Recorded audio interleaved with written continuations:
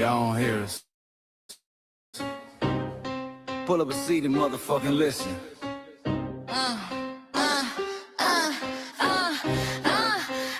Pull up a seat and motherfucking listen. Pack your bag, time to go home. Talking crazy on our soil where our blood and bones grown. This our grind, we outside on it. While y'all fools on the outside looking, y'all show no respect to Black America, so leave. Y'all don't get it, so it's time to go home. Get the hell up out of America, take your disrespect and just fly on. Y'all don't get it, so it's time to go home. Get the hell up out of America, take your disrespect and just fly on. You landed on the tarmac, fresh off the boat. Talking about y'all building nothing, man, you choking on the note. My ancestors the reason that this country even breathes. Picked the cotton, built the White House, planted the seed. Jim Crow laws, redlined the map, we was the target. You think that struggle's a costume, man, you can't mark it. We fought the wars, we bled the blood, we died for our future's chance. And you come here and give our legacy a side eye while throwing shade on the guard. While you benefit from doors we kicked down with our last breath. Now you spit on the architects who stared down death. Disrespectful, that's disrespectful, ungrateful, a slap in the face, the only people who gave a fuck. So let me show your ungrateful ass to the right place. Pack your bags, time to go home. Talking crazy on our soil where our blood and bones grown. This our ground and we outside on it. While y'all fools on the outside looking, y'all show no respect to Black America, so leave. Y'all don't get it, so it's time to go home. Get the hell up out of America, take your disrespect and just fly on. Y'all don't get it, so it's time to go home. Get the hell up out of America, take your disrespect and fly on. Passport, the visa, the privilege to be here. Cause my grandma did march for y'all, so disappear from our land. You cosplaying our pain. Think it's a trend you can borrow, but you ain't inherit the ghosts of our sorrow. We the foundation, the bedrock, the soil, and the root. You not no branch on our tree, and unproductive people always cosplaying me. Talking about we ain't do nothing, you lost your mind. We built this from nothing, time after time. From the beginning to now, we been the backbone and muscle. Why you look down on the struggle and cause a whole tussle? The energy style was disgusting, it's whack. So let's make it clear, there's no turning back. This land is paid for in full. In blood, sweat, and tears, and dreams deferred. You don't get to come into a house we built from the dirt and telling Black America y'all ain't worth nothing. That's a violation, facts. Pack your bags, time to go home. It's our soil on our soil where our blood and bones grown. Show respect, this our ground, y'all just tenants on a leash. Oh, get the step. Show no respect to Black America, so leave. Don't get it, so it's time to go home. Get the hell up out of America, taking your business, I can just fly on. Don't get it, so it's time to go home. Get the hell up out of America, taking your business, I can just fly on. Yeah, fly little birdies. Fly on back to where you came from. This ain't for you, this still is sacred. We said what we said, It's time for y'all to go home. So fly a little birdies fly. So fly a little birdies fly. So fly a little birdies fly. Far, far away from here. So fly a little birdies fly. So fly a little birdies fly. So fly a little birdies fly. Far, far away from here. So fly a little birdies fly. So fly a little birdies fly. So fly a little birdies fly. Far, far away from here. So fly a little birdies fly. So fly a little birdies fly. So fly a little birdies fly. Far, far away from here. Bye-bye, little birds.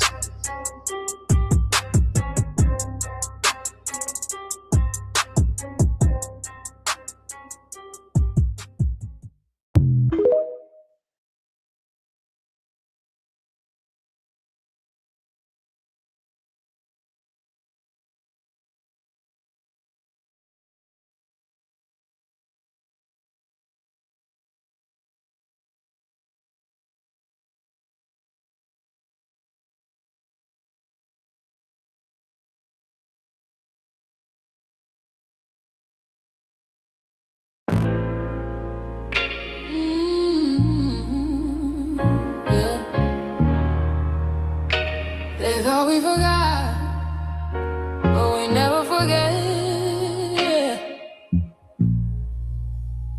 This one follow the rules. We built this land from dust and tears, 400 years, and we still here. They write new rules, but they don't see every freedom they got came off you and me. We planted seeds, they took the bloom. We lit the flame, they left the room. But we back now, no disguise. The spirit's woke, we realize all we want is what we earn. That sweat and blood, yeah, that table turn. You can't buy culture, can't fake that fight. This is our day, this is our ride. We FBAs. Say it loud, say it strong. We the heartbeat that's been here all along. Foundation of Black Americans, stand tall. We ain't begging for nothing, we built that all. Born from pain and grace, you can see the truth written in our face. We the soul, the sound, to fight the flame. Foundational Black Americans, say our name. They love our rhythm, but they dodge our blues. Use our voice when it fits their news. They take our sound, but not our scars. We the backbone, we the stars. Now the veil is gone, the mask is clear. We see the game, we know what's here. No more silence, no more lies. We lift that flag and watch it rise. Rise up, rise up. We the ones that made this nation breathe. Our veins are power, our roots are trees. We know worlds. It's rhythm and grace now, and now we're reclaiming our rightful place. Can't copy courage, can't steal pay. You can't inherit soul by changing names. Our story ain't done, it's the revival. We guard the gate, it's about survival. We FBA, say it proud, say it loud. The world dances on what we vow. Foundational Black Americans, still we stand, still we fight, still we demand. Every block, every song, we've been right here all along. The soul of a people strong and free. Foundational Black Americans.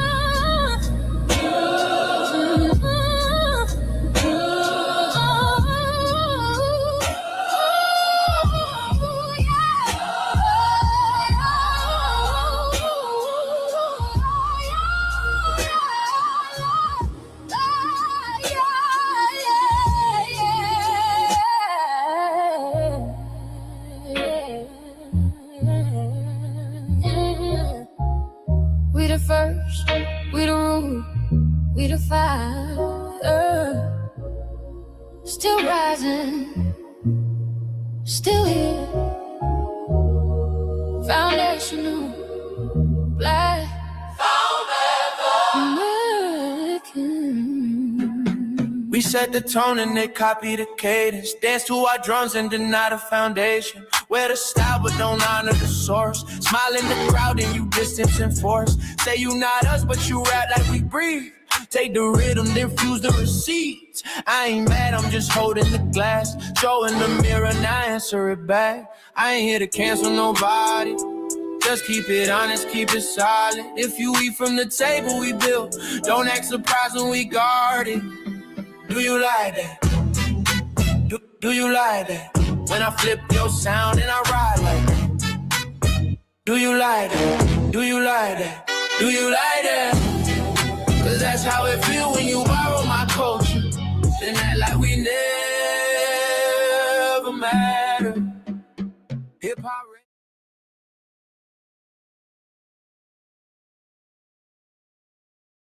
Mike Larry. Now this shit here, it's what I see it is. We're not fighting your battles. We're not carrying your fear. We're not lending our history to people who erased us while we were here.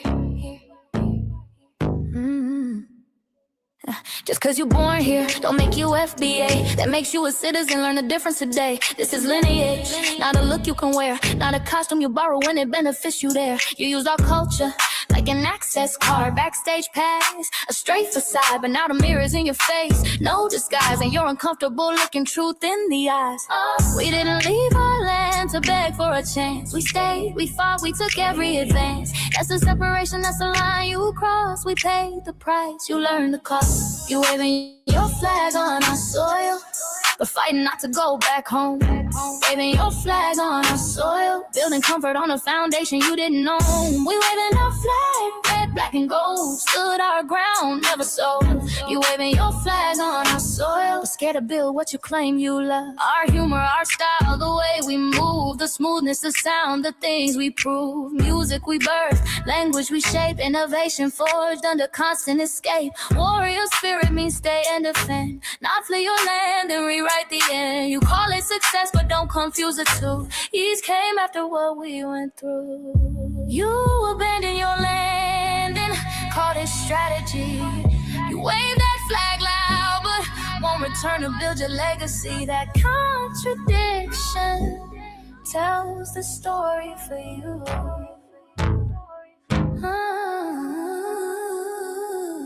You waving your flag on our soil, we're fighting not to go back home. We waving ours where we were forged, every inch earned, every brick known. We can't be deported, and that truth changes everything. We can't be deported, and that truth changes everything. We know who we are, and now we see who you are too. Just because y'all born here doesn't make you FBA at all. It makes you an American citizen. It's biologically impossible to be us because it's a lineage, not some damn costume you can just put on to look cool. You immigrants and immigrant Americans has used our culture as an access card, a backstage pass to our culture. Now y'all have to look in the mirror. Our sense of humor, the aesthetics, mannerisms, the style of dress, the smoothness, the creativity, our genres of music, innovativeness, our slang, our warrior spirit by staying on our homeland and fighting and not fleeing to somebody else's land to beg for a better life and shit on the very people who fought to have us there. That's who we are. And we know who the hell y'all are waving your flag on our soil and fighting to make sure y'all don't go back.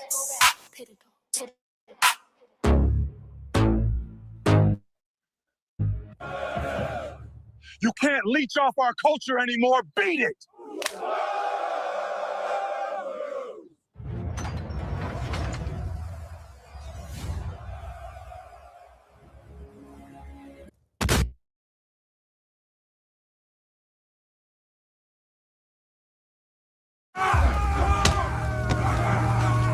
You know, erasing history is something that you have to do when it comes to conquest, domination, and destroying a people. If people knew who they were, what they were, and what they were capable of in the past, they will understand what they have a possibility or a likelihood of doing in the future. Foundation of Black Americans, we've always had a culture of resistance. We cultivated a culture of resistance on this land, and we've been resisting ever since we've encountered European domination. But nothing was really popping in Europe until the transatlantic slave trade, and that's where they amassed a lot of wealth. One thing that I think is unique about our culture as far as how we resist, how we fight back is just the environment we were put in from day one. Being only 13% of the population, the white supremacists were very meticulous about keeping that population at a certain amount. There was never a period when we did not resist the encroachment of the white man. They have a natural behavior of authority no matter where they go. That's why they'll step up in front of us in the line at the store. We're not important. They don't even see us. We've never been able to excel. We've never been able to relax. We've never been able to just be, which means that existence is resistance. It must be something in our DNA, our historical background, to when something doesn't sit right with us, especially spiritually, in our souls and in our spirit, we just say no. We live resistance. You know, from the moment we're born, we're in resistance.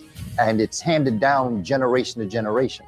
And so I think that cultural resistance is actually in our DNA, in our epigenetics, and then it blossoms out into the culture. So there's almost nothing in America that we do, from song to dance to politics to the way we talk, the way we dress, having coded languages considered to be slang today. Everything about Black American culture is a form of resistance. course, they want to always downplay our contributions to the global tapestry because they continue to act like our number one export in this country is not Black innovation. Everyone understands that our resistance has been the cornerstone of what foundational Black Americans have always done. We are the life that breathes everything into this nation. The further back you go, the further Black you go.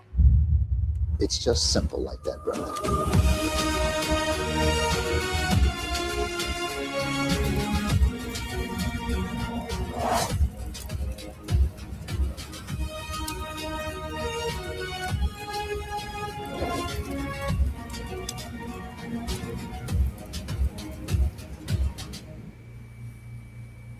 Greetings, Black family. Greetings. Round 2.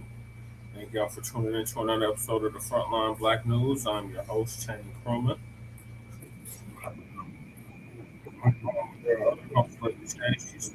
Now, but when she wakes up, she'll probably be joining us. She's really sick right now, so make sure y'all keep her in your thoughts and prayers.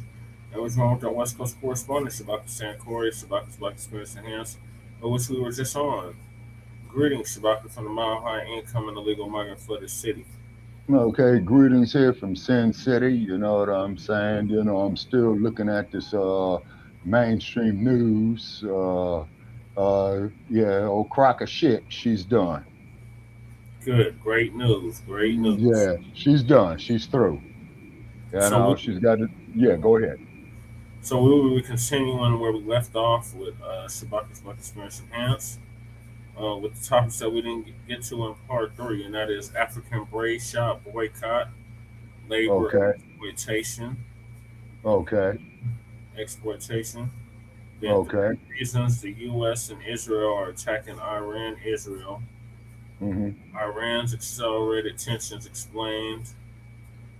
Fallen or failing birth rate, crisis or opportunity. I say opportunity. Okay, right. Oh, Goddess Navi, thank you.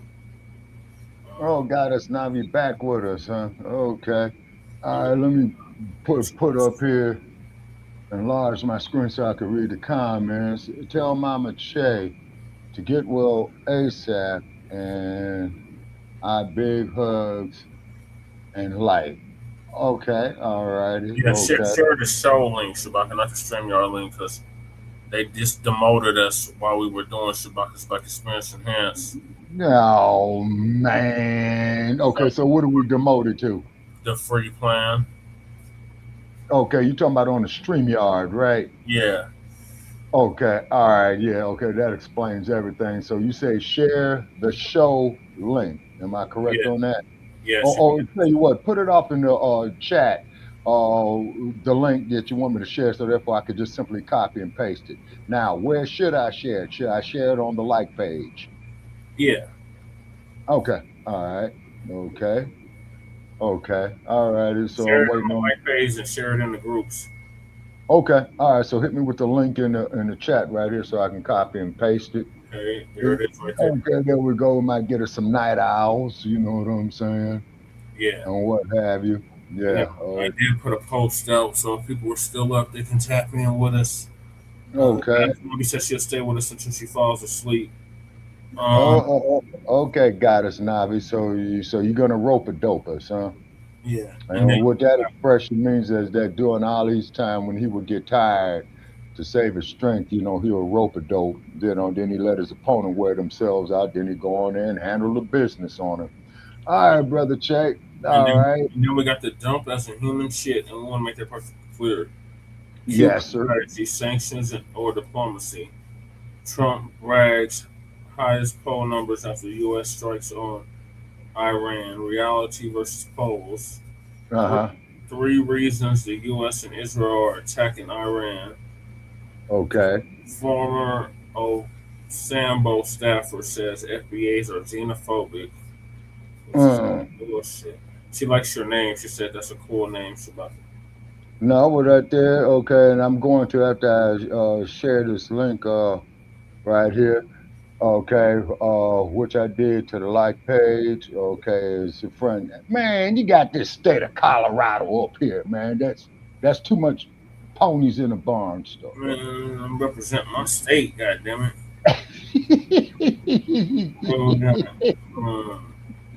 Okay, now let me comment here with Goddess Navi. Okay, so looking at it, man, you know, the situation over there. I'm not done.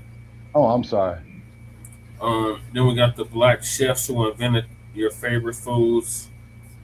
And then there was another topic I was gonna put in here, but I guess I'm gonna have to wait because wasn't able to get it in there. But these Latinos talking about they can say the N word.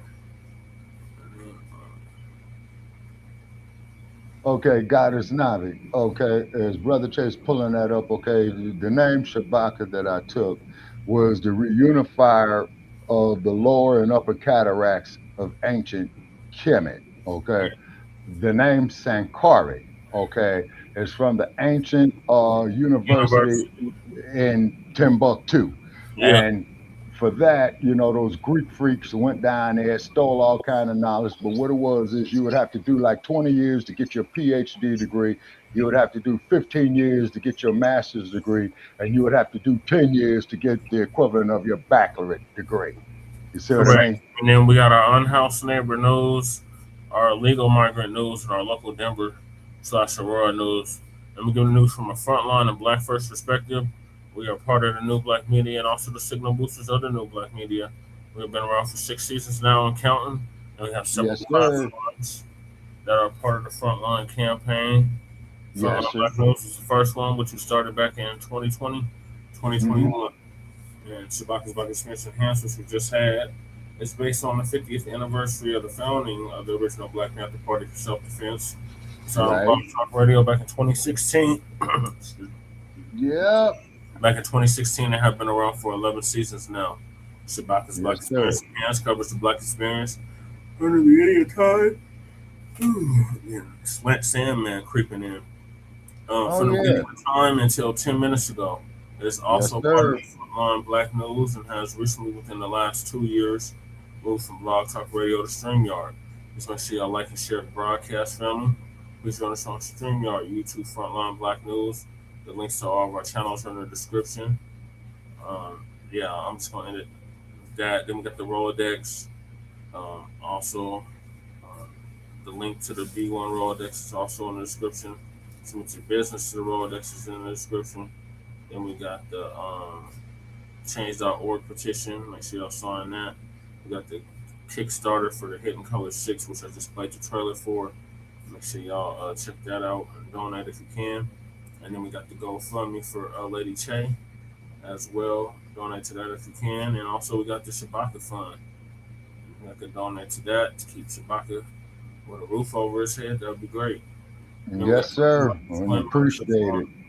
107 of the Copyright Act of 1976 allowances made for fair use for purposes such as criticism, comment, news reporting, teaching, scholarship, education, and research.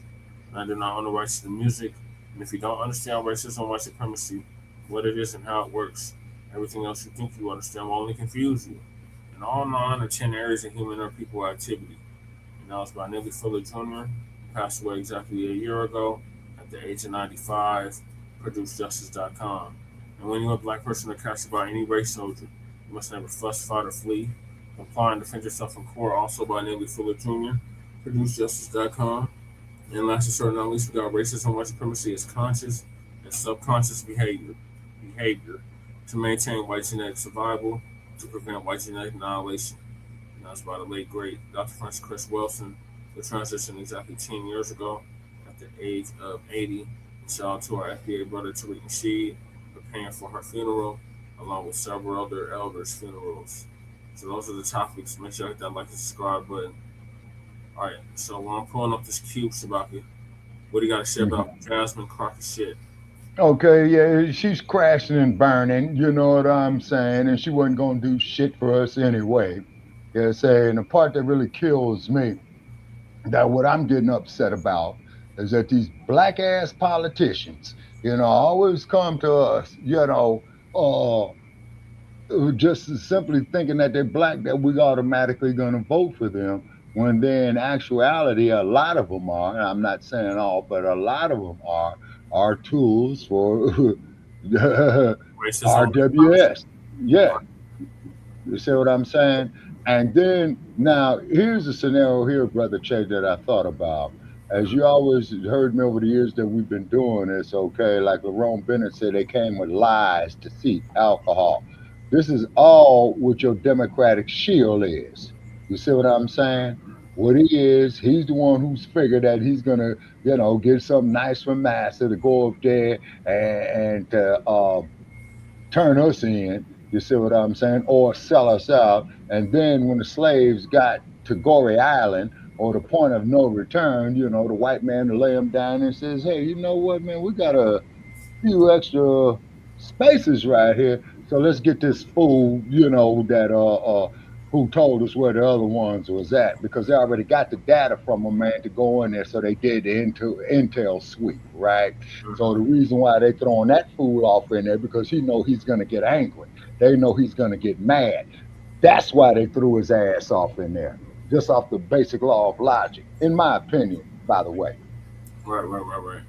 Yeah. So, if anybody's got some information to enhance that, fine. If they got some other information that contradicts it, fine. You know what I'm saying? Because we're complicated people, because we are the original people. You see what I mean? And this is why we got all these innovative skills of survival, skills of science. You see what I'm saying? And then, other people want to come up here, plagiarize our shit and call it their own. Okay. Like them Greeks. Yeah. Okay, so I got the queue set up. All right. I think you got it. So you just said something. Sorry, they downgraded us, so I can't see your comments unless I click on them.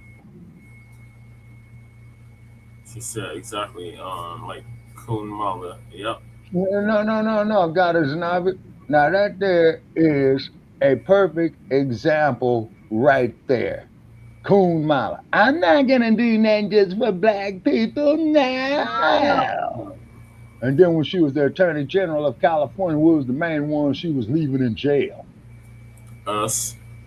Exactly. You say? And then on top of that, okay, I see your clip up there. African braid shop boycott, labor exploitation, and human trafficking. Yeah, that's what it was. Very interesting. Okay. All right, so Lisa gonna give us an update on that. Shout out to Lisa Cabrera. And she also looked to her if you haven't already. I found out about her through Professor Black Truth. Okay. For about 2 years now. Right. I'm trying to subscribe to her channel, but I don't see her up there on YouTube. Yeah, you just gotta type in Lisa Cabrera. On YouTube. Yeah. Okay, hold on. Okay, go ahead, Brother Che. Let her talk. Okay. I'm multitasking. I hope you're all doing well. We're going to talk about these African braid shops because a story actually broke in New Jersey. These African women are speaking out about being trafficked over here to America from Africa. And this is happening all over the country at these braid shops. All right. And these women are being brought over here. They are not getting paid. They have to be on their feet for hours and hours braiding hair, and they're treated very poorly. Always be wary of these braid shops that have a lot of people, and they can put 2-3 people on one head. Chances are those folks were illegally trafficked over here to America, and they're being forced to work in these braid shops. Okay. All right. Hopefully many people did not return back to these shops. I hope nobody returns back. And they have no right to say anything if folks don't want to go in there anymore. You're still seeing videos online about people's bad experiences in these braid shops. And now you are bringing people over here and making them do forced labor in these braid shops? Yeah, no, wow. And it seems, according to what I'm seeing, it's the majority of them in this country. They got all kinds of people over here, and they're not paying them. These women are literally trapped. So I'm going to go ahead and show you the video. This one is not going to be quite as long, but this, the two women that are going to speak were here in New Jersey at a braiding shop, and they were brought over and placed into forced labor. I mean, this is ridiculous. And you Africans, y'all know this mess is going on. And don't come on here with that. Not all. I don't want to hear that. I don't want to hear it. I don't either. Man, like I said, y'all, I take Muhammad Ali's position. If I'm in a pit full of snakes, I ain't got no damn time to figure out which one's okay and which one's not. Right. You all are suspicious until further notice. Mm-hmm. Well, he didn't exactly mean it like that, Lisa, but I corrected of what he meant. I lived through that, honey. So yeah, I'll clarify that later on. Okay, now I'm trying to follow Lisa on Facebook. Please give me a moment if you can see my screen. On YouTube. Yeah, I'm sorry. On Twitter, because I saw she had a Twitter page here. Oh, I think she's on Twitter too. Thank you. Okay, wait a minute. So yeah, I need a way to communicate with her. Oh, okay. That's what's up, guys. These African braider shops, you might just be supporting slavery. Yeah, you Tony, heard tell me. 'em. Check this out. You are looking at girls who were held as slaves in America, not for a week or a month, but for years. Can you talk about what it was like having someone else control all of your movements, everything you did? It was like being, being trapped, being in a cage. Oh, It was that's an horrible. official. Fuck him. Like sometimes No, there's not enough food for us to eat. No freedom at all.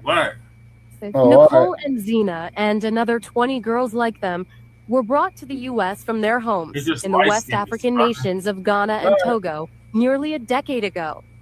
Barely teens, promised an American education. They were instead enslaved in Newark, New Jersey. The girls were forced to work in hair braiding salons, serving customers all day, right out in the open. Their captors took all the money the girls earned, every penny. How many days a week were you working? 7 days a week. You think he's half? How many hours a day? I know he's half 14 FBA hours. at least. This went on for 5 to 6 years. Okay, brother, like Traffickers held the girls in several houses in Yeah, Newark and amen. East Orange. The traffickers no longer live there.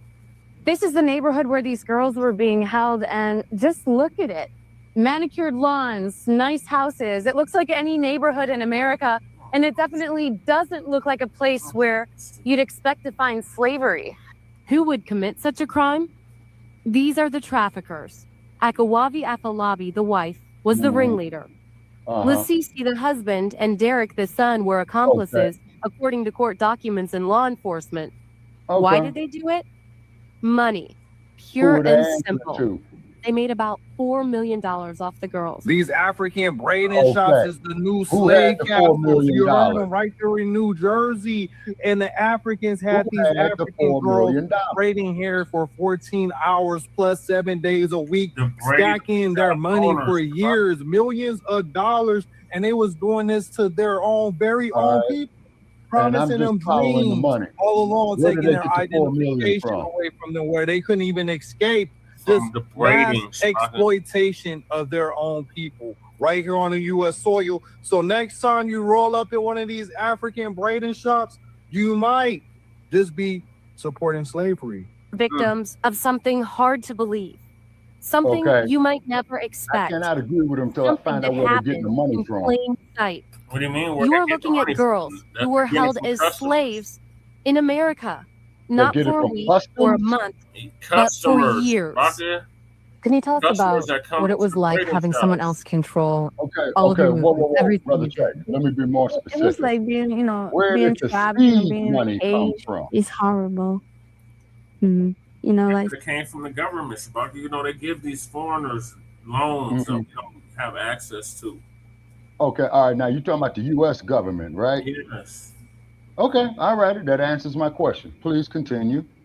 Sometimes it's not enough food for us to eat. No freedom at all. Nicole and Zena and another 20 girls like them were brought to the U.S. from their homes in the West African nations of Ghana and Togo nearly a decade ago. Barely teens, promised an American education. They were instead enslaved in Newark, New Jersey. If you're on your laptop, could you please pull up the history of Togo, please? They took my childhood from me, my teenhood. They took it from me. They took my trust from me, and they took everything. They took everything away from me. The girls were forced to work in hair braiding salons, serving customers all day, right out in the open. Their captors took all the money the girls earned, every penny. How many days a week were you working? 7 days a week.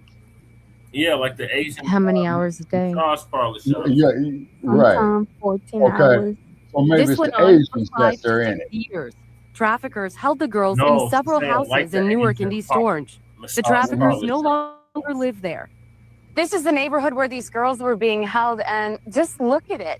Manicured lawns, nice houses. It looks like any neighborhood in America, and it Well, you should definitely say the doesn't look massage like a parlors, place where Nardis, you'd expect to find because slavery. they had them all up and They were down commit such a crime. Western Avenue and Sunset Boulevard in the 70s. Akawavi Afolabi, the wife, was the ringleader.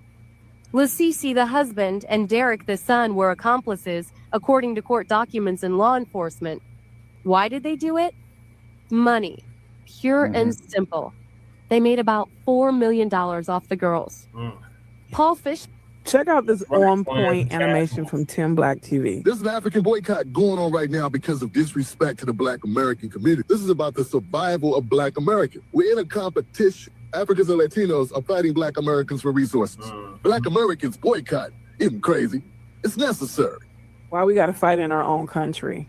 That's why we need to vet our own political figures and put them up there, because we have people that we put up there that's actually working against us. Okay, word on the street is one of the reasons why they don't want the spotlight on them about these braiding shops is because they're conducting a lot of illegal activities, alleged forcing women to come over here and work, paying them nothing. The Asians were getting somewhere. Constantly getting kicked out of Well, they country. get These folks, the hair from the always got something to say about us, right? Check this out. This is the reason why Africans are upset These about businesses are boycotting those owned by braid shops. You're Asians. bringing too much attention to These them. businesses are owned by Some Africans. real illegal stuff is going down at these braid shops. You see this modern day slavery Now, next from question. 2002 to Who 2007. has controlling interest? 20 hair braiders, all young girls. Even the coast they come from, they call it the slave coast. How many are Nigerians? What do you mean who has the interest? Okay, give you an example. Just pause it for 1 second. Okay, you familiar with preferred stock and common stock in the stock market, Brother Che? Yes. Okay, the ones who have the They're not preferred. stockholders, Shabaka. It's not a stock, it's a business. Okay, So I understand whoever that, Brother owns Che. the business, that's who has the stock in it. Okay, but hold on, just hear me out, okay? Because I got to give you this analysis right here. Okay, you remember Big Pharma where the cat said to the U.S. Congress, we're only worried about our stockholders? Yes, those are Okay. conglomerate Yes, sir. corporations. Okay. Now, keep in mind, the preferred stockholders control the corporation. The common stockholders are the only ones who just invest money in. Okay, for an example, you got Jesse Parrish Incorporated, right? So for you to keep control, you would have to control the preferred stock. Now, Shabaka Sankora come along, well, hey, Jesse, I dig what you're doing, man. You know, how much of a return do I get on my money? But I would not be involved in the decision making, the legal research. See, all that there would be upon you because you have the controlling interest, the preferred stock. I ain't That's got the only no damn analogy that I time to make. figure out which one's okay and which one's not. Yeah, does that make sense? Yeah. Okay, all righty. Please continue. I gotta fast forward because I accidentally rewinded. Oh, okay, all righty. You just marked the point. And Lisa Cabrera, okay, if you got access to her, man, because I try to search her everywhere, man, I can't get a direct You're contact. spelling her name wrong, Shabaka. You gotta be spelling her name wrong, because all you gotta do is type in Lisa Cabrera and she'll pop right up on YouTube. Okay, Cabrea. Okay, wait a minute. Cabrera, yes. Okay, okay. Now I got her YouTube channel where she's doing a live. She has 166 subscribers. Okay. She would have 166,000 subscribers. Yeah, 166K. I'm sorry. And she has 17,000 videos. Damn. Yeah, that's her. We need her. Yeah. We need her, but I don't see nothing of where I could communicate with her directly. And I do remember the time that you had her on the phone, and then my damn phone fucked up, you know? Yeah. And it got bounced off the floor. You know, I turned it into a million pieces because, see, and what upset me so bad is because that is what they would call a key contact. You see what I mean? Yeah. I think her email is listed on the on her page. All you gotta do is go into the description. Okay, I did. Okay. Email. I'm not a robot. Okay. Oh, shit. This capture shit. Okay, wait a minute. Okay, go ahead, Brother Chase. From the age of 18 to 55. What are y'all doing? Not only that, the people that are 55, you got a 3-month wait list and you got to have 10 racks in your bank. What are y'all doing in these people's countries to where they kicking y'all out? United Kingdom, y'all can't go over here either. All those other countries love Black Americans. They love Asian men. She does cook, goddess. Okay. All right. Okay. All right. So I'm gonna I'm gonna have to write this down again. Okay, because this is the same email address that I tried to contact her on, but I didn't get no. But I'm well, you know, you just got to keep throwing it. Yeah, just keep trying, Sabaka. This goddamn outlet shit.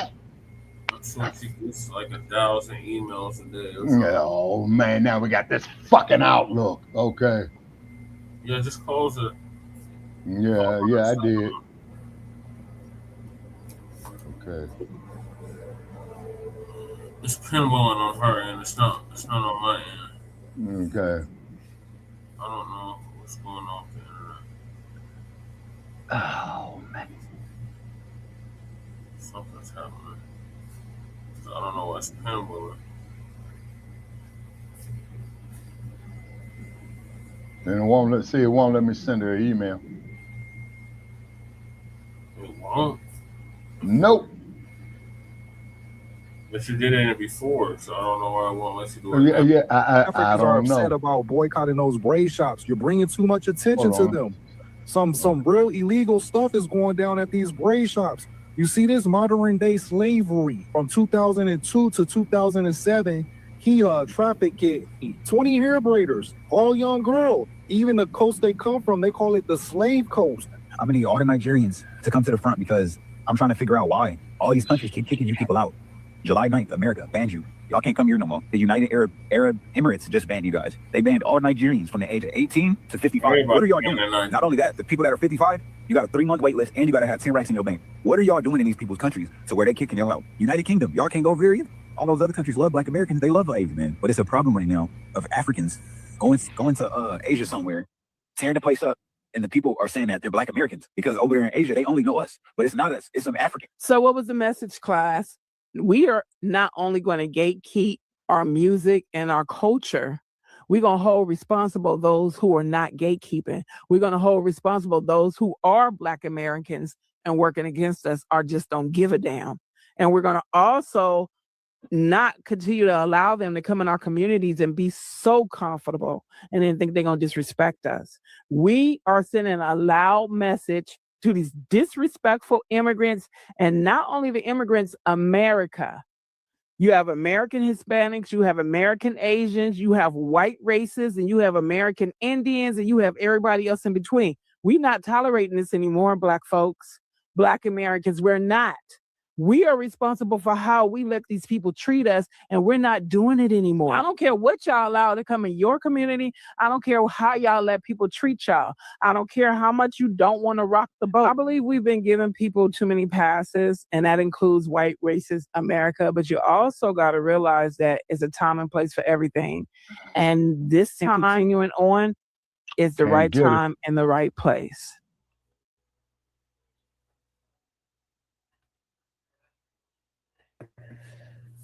Ladies and gentlemen, this is sick, but it just goes to show you, we've been talking about Africans selling us into slavery, And the ones that got captured got sold to get it straight. Reparations.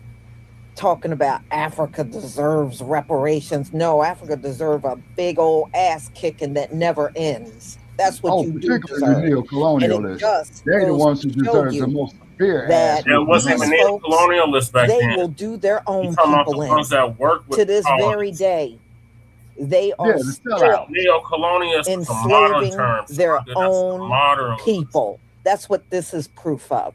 So you can't expect a population like that to change. They won't. Okay, brother Chad, They I'm gonna won't. try to And get if an they're email enslaving address. here in these braid shops, Okay, you can best believe there are braid shops probably in the UK and in Yep. other locations where they're in Canada Los too, Angeles. where they're doing the same thing. Yeah, got a couple of them But here in Vegas, they too. said this Yeah, she's talking about human internationally. trafficking from these braid shops is happening all over the country, y'all. It's happening all over the country. This story is about what happened in New Jersey because these women have come forward to speak. But you can best believe, and I really truly believe this, in the coming months and years, you're going to see more of these women coming forward to tell their stories. Yep. So these Africans that sell into slavery and enslave, you can see they haven't changed not one bit. Stay out of these stores. If you don't go, don't start going. Stay out of these braiding shops. And I stay out think the the Korean boycott stores, was the too. Stay best out the thing we Chinese could have ones done. also. And now that I have heard about the human trafficking, no, it is absolutely, completely ruled out going to an African braid shop. There are women in our community that have braid shops. Right. If you need to have your hair braided, go there. Right. But no, so if you go in these braid shops, especially the ones that are open 24/7, you probably got your hair braided by somebody that's enslaved there by whoever owns it. No wonder why always say the atmosphere as The soon Asians as you own the walk hair, in, you Shabaka. feel the They don't own these negativity. That's businesses. because of all the activities that are braiding our going hair. on there. And now enslaving people. Your point, you remember the Stand brother on in their Chicago feet that busted out the 14 hours glass a day windows braiding and they hair off the and half not fill getting on weaves paid? and they had them sisters lined up around That is there. Boy, that was outrageous. Yeah, I remember. No, I don't want to bond with people like that. But that was real sad. That would And a do lot of this them to sisters that other was going people in there, from they the was tethered. continent. Why would we want to bond with these FBAs. people? They were tethered. Hell no. No. No, but it was an No. NOI brother that did it. I know, Shabaka. You talking about Tyrone Muhammad? So y'all, this is all I was bringing. I was not I'm going to saying make that this the a people- long the one, women but that I were wanted going in you there to were see tethers. this. They weren't FBA sisters; those were tethers that were going in there. There was Jamaican tethers and African tethers that still continue to go shop with them Asians. Yeah. You don't have to tell me. I've never been interested in going to one another. I hear you got us, Navi. You know what I'm saying? Afro-Can braid shop. And understand when something feels shady, go with your instinct. For real. Go with Pretty your much. instinct on that one. You know? Now, for my people that are members, I'm going to have a members only live this week. So hopefully a lot of you will be there. So we're going to talk about actually a couple of different topics. But, you know, I would get you informed in the coming days. All right. So in the coming days, be on the lookout. We're going to have a members only live.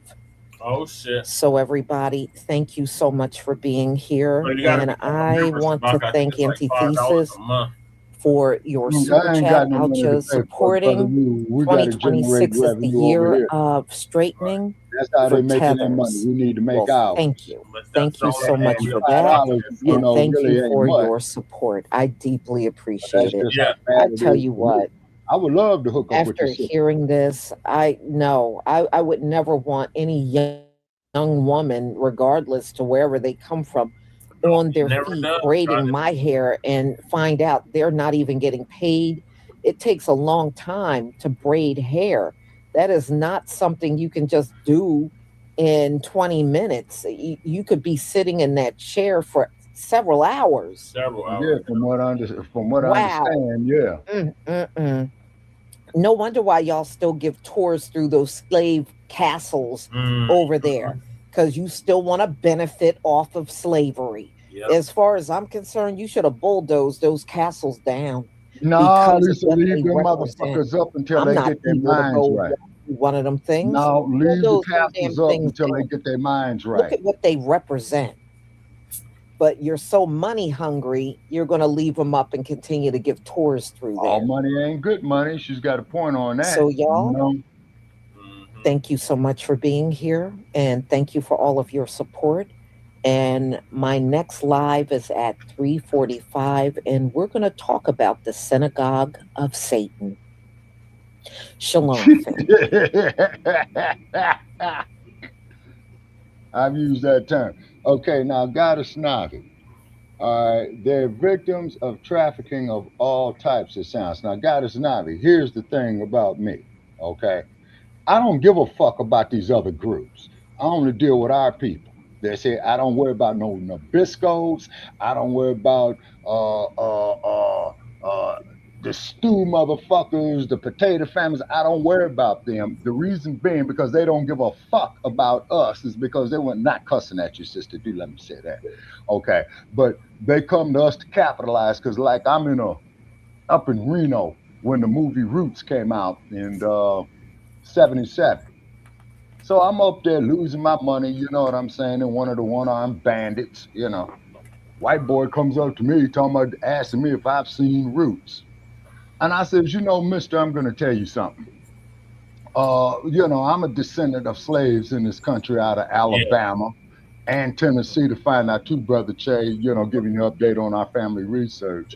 Yeah. And I says, man, is that you Irish people own slaves too? Well, we did. I says, hold on. How do you think you got so many black people named McGriffin, Right. McMillan, Shaughnessy, Hennessy? Because McFarland.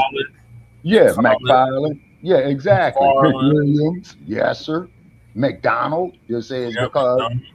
yeah, because the slave was property of the slave master. So the slave name, as we call it, signifies that he was property of the slave trader. You see what I mean? You know, Malcolm gave lectures on that many a times. Yep. And he says, well, man, you know, I didn't know that. I says, well, you just learned something, you know, and what happened. You see? You know, I'm not it's so inhumane. I want to see anybody be brutalized, but I'll be goddamn if I'm gonna sit up here and prop up another motherfucker's culture. You see what I'm saying? And spit on our own. But that's just me. That's just my opinion. That's Well, just we got our own culture here, Shabaka. What happened? Oh, sorry about that, brother. Tell you, old man itis setting in. Oh, okay. And live long enough, Sonny, you'll be old too. Okay, Goddess Navi says, overstill, Shabak. I was just observing. Yes, you told us a few lives ago. Yes, ma'am, I did. And keep in mind, okay, is that me and Che, we've been doing this for years. You know what I'm saying? For years. You Shit, a decade plus now. yes, sir. You know what I'm saying? So therefore, I've came across them all. You see what I'm saying? Goddess Navi, I came across them all. You know? You know what I'm saying? So I'm still going to try to reach out to our sister Lisa Cabrera because one time, Brother Che, you did have her on the three-way with me in the raggedy ass peanut whistle fucking cell phone conked out. You know? Yeah, she don't do lives like that no more. Yeah. But regardless, though, I would just like to talk to her to do a story, have her mention us, and we'll Mention her. Yes, I'm aware of that too, Shabaka, and overstood again. Yeah. Okay. She's laughing Yeah. at you going off at the whatever you was just going off about. Yeah. No. Well, sometimes, sister, I gotta laugh to keep from crying. It's so horrible. Yeah. So moving along, Shabaka, we got the U.S.-Israel conflict with Yeah. Iran. Yeah. Let's see what she's saying about that, because she probably did that today. Nah, this was like 2 days ago. Oh, okay. Or a day ago. She did this a day Yeah, ago. because it's really gotten bad now. What I'm looking at on the idiot Shalom, box. family. Good to see you all here. Hope you're doing well. Oh, let me. Well, the war is definitely stepping up. And I noticed some of the GOP politicians got on TV saying it's not a war. Well, that's what Donald Trump is calling it. If you go look at his speeches over the last couple of days, he is specifically using the word war. So if that's not a war, then you might want to tell Donald Trump, because he's been everywhere screaming the word war. So, yeah, well, we got to put him in their place. I just think, of course, they're like, well, he can't do this and that without Congress. Well, he's already done it, and he's done this with Venezuela, and y'all said the same BS then. Oh, he can't do this without Congress. Apparently, he can do anything he wants without Congress. So I don't even know why y'all talking and running your mouth at this point. Congress looks completely irrelevant. Yep. Exactly. You have zero control over Donald Trump. Donald Trump is just running amok and doing whatever he wants. Yep. Now, he already spoke about taking Cuba, and Congress, you're going to just sit there and say he can't do X, Y, and Z without Congress, but he will do whatever the hell he wants. And that's all we have seen the entire time Donald Trump's been in office. So I don't know what y'all talking about. Should you even exist at this point? Because I don't see the point. Should Congress even exist? Because Donald Trump is sure making you all look irrelevant. It doesn't matter if you're on the left or right. Y'all are looking very irrelevant. Agreed. So the strikes are stepping up. I was just looking at Iran. They just sent a barrage of missiles that hit Tel Aviv and Haifa there in Israel. They're still striking military bases that are across the Middle East. And I also saw today 2 more service members died for the U.S. Yeah. Have from what I understand, unalived today. Yeah. So Donald Trump is claiming this is probably going to last 4 to 5 weeks. Yeah, or longer. They do. But right now, Iran is very upset. After that, it's going to last another year. A ceasefire. They are refusing and then before we know it, it'll be 20 to Donald Trump. Exactly. But they are on full attack. Do I intimidate the dumb the U.S.? And I also read that China has provided them with missiles. And these, I think, is Dongfang missiles. And these missiles are designed to knock aircraft out of the sky. And China just gave this to Iran. So, you can best believe everything is about to just go crazy in that region. So, and I know they'll probably broadcast their supreme leader's funeral, because that was a world leader. I'm sure that in the coming days, that'll probably be all over the internet. And, we shall see. We shall see. But I don't think this thing is going to get better. And I really don't think it's going to be over in 4 to 5 weeks like Donald Trump is claiming. Oh, no, this shit is going to last for the next 4 to 5 years. Let me go ahead That's and the same share shit they my said about screen. Vietnam. Oh, it's only going to last a couple of months. Get the updates here. That's the same thing they said about Iraq. Exactly. All right. Please give me a 1 if you can see my screen. Yes, Lisa, we can see your screen. He said, or Thank he you. said, they seem to be letting the orange tangerine do whatever. That's just it, though, Goddess Navi. You see what I'm saying? Now, Dr. Newton had brought it up that when the government This goes morning, whack, as the US and Israel in the unleash more strikes on Iran, the people not President only have Trump a with right a new to change, warning they to the have a regime duty as to they vow change. revenge for the killing of their supreme leader, Ayatollah Khamenei. Trump writing on social media overnight, Iran just stated that they're going to hit very hard today, harder than they've ever hit before. They better not do that, however, because if they do, we'll hit them with a force that's never been seen before. Iran confirming the 86-year-old cleric's death on state TV late last night, saying he was carrying out his assigned duties in his workplace when he was killed Saturday morning. New satellite imagery showing the extensive damage to Khamenei's compound from above, buildings leveled. Across Tehran, videos circulating online, capturing cheers heard for miles as news spread of Khamenei's death. But in the sign of the divisions in the country, others mourning. The attacks began Saturday morning, targeting Iran's leadership, its military and nuclear facilities. Iranian television showing massive craters, plumes of smoke and debris scattered throughout Tehran. The initial assault lasting hours. Cars and buildings in flames. Iran saying more than 1,000 people were killed or wounded. Among them, an airstrike on a girls' school in the southern city of Minab, leaving more than 100 dead, according to state media. The US now investigating, insisting it had never deliberately attacked civilians. The brazen daylight strikes hitting at least 9 Iranian cities, according to state media. The White House releasing these images taken during the start of the attacks. President Trump monitoring the situation in real time from Mar-a-Lago. The Pentagon dubbing the operation Epic Fury, also sharing these new videos. Tomahawk missiles launching from a destroyer. Fighter jets taking off from the deck of the USS Abraham Lincoln. A barrage of long-range missiles firing into the air. Iran's promised retaliation swift, targeting Israel and US assets in the Middle East.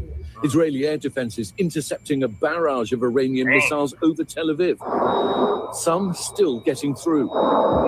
One attack coming in right as we were preparing to go on air last night. Man, fuck that video. You better go save your ass.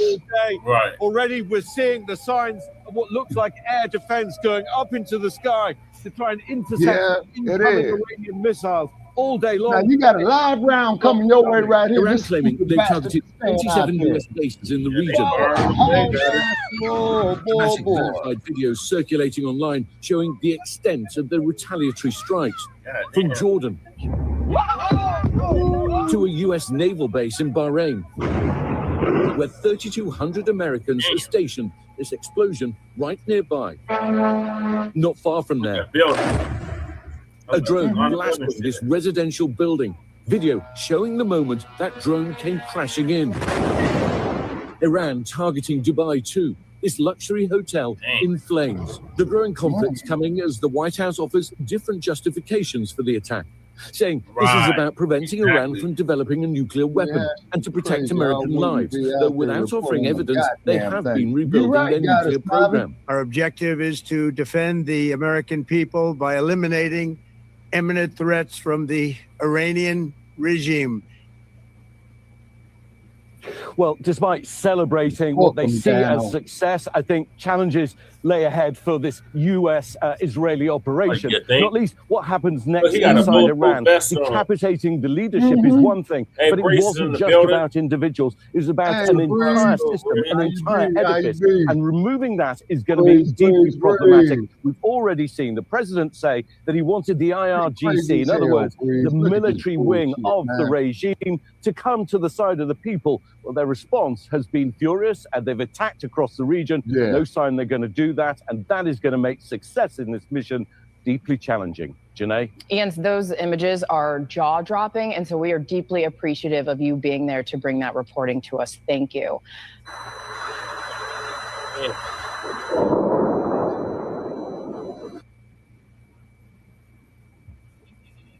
Jesus Christ.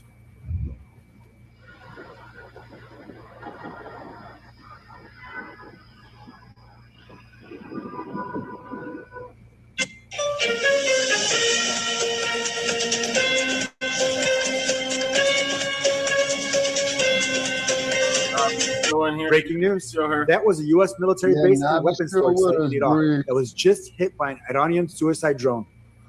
Israeli media, Ynet, yesterday reported that President Donald Trump is seeking a ceasefire, mediating through Italian channels, but Iran has denied any request for one. Yeah, come on up, Then today, Trump told U.S. media that the new Iranian leaders want to talk to him, and he has agreed to talk. I think Trump really thought this was going to be a wham, bam, thank you, ma'am, and the Iranian government would fall just like that. He underestimated the IRGC and their capabilities. They assassinated Supreme Leader Ali Khamenei thinking that would collapse the government, but little did they realize the government was fully prepared for this. I mean, the guy was 85 years old and succession was already in place. Now we see what Iran has been doing, destroying Tel Aviv. Just today, they struck Beit Samesh, killing 9 people and 28 wounded, and even penetrated a bomb shelter. And they are hitting U.S. bases and countries across the region that the U.S. has been using to fight them. On X, pro-Israel, anti-Iran people keep saying Iran has hit over 8 Muslim countries and asking why they are targeting Muslim countries. They are not targeting Muslim countries. They are targeting military bases and hotels that U.S. service members have been staying in after they were evacuated from their bases. I would think those governments would absolutely understand that. Also, SUDCOM has reported that 3 Americans have been killed and 5 seriously wounded. Prayers to the families of the fallen U.S. soldiers. They shouldn't have been involved in a war that doesn't have anything to do with the United States or the security of our country. This is an Israeli war. My view on this war after 36 hours is Iran is winning so far. The U.S. and Israeli objectives are not coming to fruition, and Trump wants this over with quickly. Oh, that they bang it. I think he realized he made a mistake on this one.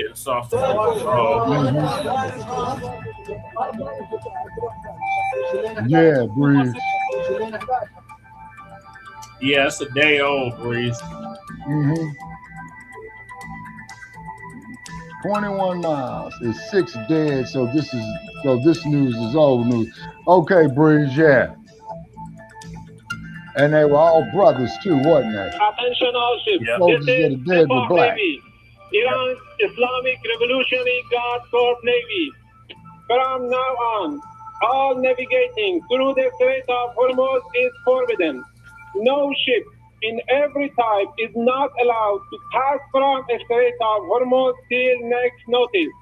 This is the Bacc Navy. Out.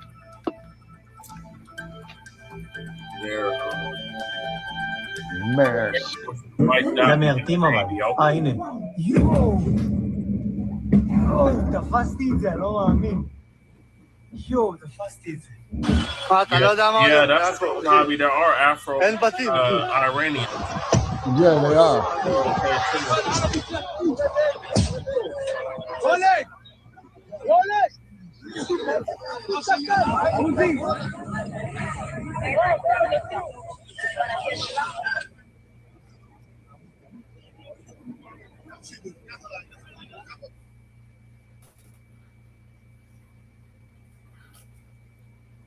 Attention all ships, attention all ships, attention all ships. This is the Bacc Navy, Iran's Islamic Revolutionary Guard Corps Navy. From now on, all navigating through the Strait of Hormuz is forbidden. You have Iranian ancestry too, Goddess Nabi. Okay, specify, please. Next notice. This is the Bacc Navy. Out. Breaking news. Mixed with, like, this Sunday morning, Iran launched a new wave of attacks across the Middle East. Iran has started a new military operation called Operation Fateh Khaybar. Iran fired ballistic missiles toward Israel. Explosions were reported in Tel Aviv and the northern city of Haifa. Iran also launched missiles toward American targets in the region. U.S. military bases in Kuwait, Bahrain, Qatar, and the UAE were targeted during the attacks. Reports say Iran also tried to attack the American warship USS Abraham Lincoln, and air defense systems across the region became fully active. Most of Iran's missiles and drones were intercepted, but some still got through and caused damage. One report says a U.S. Fifth Fleet Service Center in Bahrain was hit. Saudi Arabia is now on high alert as tensions continue to rise. Right Okay, now, now the them is entire Middle now East is that's on the red alert, last people he and the wants to fuck with right situation is there. becoming more dangerous. Yeah. The whole world is watching closely because the next move by Saudi the United Arabia got States could nuclear decide weapons, how too. big this war becomes. Exactly. Follow for more latest updates. U.S. And forces guess who turning trained Iran's the own majority drone of Saudi playbook against Arabia's them, Air Force deploying pilots? Iranian-inspired The United kamikaze States. drones for the first You know time it. in combat. It was all part of rare daytime strike taking down senior leaders in Tehran, including its supreme leader, Ayatollah Khamenei. Fox News senior strategic analyst, retired four-star General Jack Keane, joins us now. General, thank you for joining us. We've seen the videos from CENTCOM of this, the first 24 hours. It was a bold target package and what appears to be flawless execution. Walk me through what we've witnessed and where we're headed. Yeah, certainly. Well, let's start offensively. Afro-Can. Over 2,000 airstrikes Okay, were conducted in the last Goddess, 24 hours. That's really quite remarkable. Okay, This Goddess, combination I'm of the not being IDF funny. and If Central slavery was Command's still the law of the land in capabilities. the United States, And you know certainly you would we've seen qualify for some of the Austin effects of Block that.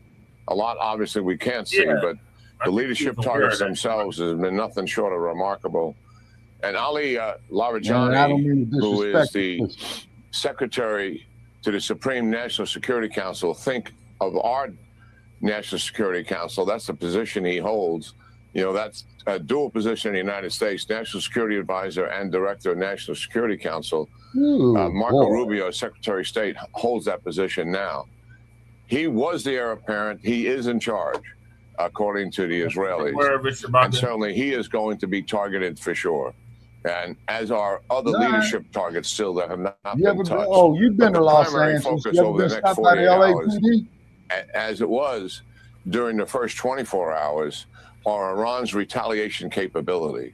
We are hitting their ballistic missiles and certainly their drone storage sites and writ large. Okay, I respect that guy. In the next 48 My hours, we'll question is, likely now, have touch you ever been 60, stopped 70% by the of Los that Angeles capability. Police So we will see every single day less Iranian capability for retaliation for all the obvious reasons.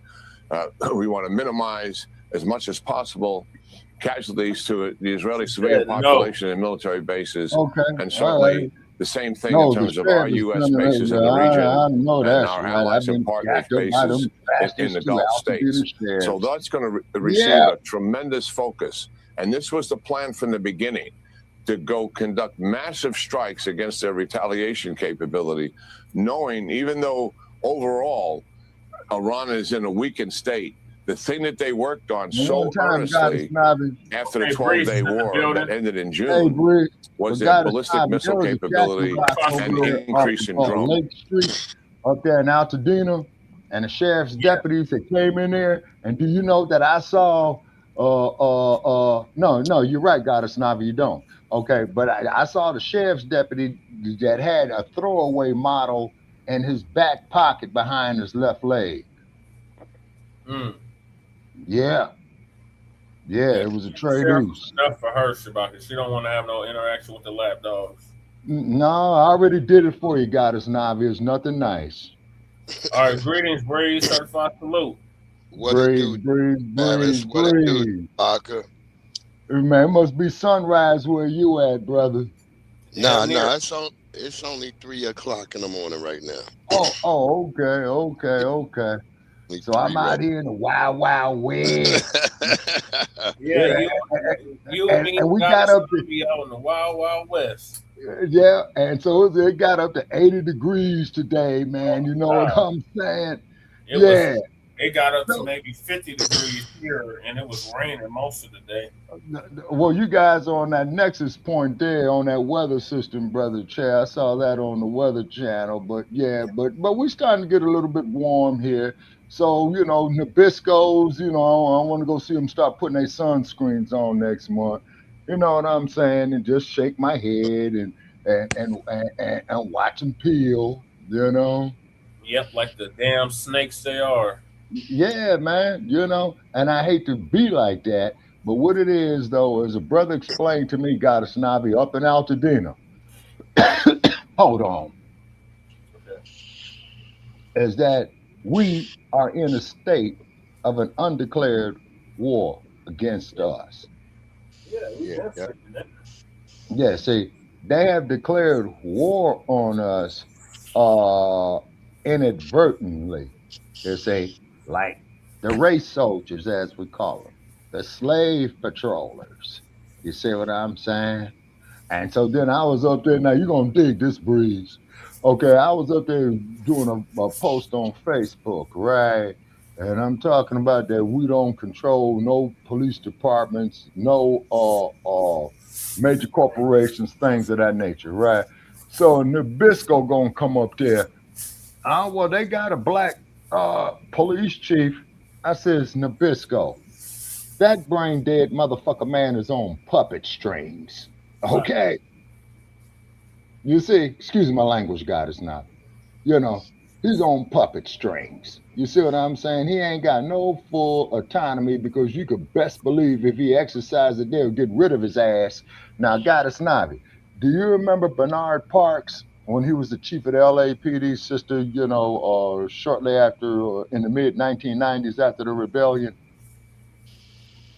Okay, I'm waiting on goddess Navi to reply to that. You can't see him, Shabbat. Huh? Looking at the chat. Oh, wait a minute. She's on the what's it called? Yes, it's spiritual war, She's on Shabbat. the vertical. Okay. Mainly more so than a physical. Oh yeah. Well, you see, goddess Navi, when it comes to any type of combat between men folk, you got to have and correct me, gentlemen, if I'm wrong. You got to have a unification of mind, body, and spirit. Spirit, yeah. Okay. Yes, say. And that there is like when you look at the pro boxers, that's what they have. Now the women folk, they got the protective instinct, for the little ones. You see what I'm saying? Because as Malcolm X said, the mama is the first teacher of the baby. So quite naturally, of course, the mama is going to want to protect her young. Right. Yeah. You see what I mean? Okay. So these are universal laws and principles. Okay. But the thing that they fear the most in this country here is not that spoiled milk of magnesia. Yeah, I remember Bernard. Okay. Bernard Parks, when he first came up there, yes and no. He was the first black police chief on the LAPD that came up through the ranks. But Willie Williams, they brought him from outside. But what the first thing that Bernard Parks did when he became the chief, and that's why they didn't renew his second time around, is because he shut down Crash, the community resources against street hoodlums. Yeah, he shut down Crash. And I know you're familiar with Crash, goddess Navi. Hell, I got jacked up by so many times with them bastards, man. I see you, man. I just stop and lo and behold, there they are out the car. Real quick, Shabaka. Yes. Go ahead, Braid. Y'all was on the war thing, so we got breaking news right now. As of 3 minutes ago, President Trump announces that effective immediately, the U.S. Navy will escort tankers through the Strait of Hormuz as Iran threatens to close it. No matter what, the United States will ensure the free flow of energy to the world. The United States' economic and military might is the greatest on earth. So, and he says more actions to come. So, yes, sir. And so start filling up your gas tank to the brim. Don't take no. Getting your bottled water. Yeah. Oh, yes, sir. Yeah, go get your bottled water. Yeah, I went and got me 2 bottles. And I'm thinking, man, in the next couple of days, if I could put me together a little bit of money, man, I'm going to go get me a whole crate of the shit. You see what I mean? Because this shit is insane, okay? It has been prophesized, regardless of what everybody's spirituality is, that the world's destruction is going to come between a conflict of the forces of the East and the West in the Holy Land, which is the Middle East. Does that make sense? Yep.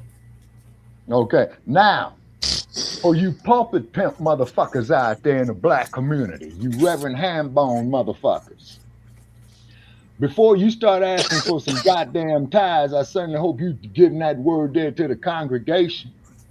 Can't stand a pulpit pimp. That's why I appreciated New Era Detroit, Brother Che. We did a story on that a while back with Sister Trisha when they went up there and they whooped the Reverend's ass. Okay. Yeah. Now, Breeze. On that Yeah, check this out, Breeze. Oh, Rev had a nice tailor cut, man. You know, the best suit, vest, you know, had on a Rolex, you know what I'm saying? Couple of the older sisters is asking for money to plant, you know, to bury their loved ones and all that. What Rev says, oh, we can't do it.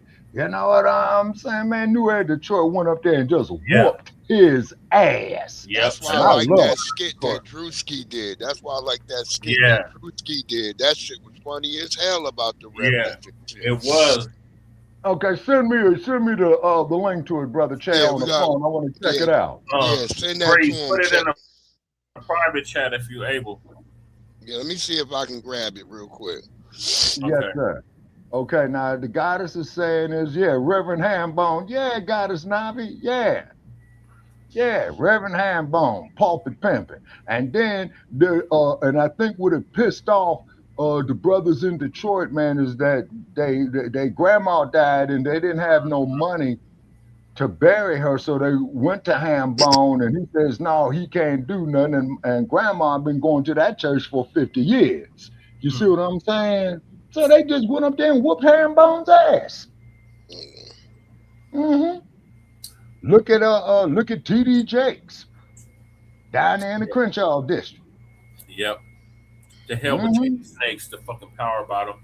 Yeah. Lord. And then when I go through the Crenshaw district, oh, brother, you need to come see such and such, blah. No, I don't.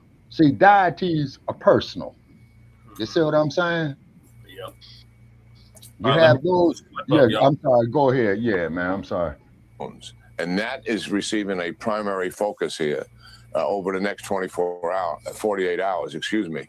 And also, they're stripping away these attacks you see. Hold on, that's taking one place of in the Iran. shorts. Let me see. We said at the outset that we fully intend to strip away the capability that Iran has to sustain this regime. In a private chat, it starts with leadership. Let's give an example. We've got the Straits of Hormuz here. Here's a really a good example where Iran can have an influence well beyond. Now, just by way of context, obviously you've got the Middle East countries down to the south, Persian Gulf up to the left there, Gulf of Oman. The choke point there, and its tightest point is about 24 miles across. Why is that significant? Because you can see across it.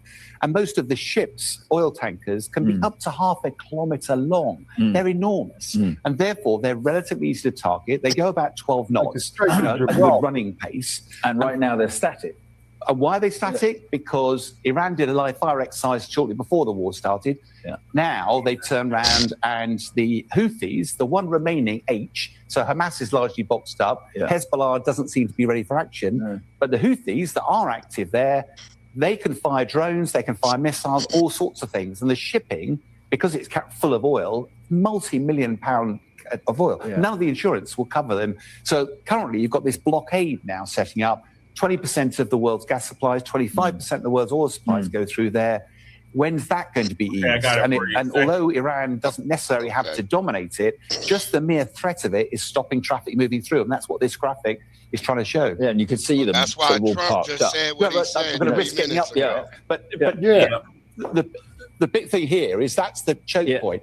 There's loads of traffic here, but this has traditionally been one of the major choke points in this region. And for history, it's always been a problem. And that's why Iran has such control over that part of the region. And the threat is that, the threat has always been that they would just effectively close it. But they haven't really had to. It's had the same effect. Well, even the risk of it, and of course we've been reporting earlier that this other ship, this Skylark, I think, Sky ship that was hit off Oman. We still don't know what's caused it, but we understand there was a fire. We understand that it was hit what appears to be by drones. But any of these stories are going to put fear into the insurance market. And that is what would stop the shipping going through there. So it's another really good example of where Iran will have an impact. And just imagine, why do we really care? We care because this will cause a spike in oil prices. This will reflect badly on Donald Trump. Donald Trump for his midterm. Therefore, it's very interesting leverage that Iran can have to try and back off the war. Trump just canceled all that just now. He just put the whole Navy on alert and said they about to escort everything through that bitch. So it's going to get all right. Yeah, I just saw that. So on these are Cartoon just some of the Network, updates too. of what's going on. And, you know, far as I know, Iran has already closed off the Straits of Hormuz. And that is going to have worldwide implications if people can't get in and out of there with oil tankers, including the United States. So look, I just watched expect Navy higher ships fuel go through prices. there an It's hour already ago. high enough, right? Okay. But it's going to go up even more. And the UK It's definitely going to go up. It's going to deploying some impact Navy all of ships us. as well too. The UK has deployed one of their Wow. smaller aircraft carriers Y'all, and some of their destroyers. this is just the beginning of Right. March, and look at everything that has happened in March just comes in like a from lion. January to now. Yes, It has sir. been absolutely insane in this short amount of time. Right. Oh man, what a mess. Right, Lisa. But these things must happen, y'all. It must happen. You know, and some of us have been saying for a long time it would be the US and Israel against Iran. And look, here it is. Here it is. Look, if you a gamer, let me just say this real quick. If you a gamer, you've been knowing this was coming. Right. Yeah. This been in all Straight the up. Call this been in all the Call And you know, I do agree with Big Judah. Pray that we become the head and let the Gentile and their madness become the tail. And then keep in mind out This here, Gentile world must go. this Air Force base out here, It is really and seeing a each lot day, of Air Force activity it's up there with more and more chemtrails. insignificant for it to even survive any longer. It must go. Right now, It the must U.S. go. We can't move forward with these ground folks in charge. forces are As massing you near can see, Najaf in Iraq. you know, here we are in 2026, and Gentiles are still having wars to settle their differences. So at the end of the day, y'all, you know, U.S., Israel, Iran, Gentile versus Gentile versus Gentile. That's all it is at the end of the day. Yep. So, y'all, this is it for today for my live streams. Okay, I have more in store for us tomorrow. I'm definitely going to be dogging out MAGA. Yeah. On That show was why aren't they Oh, yeah, running you in should've droves seen to her join earlier, the Braid. military now? Yeah, I seen it. I saw So it. we're going to Yeah, talk I about saw it. that, and we're going to talk about Pete Hegseth and And when is his son signing up? When is Hegseth's son signing up? When is Trump's sons going over there? Rubio's sons and brothers. When y'all gonna go down there and enlist? They just banned Trump's son off the internet. Oh, which one, Barron? Yeah, Barron. They just banned his ass off the internet. What they ban him off for? I don't know whatever he was saying, but they went and blocked him on like Discord. They blocked him on Reddit. They blocked him on a couple of spaces today. Must have been saying some real radical terroristic shit.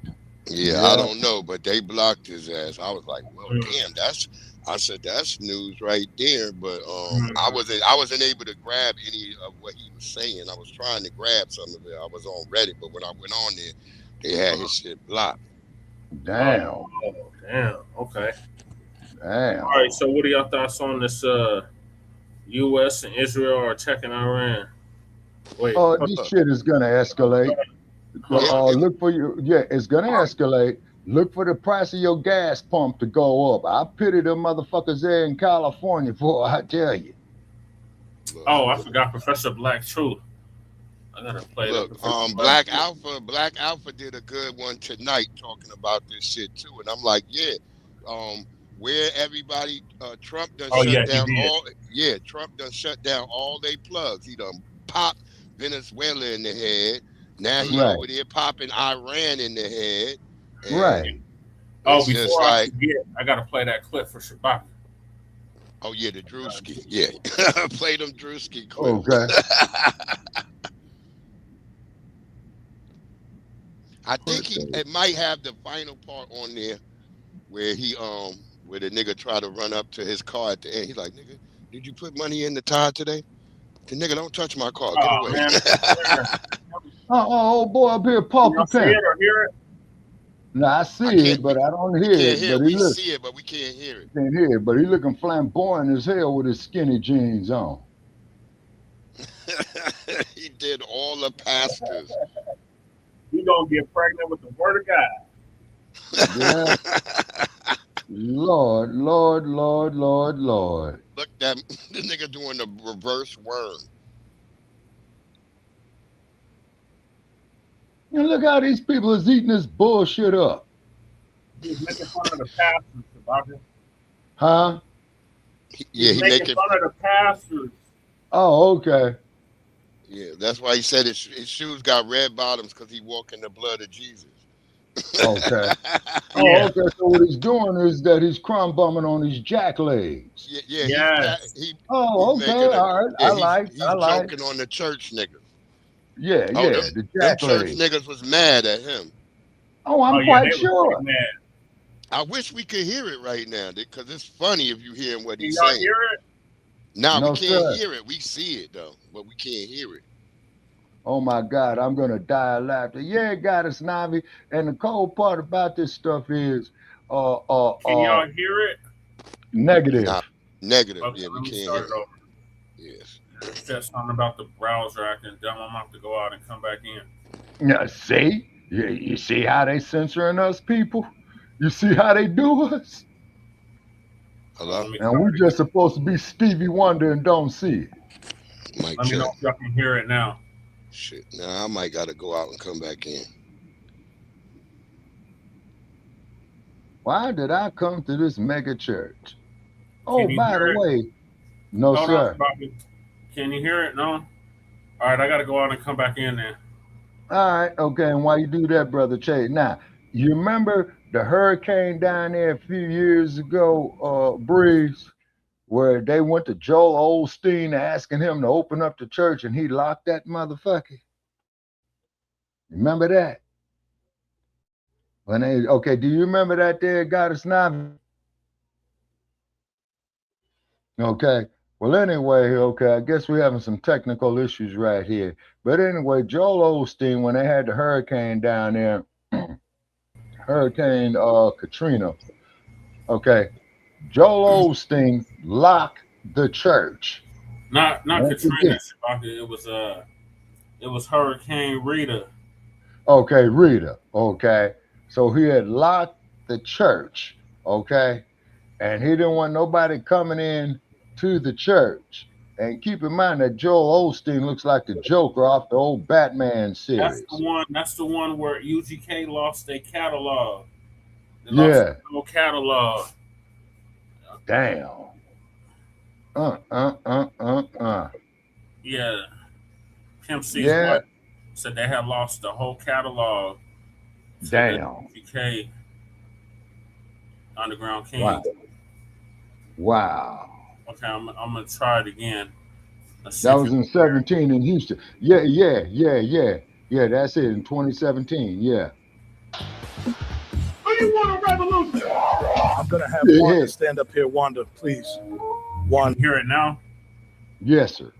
Wanda told us earlier this month that she could not have a baby anymore. So I impregnated her with the word of God. I'm going to impregnate everyone with the word of God. You gonna get pregnant with the word of God. You gonna get pregnant with the word of God. You gonna get pregnant with the word of God. Impregnate. You doing the worm? I had somebody in the congregation ask why I'm wearing Christian Dior and Christian Louboutins. Because I'm a Christian and I walk in the blood of Jesus. Give him some praise. I'm a Christian first. Oh, let me bring you back in. And I walk in the blood of Jesus. Welcome back. Give him some praise. Give him some praise. So we are raising funds for Project Zimbabwe. Yes, we are trying to get our congregation over in Africa. Yeah, we can hear you, Breeze. Amen. We wanted to raise $4 million for that. Amen. Hallelujah. That needs to appear today.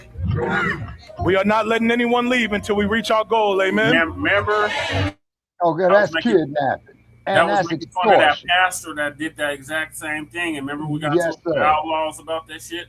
Yeah, No, he didn't hold them hostage. If you tell him to lock the doors, that's holding them hostage. Hell because see, wasn't that a football player or something? Yeah, he was a former football player, yeah. Okay, see what kidnapping is. Here's the corpus delicti of kidnapping, or what they call the body of evidence. Anytime that you're restricted from your freedom of movement is kidnapping. Right, and that's exactly what he did. He said, "Close the doors and lock them." Mm-hmm. That's kidnapping. Hallelujah! Life savings here. Give him some praise for that. Giving his life savings. Giving his life savings. Giving his life savings up. Hell no. Apostle Richie says, "Baby, can you help me?" I said, "Can you help me?" I said, "Can you help me?" I'm gonna finish this word here, and I'm gonna do the Christian version. Don't worry about it. I'm gonna do the Christian version. I'm driving this Billy Bentayga because I believe in Christ. Because he believes in Christ, he's driving a brand new Bentley. Sound like he believing in money to me. That's his God. Yeah. Well, he's making fun of them pulpit pastors. Oh, okay. Now get this right here. This is when I see a pastor of humble means. Okay, what do I mean by humble means? Okay, his car is about to break down. He ain't got no Rolls Royce.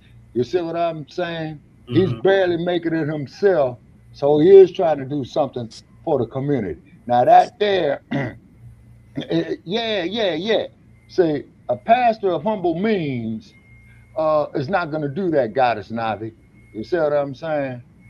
The pastor of humble means truly believes in the Almighty. You see what I'm saying? Now, you know, you got to use your judgment on this. You see? But anytime you go to a church service, man, and they got the donation bucket or the tithe bucket going around 3 and 4 times, man, it's time to get the fuck up out of there. Why? Because you are in a synagogue of Satan. Come on, dig deep, brothers and sisters. Dig deep. Yeah. That's new private jet so we can spread the gospel all over the world. Yeah, bro. And get this here, man. Every day I go down Las Vegas Boulevard, man, you ought to see all these Lear jets landing out there at Isn't that what Dollar said? He needed the money so he could get a private jet so he could spread the gospel around the world. On a private jet. Creflo Dollar, just his name tells you that he is full of crap. Crapolo Dollar. Worshiping money. Say he is not a pastor of humble means, like old TDJ. Right. He's making fun of all of them, Shabaka. So let me finish this up so we can move to the next topic. Okay. Can you leap on your legs like a survivor?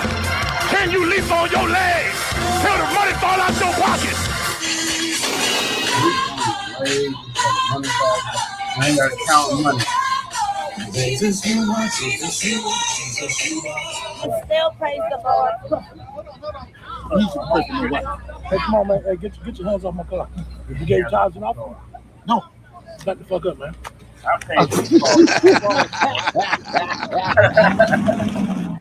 Driving a double R at that. Yeah. My. That shit was funny as hell. He's like, did you give Now I know everybody saw that. It went to Uncle Phil. Yeah. Got a laugh. Yeah, jump right to him. I gave you the other clip too. It should be a second piece. Yeah, I got it. I just gotta share it. Lord. Is it the same one or is it different? I think it might be a different one because he had it was from Drewski's page. He had chopped it into 2 shorts, so it might have extra. We can look at it. It might have different parts to it because the skit is actually long as hell. Hell, that's what I like to start doing, y'all. If we can put some money together, man, particularly that one called Run, Nigga, Run. Give them some praise. I had somebody in the congregation ask why I'm wearing Christian Dior and Christian Louboutins. Because I'm a Christian and I walk in the blood of Jesus. Give them some praise. I'm a Christian first and I walk in the blood of Jesus. Give them some praise. Give them some praise. I had somebody in the congregation ask why I'm wearing Christian Dior and Christian Louboutins. Because I'm a Christian and I walk in the blood of Jesus. Give them some praise. I'm a Christian first and I walk in the blood of Jesus. Give them some praise. Give them some praise. I had somebody in the congregation ask why I'm wearing Christian Dior and Christian. I guess that was just short. Because I'm a Christian and I walk in the blood of Jesus. Give them some praise. I'm a Christian first and I walk in the blood of Jesus. Yeah, the first one kind of got all the funny parts. But boy, this is a damn shame, man. I'm telling you. Y'all can't hear me. I gotta go out and come back in. No, I hear you loud and clear, Breeze, I Breeze. was muted. We can hear you, Breeze. Okay, so maybe Breeze, you know, is You might have to go back in. yeah, I think Breeze is going in and out. Yeah. Exactly. Goddess Navi. You see what I'm saying? Multiple collect times. I'm out. You know what I mean? And this is why I say I don't object to the pastor of humble means. You see what I'm saying? Meaning that man is serious about what he's doing in the name of God. Oh, Breeze, you up there on a double take, man.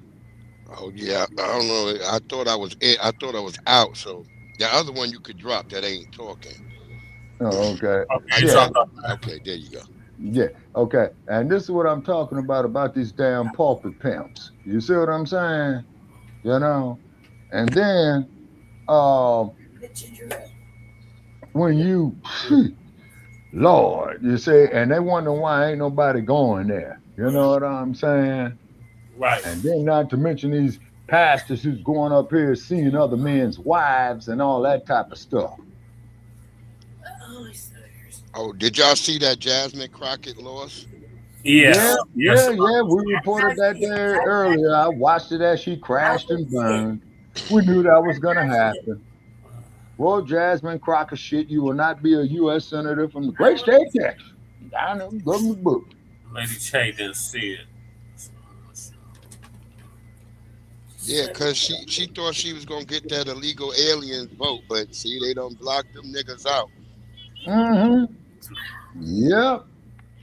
So what you gonna do now, Jazz? Probably start her a podcast. Yeah, she gonna be podcasting. She live right now. She gonna be podcasting and rapping, because that's what she been Damn. doing in her videos, rapping and shit. Yeah, that product's live right now. Yeah, I saw it crash and burn as the numbers was coming in on Cartoon News Network. You know what I'm saying? Yeah, You know? well, Jesse, I can't hear you now. Wait, hold on. I think Jesse said he's going in and out, coming back in. Okay. Can you hear me now? Now we hear you. We hear you and Lady Che. Yeah, Lady Che has arisen. See, I don't hear either one of them. Let me go out and come back in. Okay. Yeah, that they're messing with our algorithms again. Yeah, Jasmine Crockett's kid is speaking right now. Well, she ain't saying nothing worth listening to. I found one.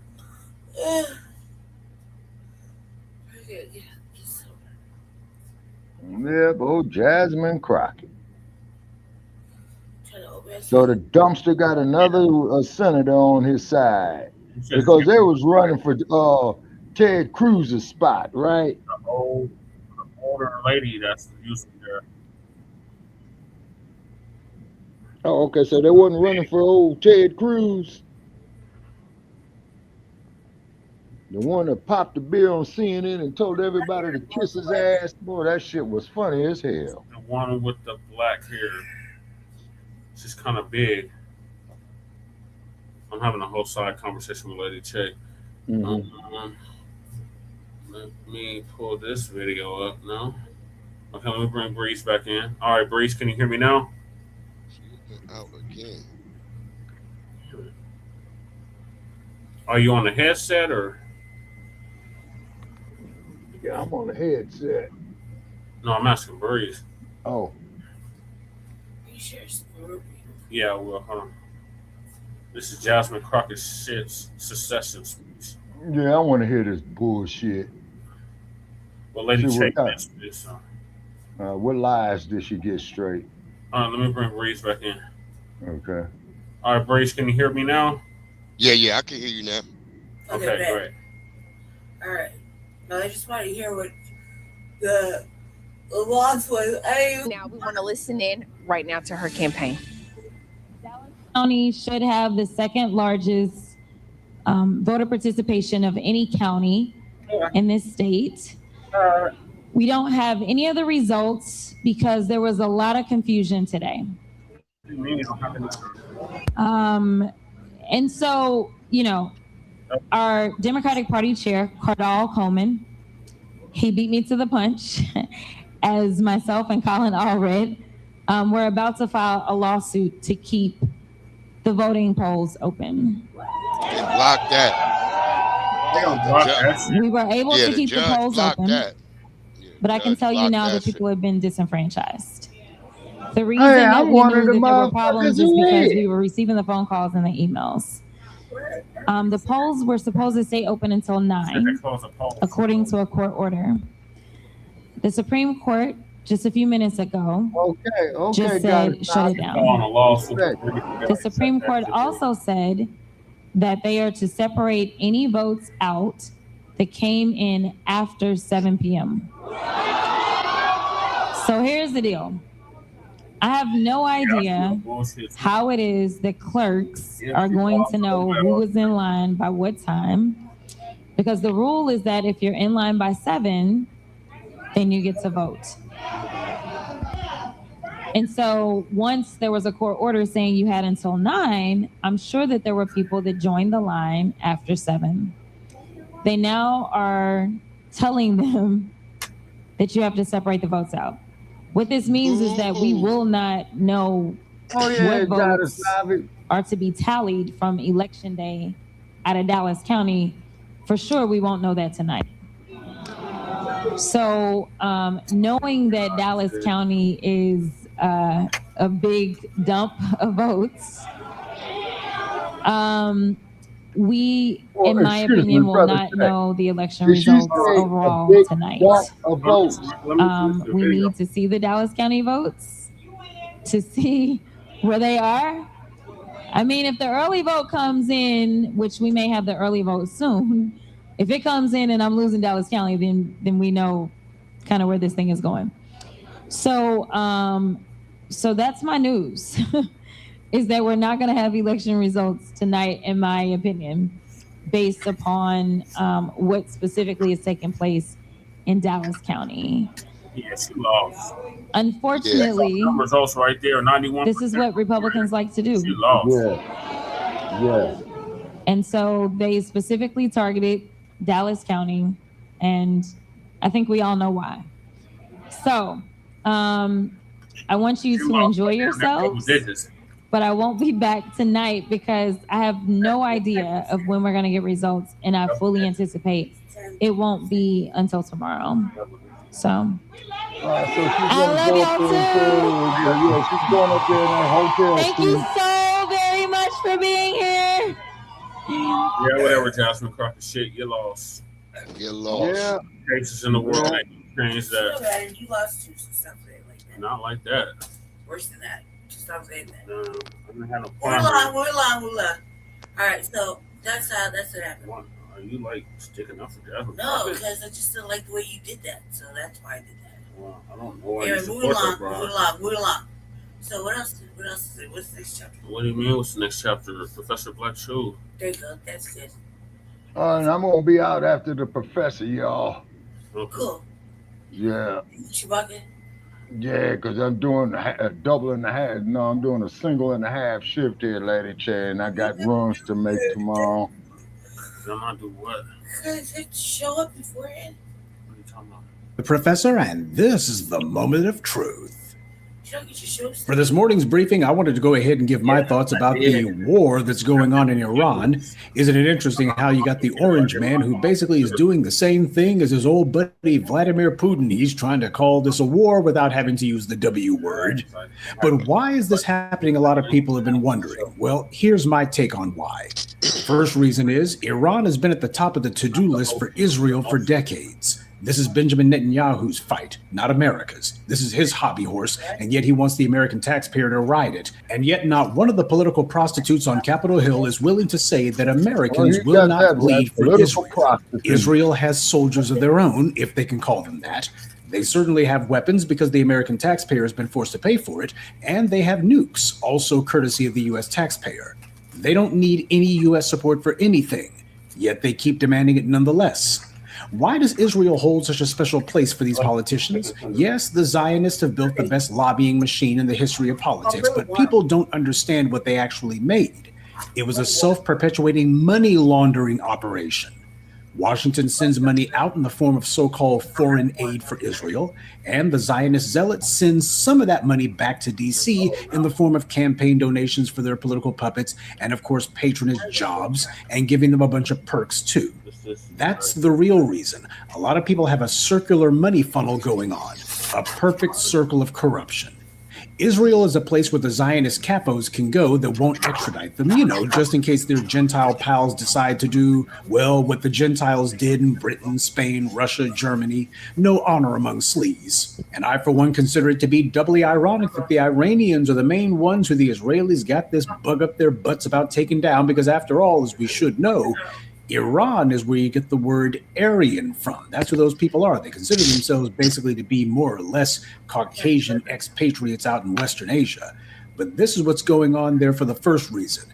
Israel's got these guys pegged down as far as they're concerned. This is the time to take them out. Second reason this is happening, people are wondering, could this war spiral out of control? Well, actually, that's part of the political calculus that these people have engaged in, and they don't believe that it will.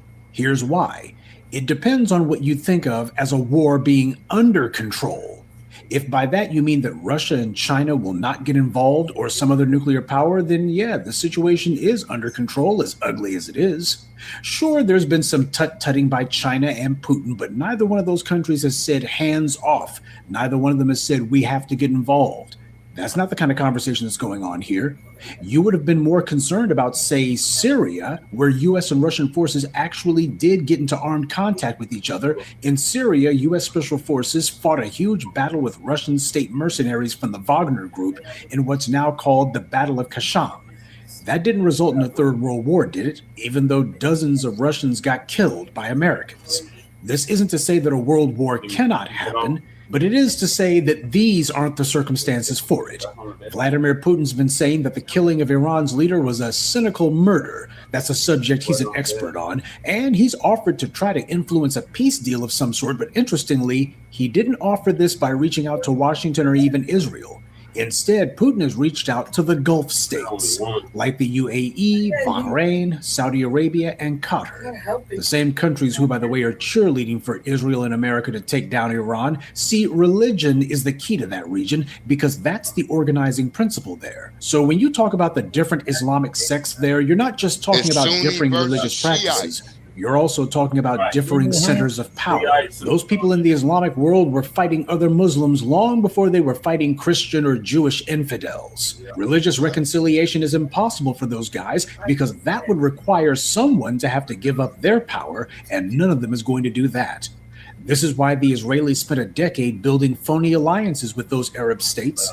They knew that these guys were just as eager to put a dagger in one another's backs as they were to drive out the infidels. Vicious infighting. This has always been a feature of Islam in the Arab world, and it creates dissent and factionalism right along with it. This is why none of the Arab states came to the Palestinians' aid, not even the so-called Palestinian Authority, which is in Israel, by the way. It was the Africans who had to take some sort of action in Gaza's defense.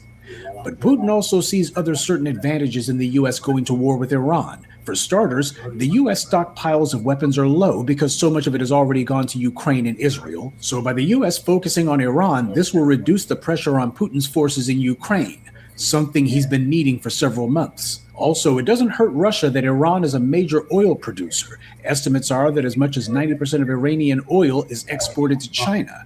Oil prices have already risen by nearly 10% since this war started.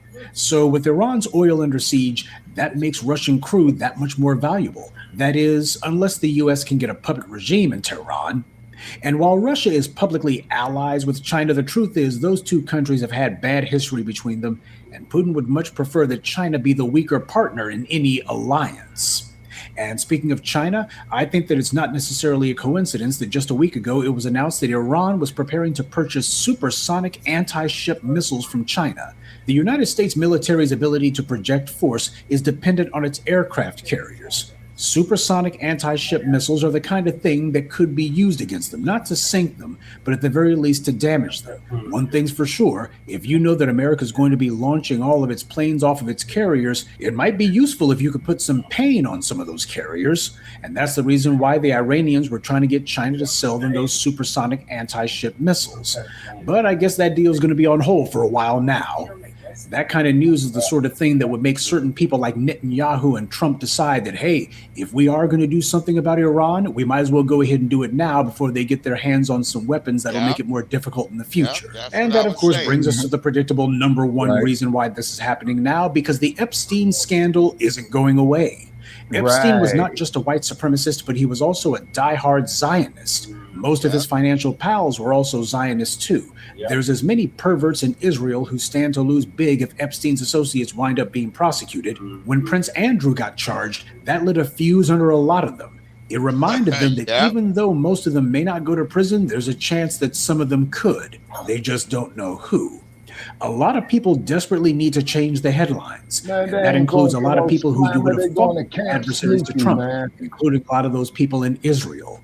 It's all political theater, like pro wrestling. None of it's real.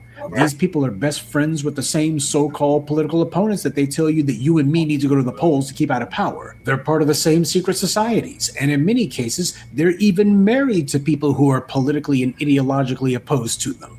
But they want you to think that every election is an existential crisis for you. The only actual principle that these people have is to maintain the racial status quo, which begins and ends with making sure black people remain subjugated forever. They all agree on that. They're all dedicated to it, and you can tell they are because that's the one thing that they don't budge on, and that they are 100% consistent about. Everything else, they change positions on near daily, from immigration to gay marriage to war. But when it comes to foundational black Americans, that doesn't change at all. Now, some of the MAGA crowd are upset that their orange savior has broken what they felt was his third most important promise behind immigration and releasing the Epstein files, that he was not going to get America into any more foreign misadventures. Well, I, for one, knew that he was lying about that just by looking at who his campaign donors were. He's got more Israelis around him than Benjamin Netanyahu. Remember, prior to winning the 2024 election, Donald Trump was neck deep in being prosecuted. He had to win the 2024 election. He didn't have a choice. And to get the massive amounts of money necessary to win, he was willing to promise his donors anything they wanted, no matter how crazy. Up until now, it was unthinkable that any U.S. president would actually be dumb enough to try to knock off Iran. W made some gruntings in that direction during his second term, but he wasn't actually going to do it, especially not after the quagmire in Iraq. But W had the luxury of deciding whether or not it was politically expedient to go into Iran. He didn't have to do it. Trump, on the other hand, his back is to the wall. It's a him or them proposition. And for the Israeli lobby, a chance to have a president this desperate isn't going to come again. So the lunatics on the Zionist fringe felt that this was the one and only chance they would ever get to have a president who couldn't afford to say no. The Epstein files aren't going to go away altogether, but people like Benjamin Netanyahu are betting that if he can just wait it out, same as he has with the indictment for war crimes that was handed down against him, their calculus is that they don't necessarily need for the headlines to evaporate altogether. They just need the urgency to die down. to wait it out. Bill Clinton did the same thing during the Monica Lewinsky scandal, throwing missiles at Sudan in the middle of the desert for no reason, and then telling the entire country, well, I had to do it. Yeah, I had to change the headlines. War typically rallies the country behind whomever the commander-in-chief is, but in this case, it may have diminishing returns for Trump, precisely because he hadn't taken out the time to make the case for why he couldn't wait. His talk about Iran trying to make missiles to hit the U.S., it reminds a lot of people of W's phony claims about Iraq's WMDs. We cannot wait for the final proof, the smoking gun that could come in the form of a mushroom cloud. I mean, for any of you youngins out there, as a Gen Xer, let me tell you something. They've been talking about Iran's going to be nuclear bombing America since I was a child. That is the primary lie that the Israel lobby's been pushing since forever, that the Iranians are 6 months away from having a nuke. They've been 6 months away from having a nuke for the last 40 years now. It's just rinse and repeat of the same lies we've heard before. So-and-so tin-horn despot out in the desert would love to nuke the U.S., and they're just minutes away from being able to do it, so we have to get them before they get us. Meanwhile, the white leaders who actually do have the nuclear weapons and who actually do bomb people around the world discriminately, they don't go dropping bombs on white Europeans, these guys are the real threat to the world. They're not trying to get their hands on the world's deadliest weapons, they already have them, and they're already using them. So who's going to topple these real despotic regimes? I, for one, am sure that a lot of people would agree that the next rogue state that needs to be toppled is the one in Tel Aviv. Now, Trump's forecast for war is that they could last 4 or 5 weeks, or even 4 or 5 months. Apparently, he doesn't know. I guess it's however long it takes for the headlines to change from the Epstein files. And Trump and company would much rather be debating should he or should he not topple the government in Iran, as opposed to what did the president know about Epstein and when did he know it. Smells to me like he's trying to slither his way up to saying that this war needs to go on, at least until the midterm elections. And that's my read on how things got to this point. But just keep in mind exactly how this happened and the fact that you got all of those little Arab states over there who suddenly are real quiet about this. That's important for black folks to understand because there's a lot of silly Negroes who think to themselves they've actually got friends over there in the Islamic world. Keep in mind, the Arabs were carrying out the East African slave trade long before the Europeans got into that dirty business. We can ask people like Caroline Wanga, formerly of Essence, about that one. Her family would know. But the fact that you got so many of those Arab states who are actually complicit in what's going on, they certainly have not been objecting to it. These events cast a new light on that old alleged Arab saying about me against my brother and my brother and I against a stranger. Well, from what I've seen, at least the first part is true. Good day, and be one. I'd like to take a moment to mention some of our contributors. Mouse, John Harvin, Fidel Phillips, Juan Boykin, and Glenda Tice. Salute to them and thank you to everyone for listening, liking, and sharing this message. Black empowerment only exists because of you. Hold on, y'all. I gotta stop the video. But what are your thoughts on what the professor just laid out? He was Attend right. Donald Trump says the We are going to war, right? Yep. That's so proud. Yeah. I knew we were going to go to war. Of course, he's a goddamn liar. Mm-hmm. So, of course, midterms, that's almost predictable. So, it's not a good look for him either. No. So now we're going to switch gears to the failing birth rate. So as y'all know, Nabiscos is at minus birth rate worldwide and also here in the United States. So Lisa going to give us an update on that.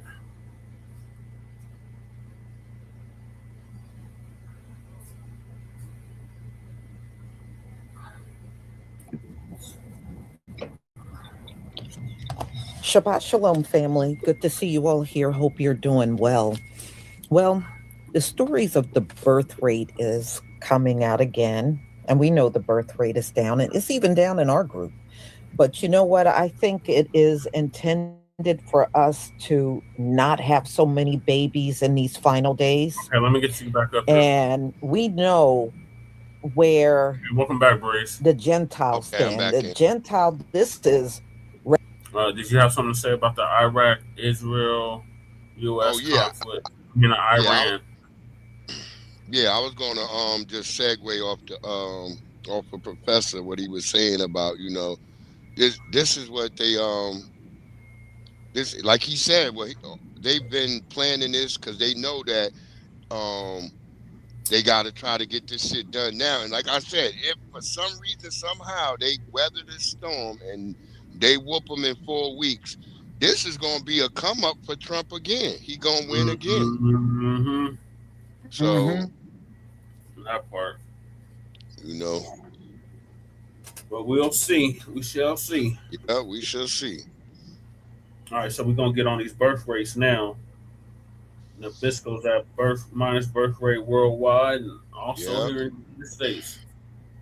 Yeah. Retribution. It really truly is on them. But here's the phenomenal thing, y'all. There are a lot of people that are saying they don't think the low birth rate is such a bad problem. They're fine with it being low. And it's not just people that look like us. These even people in the groups where they are lacking real badly and need to get their numbers up. We know they're never going to get their numbers up. That ship has sailed for the Gentiles. That is just wishful thinking. Y'all are not going to turn this thing around.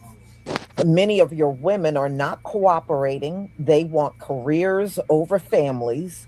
And y'all really pretty much did this to yourself. When you took us on as slaves and mistreated us for centuries, you pretty much put that curse on yourself.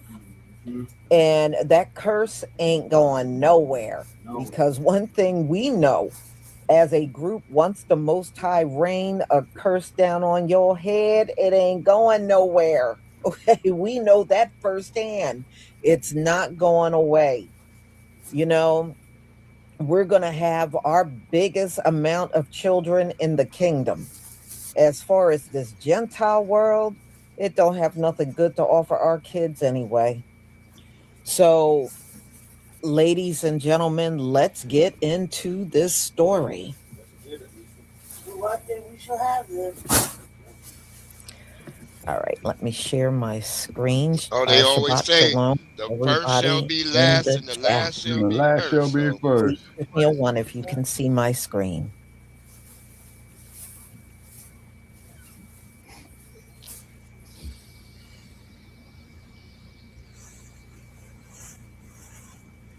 Thank you.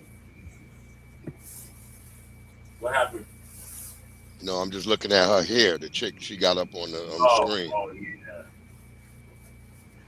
Okay, I just had to come on here really quick because I wanted to express something that you may or may not agree with. Don't really care, but I just want to talk about it. So in America, they're talking about how low the birth rates are and blah, blah, blah, blah, blah, about the birth rates. People aren't having babies. People aren't having babies. But then you have people who want babies intentionally, but are having infertility issues and can't afford how much it costs for us to have babies. I say us because I'm currently trying to have a baby. Currently-ish. How about y'all pay for all the IVF and the IUI? I'm just saying. Look, let's make Trump just infertility lowered the treatment prices free. on that just the other day. That's one way to get people to have more babies. Because we want them. We're not talking about people who accidentally was like, oh, I ain't trying to have no surprise babies. We want the people who want to have babies. Why don't y'all just go ahead and pay for our fertility stuff? The government, that is. That's who I'm talking to. Look, Trump just lowered that. Women are not having children. Lowered that. And now they're obviously doing what they always do, put the blame on the women. The New York Times has an article out today, which is titled Lower Birth Rates. And who are they blaming in the article? Women, obviously, and not the society and the environment and the government and everything else that factors into why women are choosing to wait to have children. Wait, let me say something. Not when they stigmatize the women who are having children. Let me say something real quick. Out of wedlock, teenagers campaign for teenagers to stop having children. Pause it. Hold on. And all these things, especially for Black women. All right, go ahead, Brace. Yeah, let me just say something, because she just answered her own damn question when she talking about the society. And as I've always said, as the women goes, so does society. So women became bad and toxic, and now they're complaining about the society that they lived in and the YNs that they raised with the single motherhood and shit. Now they're complaining about, and she's talking about, yeah, they're blaming the women. Yeah, because it is. As women go, so does society. So if you have a lot of not fit mothers and not sensible women, you're going to have this situation. That's why it's not good for black women to follow white feminism. And white feminism is the root of all this evil right here. That part. You got everybody wanting to be LGBTQ. You've been raising your children as LGBTQ. You've been teaching your daughters to hate men. And you're teaching your sons to not like women. So you got all these moist niggas out here fighting and beating on women while they claiming that they moist, but they still doing what they claim that allegedly men, what they call it again, patriarchal society, but y'all women are getting whipped on by these moist niggas. How many videos we gotta look at and see on TikTok or X or Instagram of these moist niggas whooping on women and shit? While y'all calling them your best friend. So as women go, so does society. So you can't sit here and not accept the blame, ladies, if y'all don't want to procreate and y'all raising niggas, y'all want to be single mamas, and y'all raising all these fucked up niggas. It's on y'all. Yep, you're right, Braid. You never see these broads. My wife, if my wife didn't pass away, I would still be with my wife. Right. You know what I mean? I raised my daughters to be, not submissive to men, but don't be acting crazy with no man. That's what I tell my daughters all the time. You're going to get you a man, make sure he cares about your feelings and all that, and you as well care about his feelings and aspirations. And like I say, Breeze, the goddess Nava got a little upset with me about, say, man, it takes 6 guys to carry a man to his grave, and it only takes one woman to put him there. It was Pinky that got upset with you.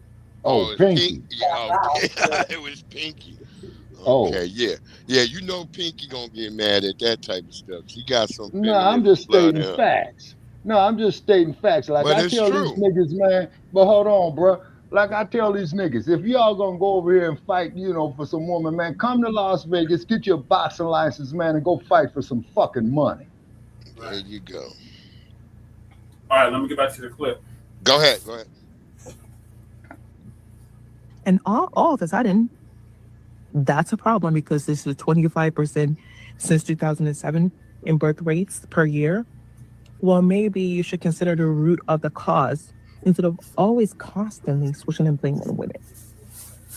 Their word, it takes a village to raise a woman, is not just limited to the family and the friends alone. A village? It is about I never heard society. Yeah, it takes a village to raise a child. The system, which includes the government and policies.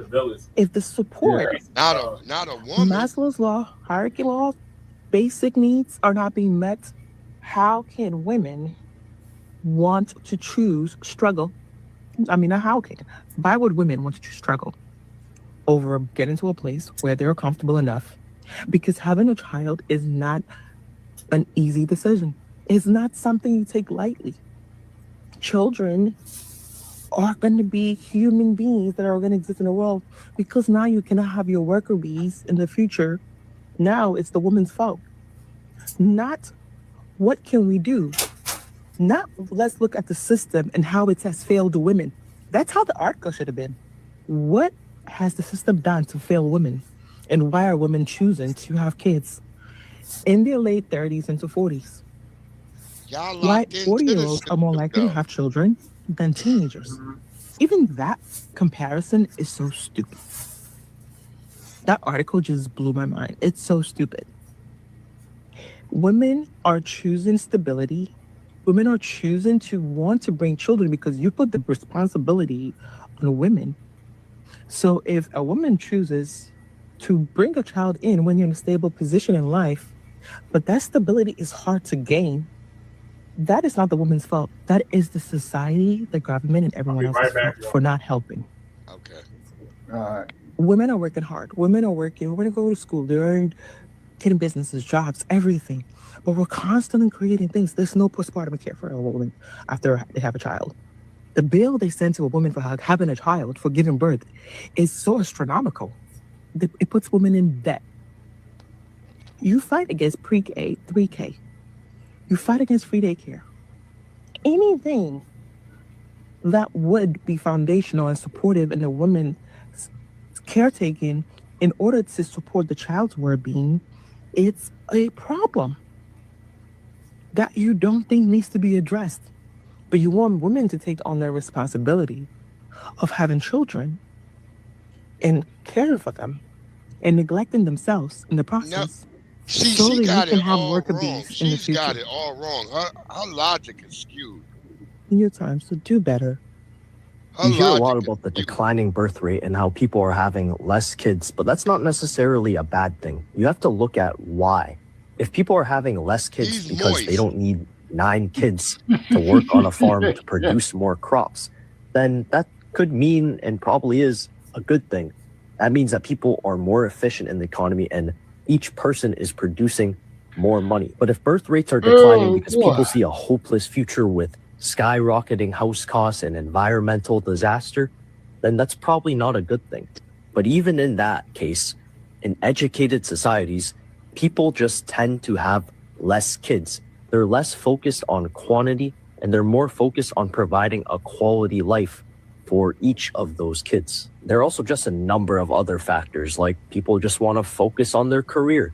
There's a lot more education around contraception. Don't be silly, wrap your willy. And just generally, women have more choice in their life than just being a mother. So yeah, it's really hard to pinpoint exactly why the birth rate is falling because there are so many factors. But if it falls just a little bit, it's not necessarily the end of the world.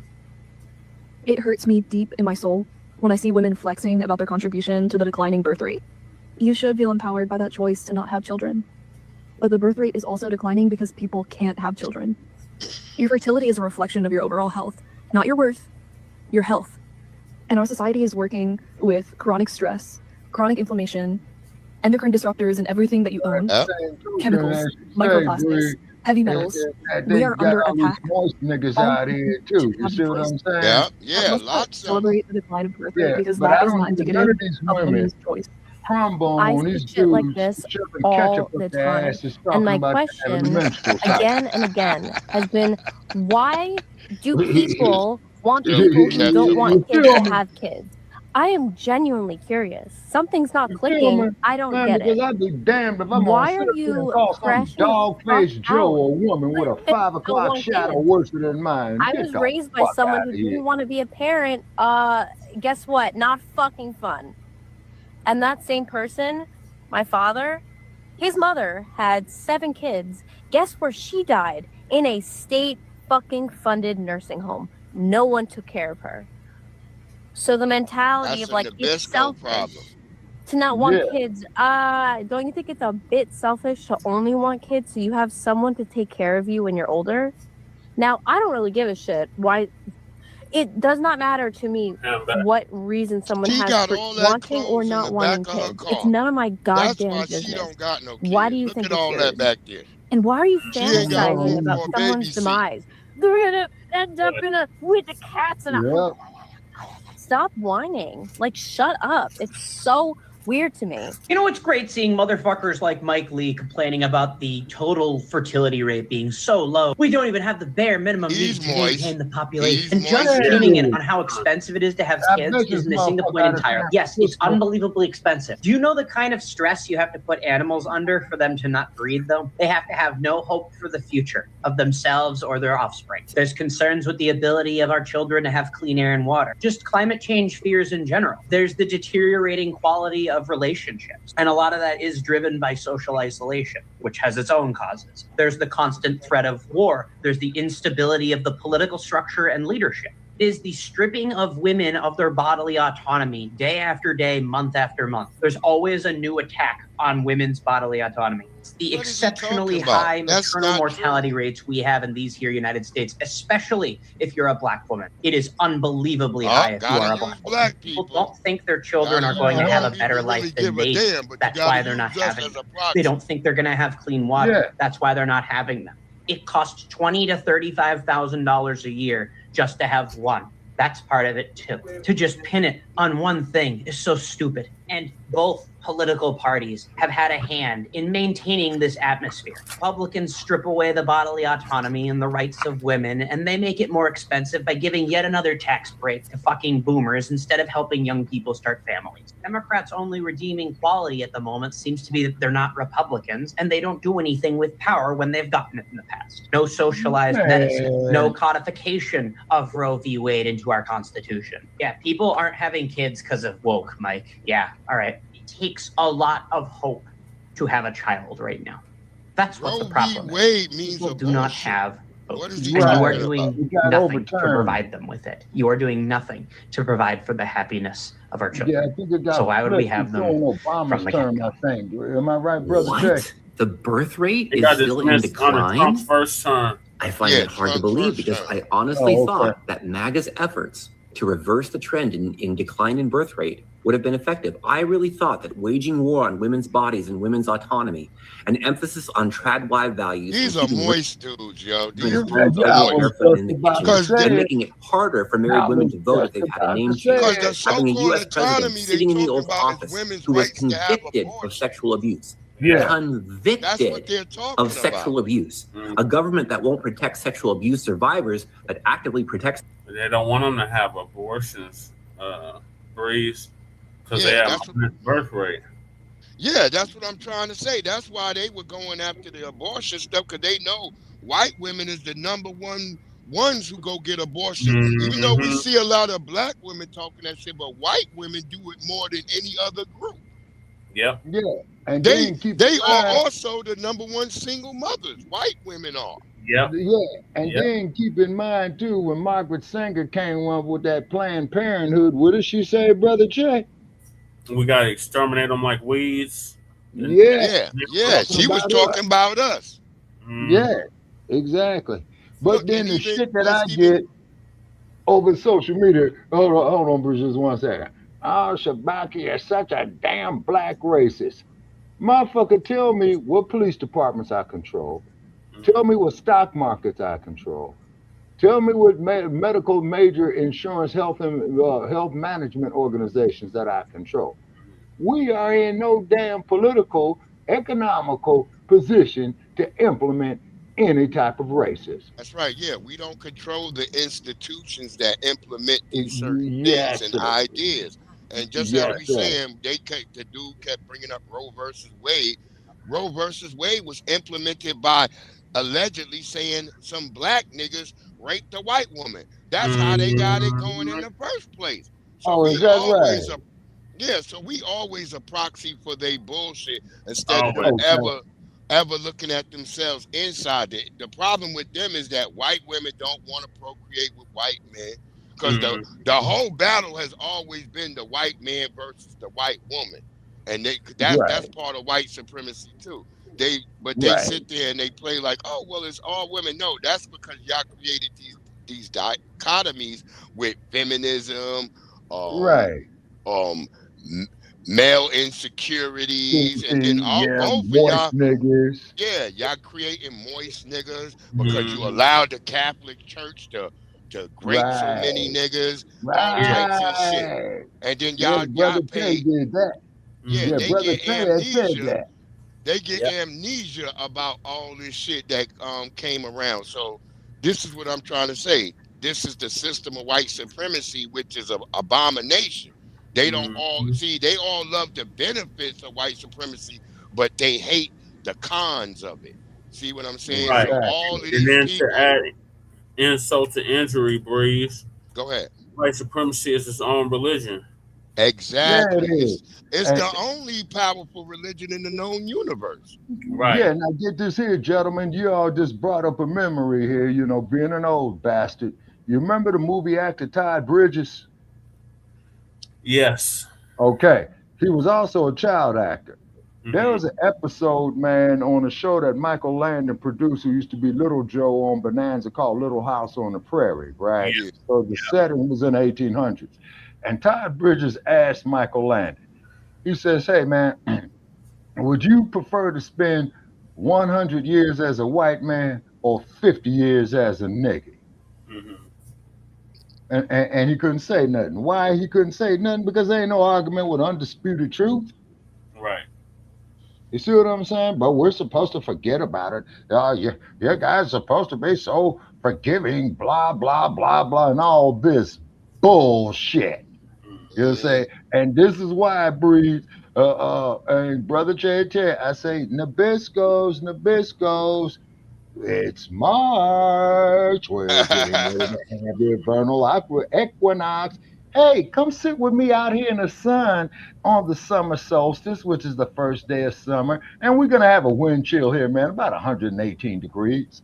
But you got to leave your sunscreen at home. Oh, Shabaka, you black ass racist son bitch. Okay. What does a snake skin do? Shit. What color is a snake's belly? White. White. I rest my case. There you go. But like I said, everybody I know who's in a damn relationship or married with children, I don't hear them complaining. My brother just had, and look, one of my brothers, he married to a damn Nabisco. And yeah, I remember you was telling me that. Yeah, and they just had another baby and shit. So I ain't hearing them complain. I ain't hearing them complaining at all. They doing whatever they doing and they happy. So you got a new niece or nephew. Yeah, new nephew. I got a new nephew and shit. And he looks so happy in the pictures as they showing him. He's smiling and shit. Okay, how many nieces you got? Oh, nieces? Yeah. Shit, I got Tamia, Alexis, my new little niece. She's only 4, so I got about I got about 5 nieces. Yeah, I got one grandnephew and I got 3 nieces. But I got 8 nephews. Okay. Wow. Okay. I got 8 or 9 nephews. I gotta count. Yeah, 9 nephews. And then also too, Bree, like my grandmother many years ago before she passed away, right? She had handwritten the family history when my family moved up out of Alabama up to the Chi. You see what I'm saying? And she had documented that her grandparents were born into slavery. Okay.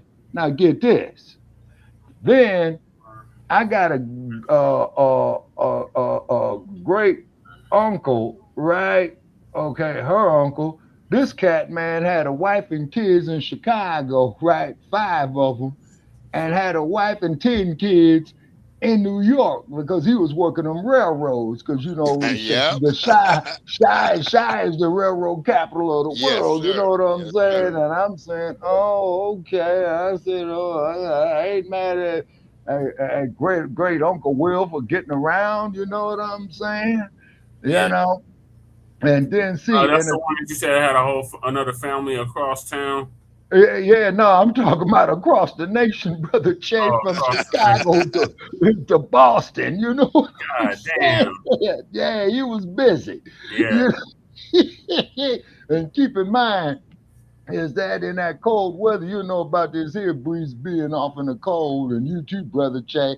Well, everybody needs to keep warm when they're in the bed, sleep at night. Braid, guess who just had their 13th child? Who? NBA YoungBoy. Oh yeah, that nigga is producing like a motherfucker. Yeah. Okay. Well, I hope he's got his loot together. Yeah, I hope he got his loot together. And then you also too, did you all hear about the one of the pro sports players? I don't know if it was basketball or football, right? And what it was, man, is that they was getting ready to renew his contract, right?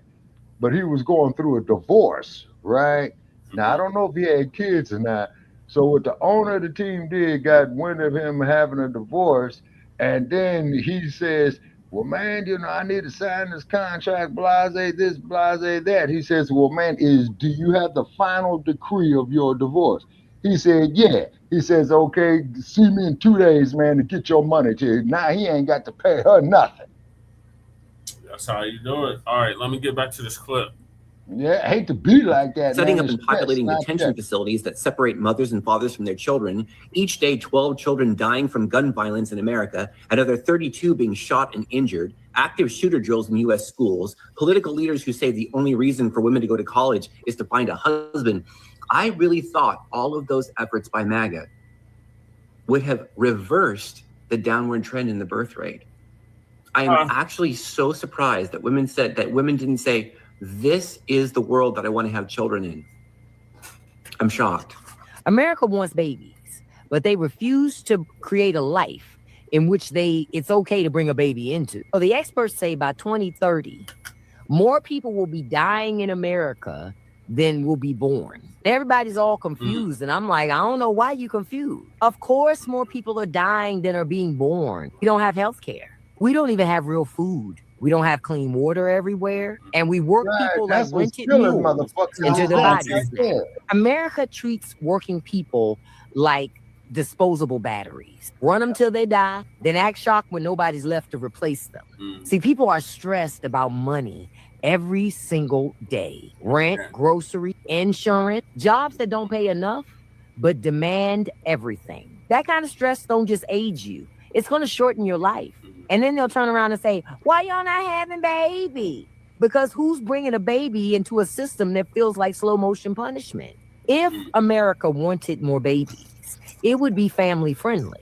Affordable health care, affordable housing, affordable food, a peace of mind. But see, rich folks don't actually want families. They want labor. They want a steady supply of low-wage workers. And now that pipeline is breaking. Their kids ain't planning to do the work, and AI cannot replace everybody. And now, suddenly, population decline is the problem. So I'm gonna ask, are you guys having kids? And if you're not having children, what made you decide to not have kids? Because I already know it's not just one single thing. Most people don't know, but the low birth rate coincide with the earth being literally destroyed. Collectively, we are all manifesting that more people shouldn't be here. So the universe slow down on sending souls in. That's why most people are not having kids. For every cause, there's an effect. We live in a law-based world, a law-based reality. We manifest individually and collectively. That birth rate ain't gonna be fixed unless we fix this planet. This planet is screaming, fix me. Everything is going haywire. This isn't I got right. comments on the planet. I shouldn't be, if you've been following climate change, and I'm sorry if you don't believe it, you're a little bit too late to convince at this point. But people who understand and know what's going on know that this is the end. So if a ship is sinking, would you still load the ship with people? No. And the universe is seeing that, okay, what's the point of sending souls to Earth when Earth is literally 2 decades away from being literally gone? Is it 2 decades? 2 decades? Yeah, centuries a year, decade is, 2 decades. I just came off a YouTube channel, Astrum Earth or something, ASTRUM Earth. He was like, I did not want to make this video. It's literally over. By 2100, planet is done. So, what do you call it?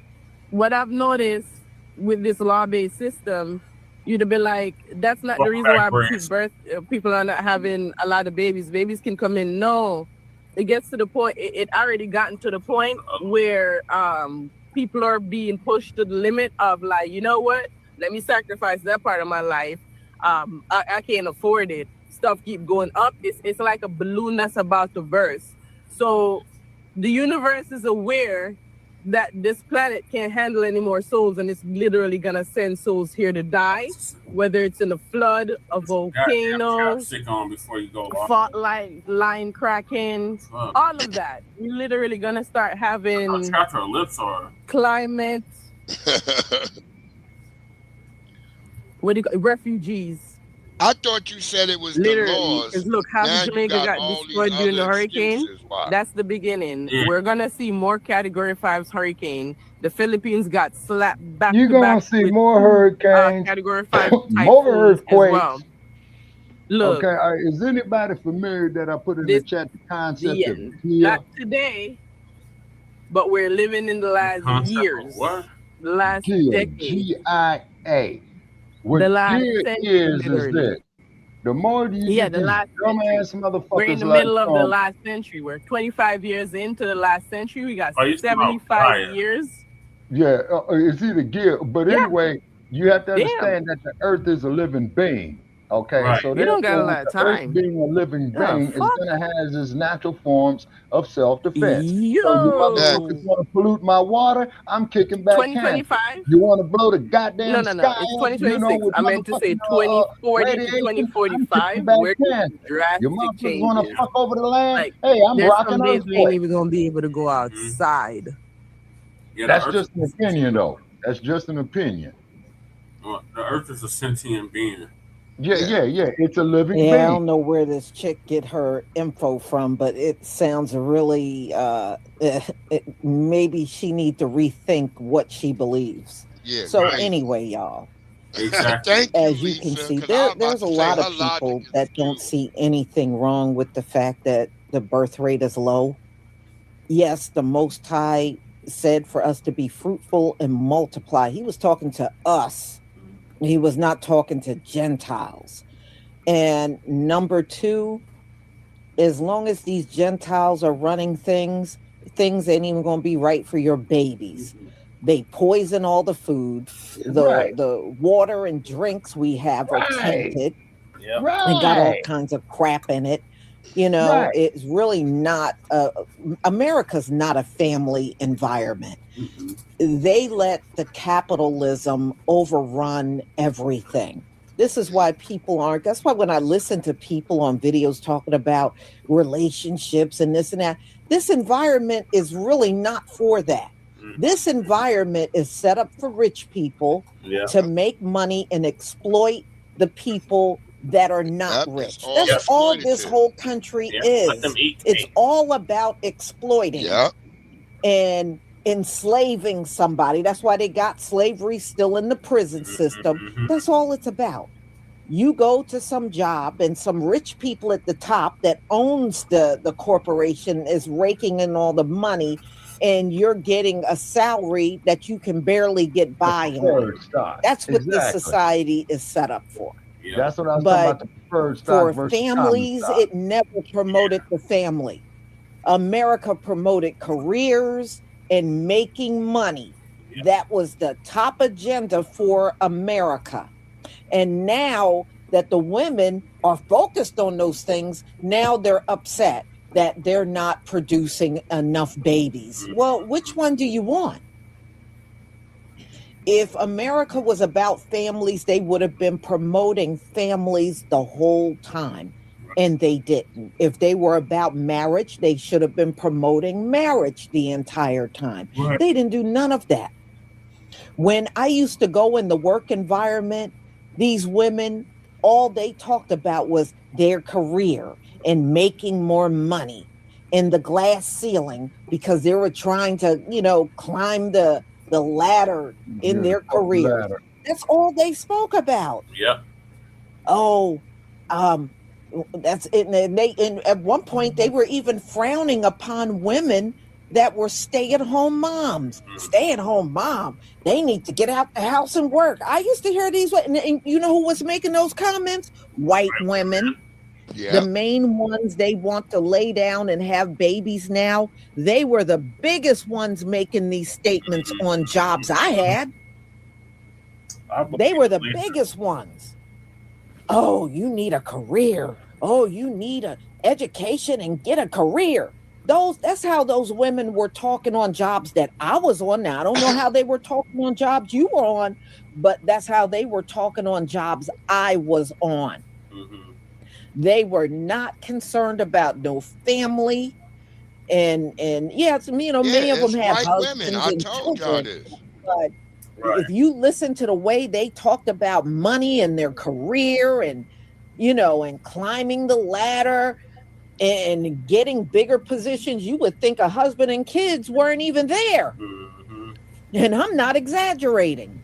Remember, white people had a song that they used to play in the 50s where they would say, anything you can do, I can do better. They promote LGBTQ. They promote, like I said, careers, and they don't promote family. This society don't.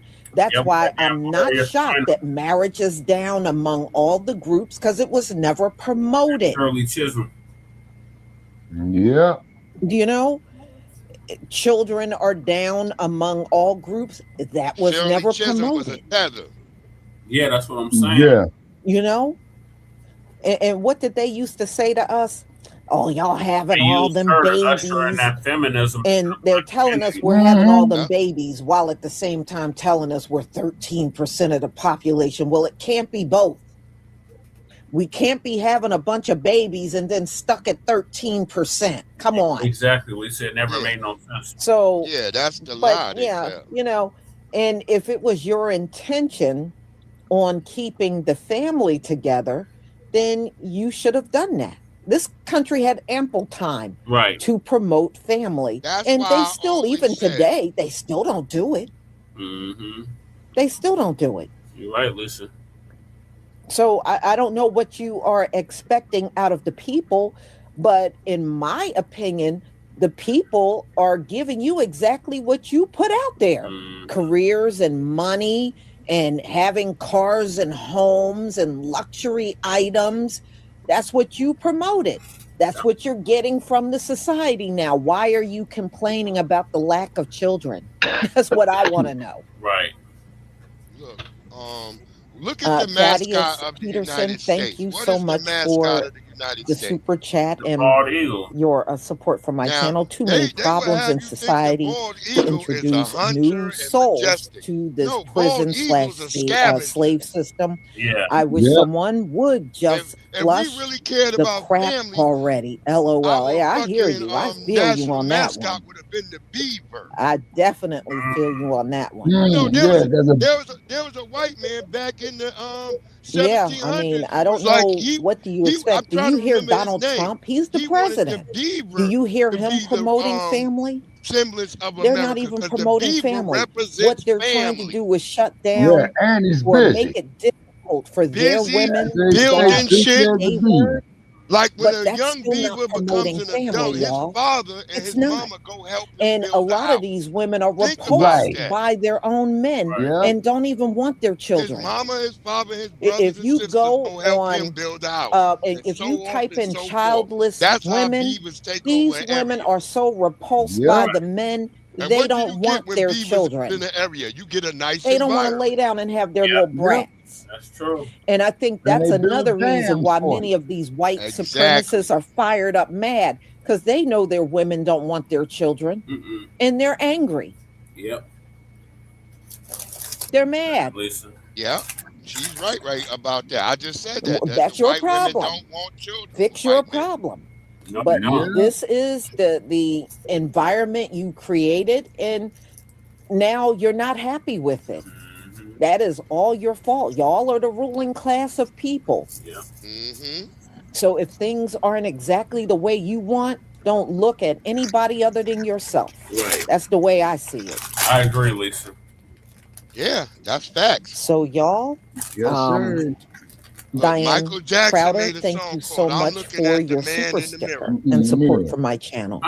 Sharon. So y'all, I'm going to go ahead and conclude. I did not want to make this one a long one. In the We last have days, the Bible. Brother Chad, we had 131 views, man, off of Facebook. Okay, that's good, Shabaka. I milked that shit for 2 weeks, so Yeah. good trial. Yeah. So I'm gonna call it a night, y'all. Okay, Shabaka. No doubt. It's always a pleasure talking with you, my good brother. Absolutely. Most definitely, Mr. Breed. Yeah, and then, man, thanks for shouting me out on your platform there, man. You said I love to cuss everybody out. yeah, word up. Yeah, really, I don't. But it's one of these numbskulls. I'm talking about the numbskulls. You gonna cuss their ass out. Yeah, exactly, man. You know what I'm saying? And Come who's over our there favorite fucking troll? around. Yeah, and who's our favorite troll? Regal. Goddamn Regal. Yeah. So we thank that idiot. You know what I'm saying? And keep trolling, Regal. We love your stupidity. You know what I'm saying? We keep sending your ass the link to come up on this motherfucker, but you don't never want to do it. Ain't gonna never come up. Oh no. And the same thing is that with you Nabiscos, you talk that bullshit to me, man, gonna tell me about black history. How's your Nabisco ass gonna tell me about my people's history? And then when my people tell you about your history, oh, well, you guys are a bunch of black racists, guy. We don't control no police departments, no banks, no stock markets. We're in no position to be racist. Right, that part. Yes, sir.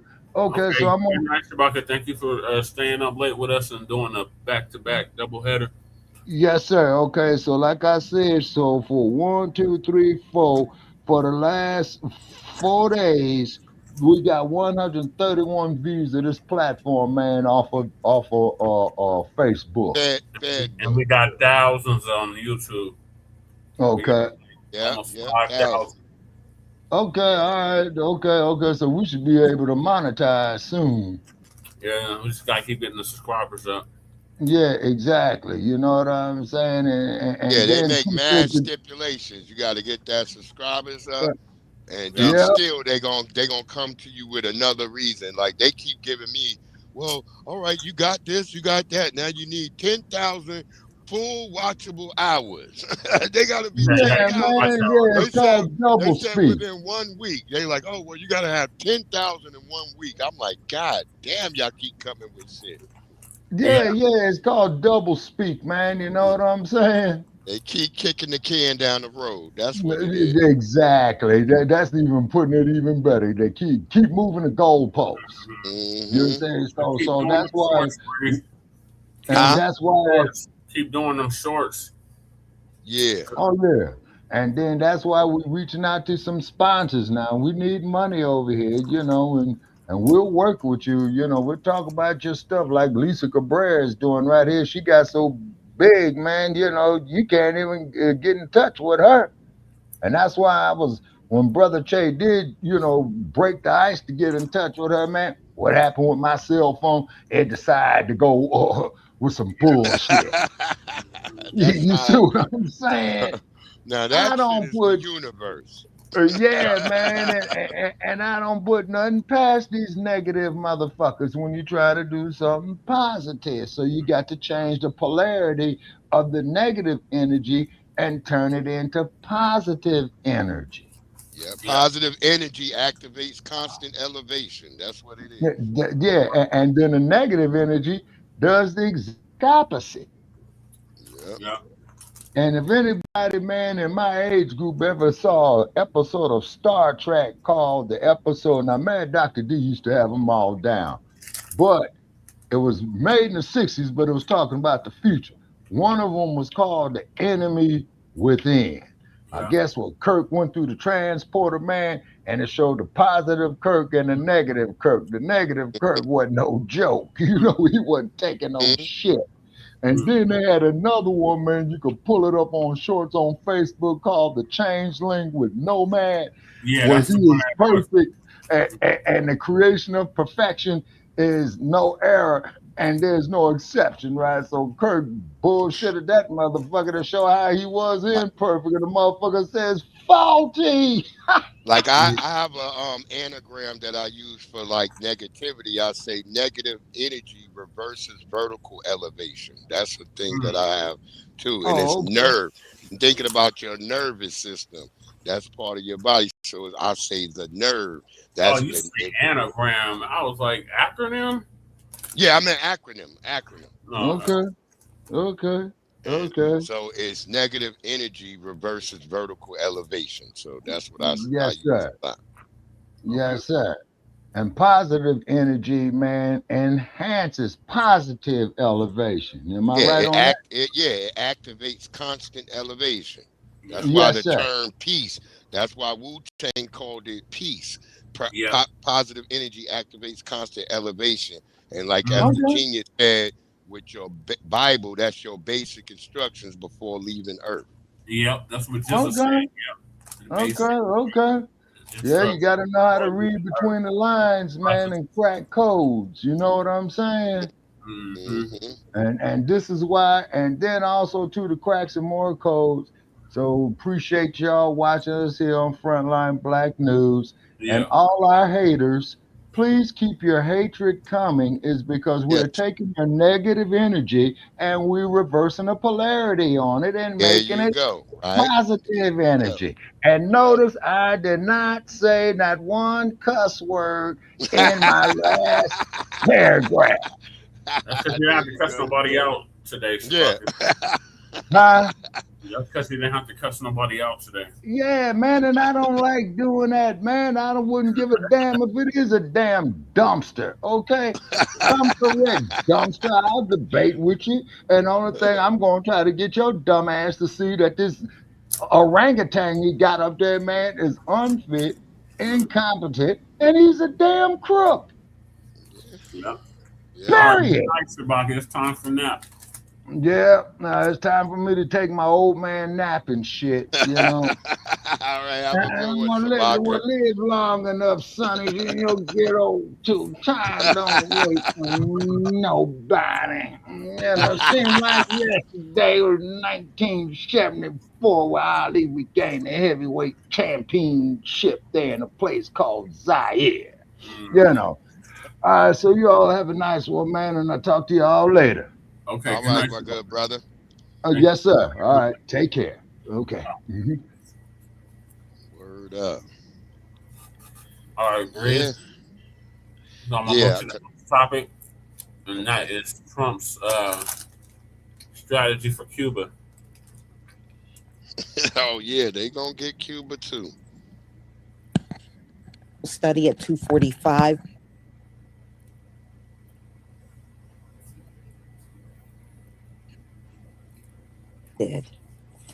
So let me go ahead and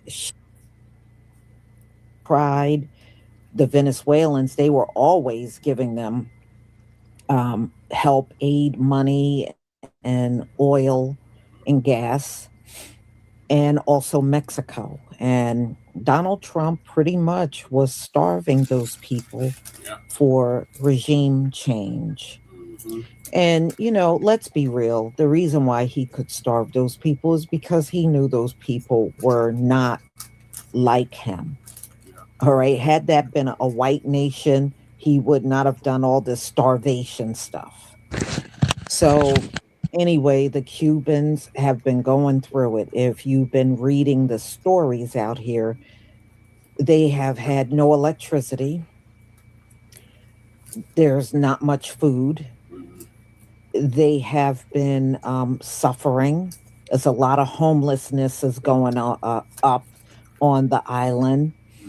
And people just don't have money and they don't have work. And they said folks are leaving the island by the thousands every single day looking for refuge because they're really struggling bad in Cuba. Well, now look like the Cubans are ready to talk, and Donald Trump is ready to swoop on in there and take over Cuba. So you can now put 3 heads of nations that Donald Trump has taken out. We know what happened to Venezuela. We know what happened to Iran, and now Cuba will be the 3rd. So I think that was downright cruel to starve these people and block all kinds of aid to go to the country. But you got to be some kind of beast to do that and not even flinch. But that's what Donald Trump did. So let me go ahead and share my screen. Shalom to everybody in the chat. That's called a siege. That's what they do so we can get started.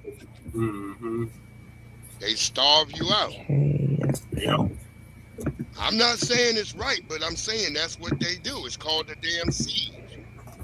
All right, y'all. Please give me a 1 if you can see my screen. Give me a 1 if you can see my screen.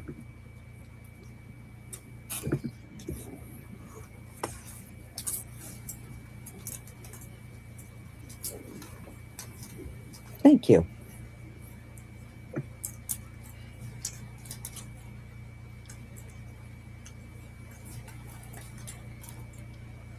The Cuban government is talking with us, and they're in a big deal of trouble, as you know. They have no money, they have no anything right now, but they're talking with us, and maybe we'll have a friendly takeover of Cuba. We could very well end up having a friendly takeover of Cuba. We've had a lot of years of dealing with Cuba. I've been hearing about Cuba since I'm a little boy, but they're in big trouble, and we could very well something good.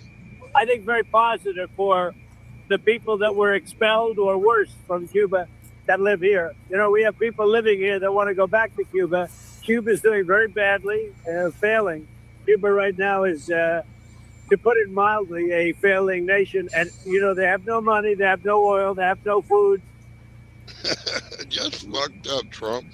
You know, Donald Trump and people like Donald Trump always talk like they're failing on their own. You know damn well the U.S. put embargoes on Cuba. Exactly. All right?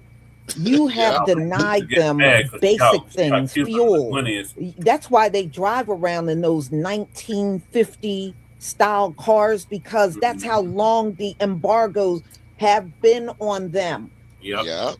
All you got to do is look at the cars. Yep. The cars tell you how long those embargoes have been going on over in Cuba. Yep.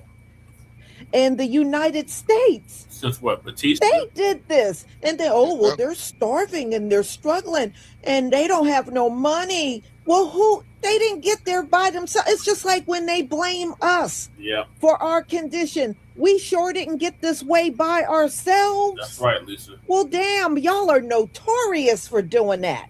You sabotage a group of people and then sit back and talk bad about them like they did that to themselves. Yeah.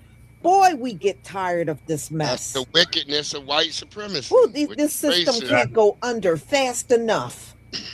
Let's get back to it.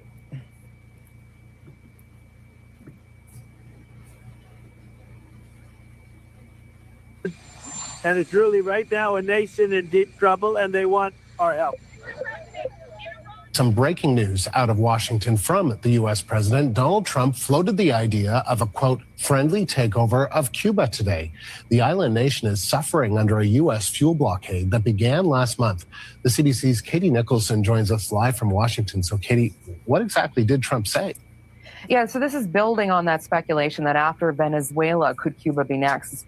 Roughly like 2 months after the U.S. military swooped into Venezuela and captured President Maduro and the First Lady to stand trial in New York. So what we heard today from the U.S. president, he floated the idea of, quote, a friendly takeover of Cuba. Here's a little bit of what the U.S. president said. The Cuban government is talking with us. And they're in a big deal of trouble, as you know. They have no money, they have no anything right now, but they're talking with us, and maybe we'll have a friendly takeover of Cuba. It's doing very badly, failing. Cuba right now is, to put it mildly, a failing nation, and I've been hearing about Cuba. I said before, since I'm a little boy, I've been hearing about Cuba. Everybody wanted to change, and I can see that happening. Marco Rubio is dealing on it, and at a very high level. And, you know, they have no money, they have no oil, they have no food. And it's really right now a nation in deep trouble, and they want... In It 4, President Trump suggests he's considering taking over Cuba. The Trump administration is currently investigating the deadly incident off the island's coast this week that killed 4 people. ABC's Christian Cordero has more from Washington. As U.S. officials begin their own fact-finding into the deadly incident off the coast of Cuba, today President Trump floated the idea of a future Cuba under U.S. control. We could very well end up having a friendly takeover of Cuba. Tension has been escalating between the two countries since January, when American troops captured Venezuelan President Nicolas Maduro.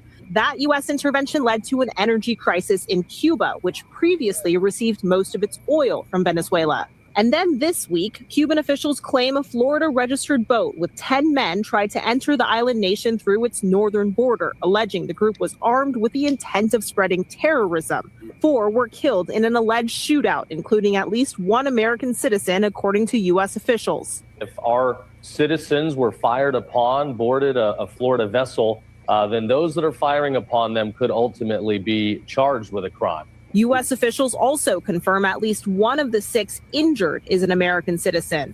Cuban officials have not yet responded to the president's friendly takeover remarks. Marco Rubio is dealing on it, and at a very high level. And, you know, they have no money, they have no oil, they have no food. And it's really right now a nation in deep trouble, and they want our help. Cuban authorities say they recovered assault rifles, handguns, Molotov cocktails, and bulletproof vests from the boat. In doing a separate investigation, U.S. officials say the Cuban government's account cannot be trusted. Christiane Cordero, ABC News, Washington. Apparently, Donald Trump is in discussions with the Cuban government about a friendly takeover of that country. The problem is it's wildly illegal and sets a terrible precedent that could be used for any nation which is bigger than its neighbor to choke off their energy supplies, use military force, and steal their entire nation. Let me explain how. We have enforced an energy blockade of Cuba over the past several weeks and months, meaning we've used our military and our Navy to keep oil tankers from coming to that island because they don't produce energy indigenously. In so doing, that's a use of military force. It was illegal because there was no threat against us, no need for self-defense, and there was no UN Security Council resolution or action. Number one. Number two, a treaty signed under those coercive circumstances is not voluntary. And this is the Vienna Convention on the Law of Treaties. So what we basically did is we suffocated a country using our military and are now effectively going to foreclose on it. There's a saying by Boris Yeltsin, and I hate to quote him because he's the one who put Vladimir Putin in power, but it's apt here. And he said, you can build a throne out of bayonets, but you can't sit on it for very long. And what he meant is, you can't build a viable geopolitical strategy based upon force and illegality long term. That's what we're doing. Trump has really taken the United States into a new age of imperialism, something that's been widely considered amongst all the world leaders morally reprehensible. And he's just doing it.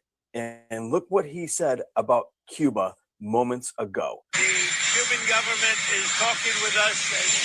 They're in a big deal of trouble, as you know. They have no money, they have no anything right now. But they're talking with us. And maybe we'll have a friendly takeover of Cuba. We could very well end up having a friendly takeover of Cuba. And, you know, they have no money, they have no oil, they have no food. And it's really right now a nation in deep trouble, and they want our help. A friendly takeover of Cuba? So Trump has now taken over Venezuela. He's going to take over Cuba. He's saying they're going to take it over in a friendly way. What the hell does that even mean? I mean, he's cut off the oil to the country, something they rely on. And now they are forced in a position where they have to be taken over by the United States just in some friendly way without a conflict. I mean, Trump has been literally starving the people in Cuba. So I wouldn't be surprised if this is how it all actually happens because they're going to be so desperate. But is this who we are now, America? Is this what we do? We cut off resources, This who food we to been, people motherfucker. to make them What are bend you the talking knee? about, Is that who Nabisco? we are now? Now, don't get me wrong. Cuba has needed a change for a long time. But is this That the part, way to go Braid. about it? Is Like, this this ain't nothing how new. we should be doing it? Yeah, this Is ain't this nothing new morally to me. the If direction the you're a United student States of should be history, taking? this is Let me what know what you think in America's the comments. always Like, been share, doing. spread the word, follow, subscribe, and I'll see Y'all you back like to here blame before 1 Trump, devastating news for Cuba and the Cuban people, as Donald Trump just admitted to reporters today that the U.S. is intent on invading and taking over Cuba. Donald Trump described it to reporters as a, quote, friendly takeover of Cuba. He says that Cuba is struggling, that the United States will go in there and conduct a friendly takeover. Well, I'm not sure how friendly that's going to be. We already saw Donald Trump's version of a friendly takeover in Venezuela that left over 80 Venezuelans dead as we bombed their capital city, kidnapped their president.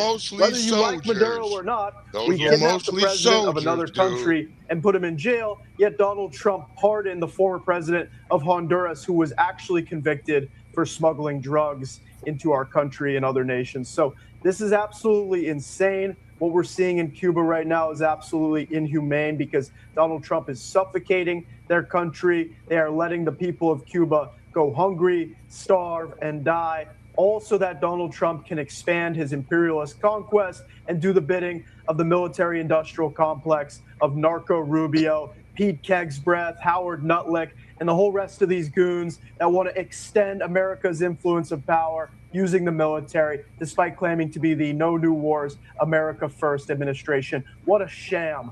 What a sham and what a shame. This administration is a joke. So today, Trump said the U.S. could see a friendly takeover of Cuba, and Washington lost their minds.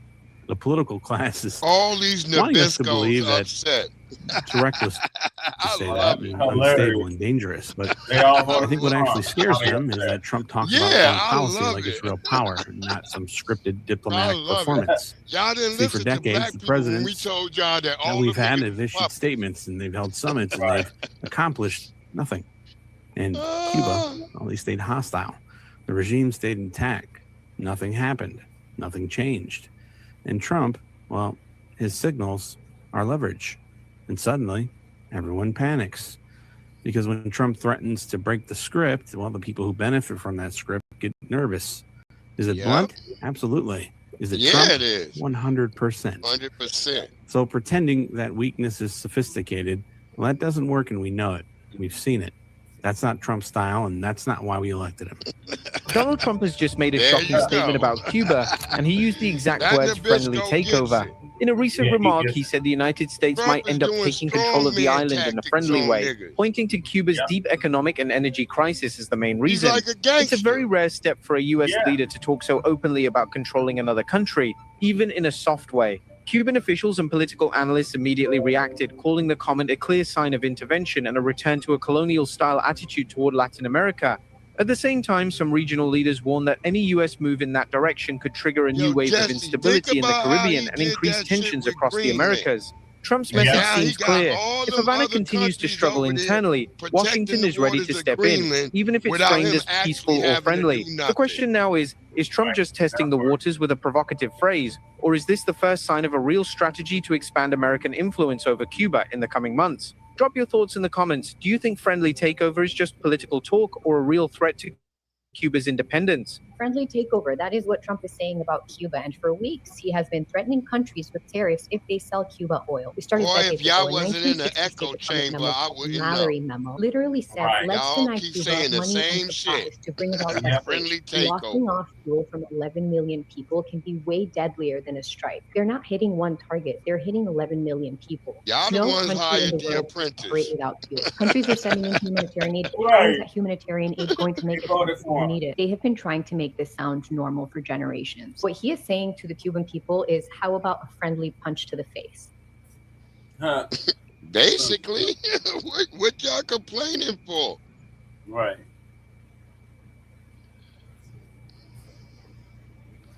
Because they're getting voter remorse. Yeah, Trump said this shit. This is what he gonna do. And y'all all didn't believe him. That's why I'm not complaining, because he ain't fucking with me. Like I said, he ain't necessarily fucking with me. This shit look like the same it looked the last 4 years. So you're getting a real glimpse of people like Donald Trump don't care about no one other than themselves. They don't care. They will starve a nation. They'll do whatever they need to do to get what they want. Sorry, So Lisa, he this wanted is to called a take over siege. Cuba. He did it by You gotta starving the understand people. warfare, beloved. And those people, and I showed you previous videos, a lot of them are living on the streets. At night, there is no electricity. These folks have been struggling like that for a long time, and it just got worse after he took out Maduro, who was really the biggest nation helping them. Once he got taken out, virtually nothing was going to Cuba, and then he was threatening any country that attempted to give aid to That Cuba. was Maduro's fault. He should have stepped down and like used the Trump Navy told to him. block any vessels that were headed to Cuba. So it's crazy. I guess they are ready to fold now. You in a What jail else up do they there with have? Puff Diddy. What else do they have? And you're right, during the government shutdown, weren't people here in food lines because EBT got shut off? You know, and many people in this nation is one EBT card away from starvation themselves. Yep, that's true. And they already revamped that. A lot of people that was on it before are not even eligible for EBT now. Cause your ass gotta it's get a a lot job. of they made people reapply for it. And a lot of folks that once had it, they don't have it no more. They don't have it. Right. So Donald Trump, once he takes over Cuba, there'll probably be some aid going in there, but not as much that should be going in there. But we shall see. That country is in bad shape. It's like a lot of those Caribbean nations. It's in bad shape. Trump got in. You know?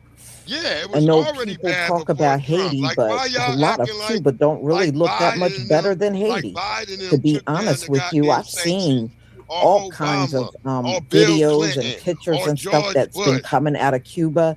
And, you know, you may drag Haiti, but This shit Cuba's go all right the up way there. back to Kennedy. It really looks awful there. Yep. You know, no wonder why those Cubans in Miami are kicking and screaming about going back there. They don't want to go back there, but they're still going to have to go. It's just like he took over Venezuela. The Venezuelans are still being deported out of here. Although Donald Trump took it over, he's still getting their butts the hell up on out of here. Yeah, And as the it same should thing's be. going to happen with the Cubans. They're going to be shipped right on out of here. He doesn't care if he took it over or not. That doesn't give you a free pass what to you be here. whining That's the about, way Lisa? Donald I Trump don't sees it, and your understand. butt are still going to have to get out of here. I don't understand. Mm-hmm.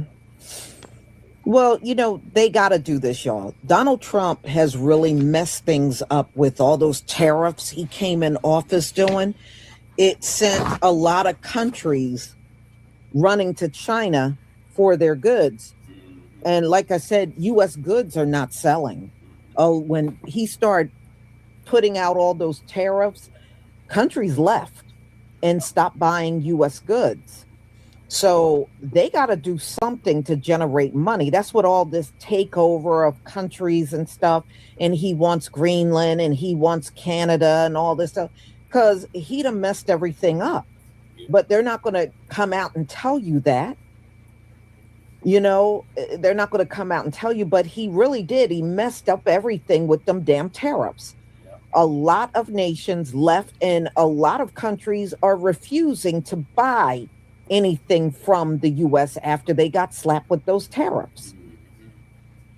So now it's like grab any land you can over here, you know, in this hemisphere, just grab up all the countries that you can.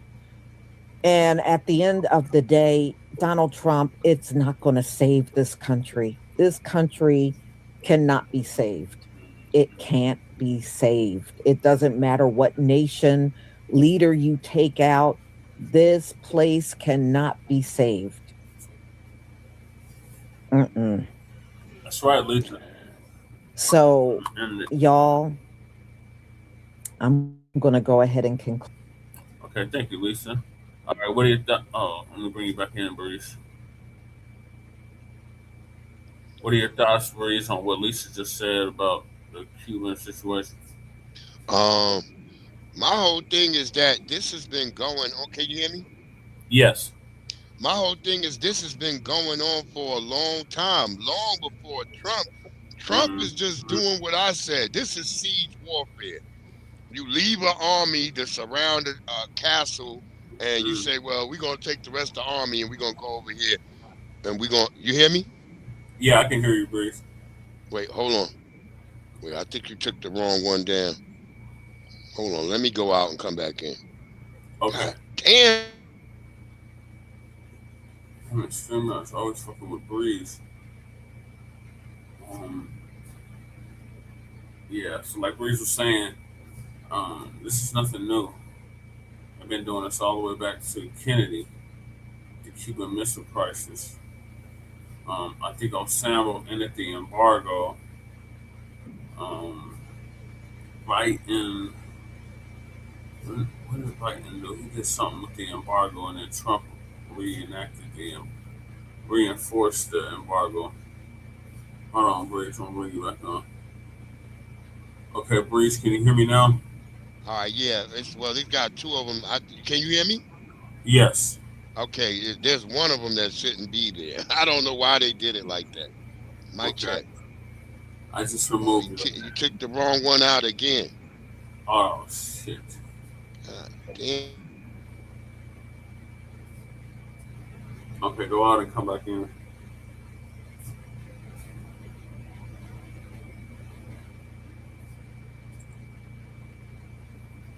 Shout out to the viewers. Appreciate y'all staying up late.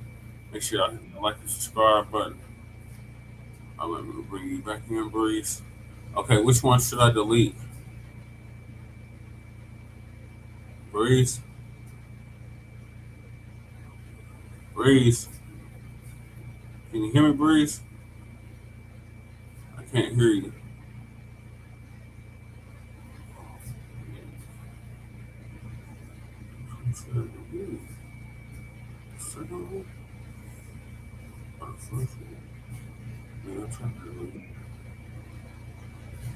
I think I'm back in. I think it's the one in the middle, because I think you keep deleting the one that I'm actually talking on.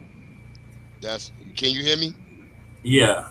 So the one with the green dots, that's the one you're talking on. Okay, so get rid of the other one. Okay. See, yeah, see, that ain't it. That's the one that's showing no green dots. That's how you know the mic is working. Are you on the phone or the tablet?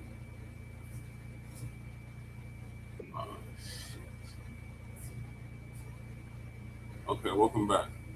Are you on the phone or the tablet? Breeze? Damn. Okay, you can't hear me now at all. All right, well, I don't know what to do now. Breeze.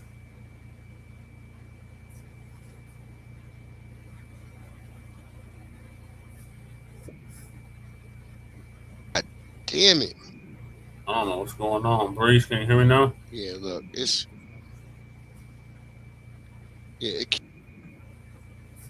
Okay, so it's that one. So I'm gonna keep that one up and move the other one.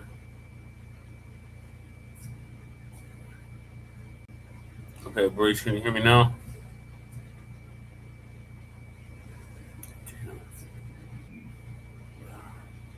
Okay, I'm back now. Okay. All right. You can hear me now? Yep. All right, yeah. What I was saying, what Trump is doing is called siege warfare. He surrounds his enemy, starves him out, and he says, well, let's take the main army and let's go on to another place. While y'all keep them niggas surrounded and they starve out, I'm pretty sure they'll have some negotiations when we come back. And that's literally what he did with Cuba. He went to Venezuela, built up on Venezuela, told Maduro, get the hell out of Dodge or else we coming in. All that man had to do is like, you know what, take the high road and be like, you know what, I'm going to step down so my people don't suffer. Let me get out of here. then boom, Trump wouldn't have been able to invade. You see what I'm saying? Now he wouldn't have had a pretense to invade. So then Trump surrounds Cuba, and now look where he's off gallivanting against Iran. So either you hate it or you don't, but his strategy seems to be working, even if it looks crazy to most people. I'm looking at it from a medieval war term, and it looks like what he's doing is isolating his enemies, and then he's going off and attacking other motherfuckers. Like, well, I'm going to go over here and attack these niggas because I only got a certain amount of time and power, and I want to get these niggas. And that's literally what it looks like to me. And I don't know why Lisa and everybody whining right now. Like, this was going on under Biden. This was going under Biden, under Obama, under Trump the first time, under Bill Clinton, under fucking Ronald Reagan, under Nixon, under Lyndon B. Johnson, under Ford, under Kennedy. So it's been, this is not something new to me. If you study history, you say, well, this is the same old shit playing out. It's just this time we got a mean ass nigga in power, and he gonna exert shit through a mean way. So it looks mean to all of y'all, because if you don't understand, because to everybody, things should be in a sign of weakness, and you should be sitting up there just saying, oh, well, don't harm the people, nigga. The people is the country. Right. I hate to say that dumb shit, but that's the reality. When you want to fucking take down the whole thing, you gonna have to make the people suffer too, so they could cry uncle. It's a thing where white people used to always say, man, he's screaming uncle. And that's what they got him screaming uncle now. And they like, look, Mr. Trump, we want to come to the tables. Look, I told people, I've seen Cubans out here in D.C. talking about, please, Mr. Trump, Cuba next. I've been seeing the white Cubans and black Cubans out here talking about Trump, go after Cuba next. So they own people who over here are like, yeah, get them niggas next. Because we want to go back home. So, yeah, this is what it is. You see what he forced the bitch in Mexico to finally fight the cartels. Yeah. So, yeah. This is unprecedented. All the shit that we got going on with this crazy man is unprecedented. I'm not saying he's not a loose hinge, but y'all niggas voted in the nigga who was on The Apprentice. Did y'all never not watch that show? Right. Fired. Yeah. Remember Omarosa was on there talking all that? Did she try to come back around? Hey, big head. When she got thrown off. And now you ain't seen that bitch. You ain't seen her at all. She's in limbo. I'm not saying Trump is right, but I'm saying the nigga, he's effective in certain ways with dealing with these countries. Has North Korea shot off a missile since Trump been back in power? No. Nope, they haven't. They ain't shot no missile since Trump been back in power. They watching too, because they know, like, this crazy motherfucker is crazy enough to come over here to North Korea. We know our army is really like a bunch of skinny, starving niggas. Yeah. So, yeah, it's like all the niggas who was talking shit have shut their mouths. That's all I'm telling you. You know, China was threatening, like, if you attack somebody, we gonna do something. Well, China ain't do shit. Yeah. Didn't Russia issue a warning, though? No, it was China issued a warning. Oh, I thought it was Russia. Yeah, maybe Russia did too, but neither one of them niggas doing nothing. Yeah. Because Trump said, nigga, this is it. All right, so the next one. Go ahead. So the next one.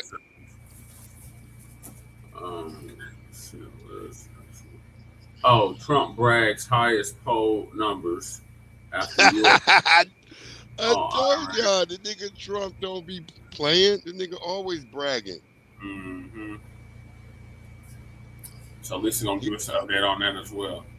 Hope you're doing well. just before I came on here, do you know the 3 fallen soldiers that lost their life over in the Middle East? I believe this was like the first 24 hours It's of 6 now, the Lisa. war. That's why you should They're wait. going to be landing with those bodies back in the U.S., and Donald Trump is refusing to attend the landing. Now, this man expects the country to get out there and fight and people to want to fight, Lisa, and he doesn't even want to that's not acknowledge the normal fallen. protocol. Just The try president to don't sit on normally that have to one. be there. I mean, the nerve. Yeah, he won't go. He said he's not going. And so He these don't are the have to first go. He 3 don't have to go. casualties of this war that him and Netanyahu got started.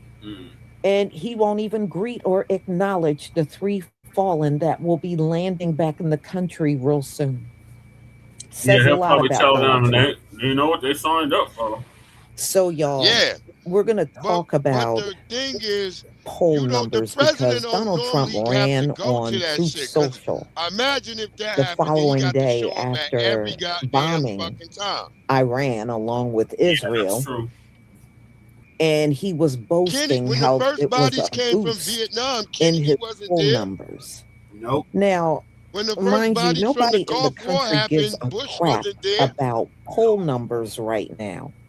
But this is what he focused on. Oh, my poll numbers went up. Wasn't there.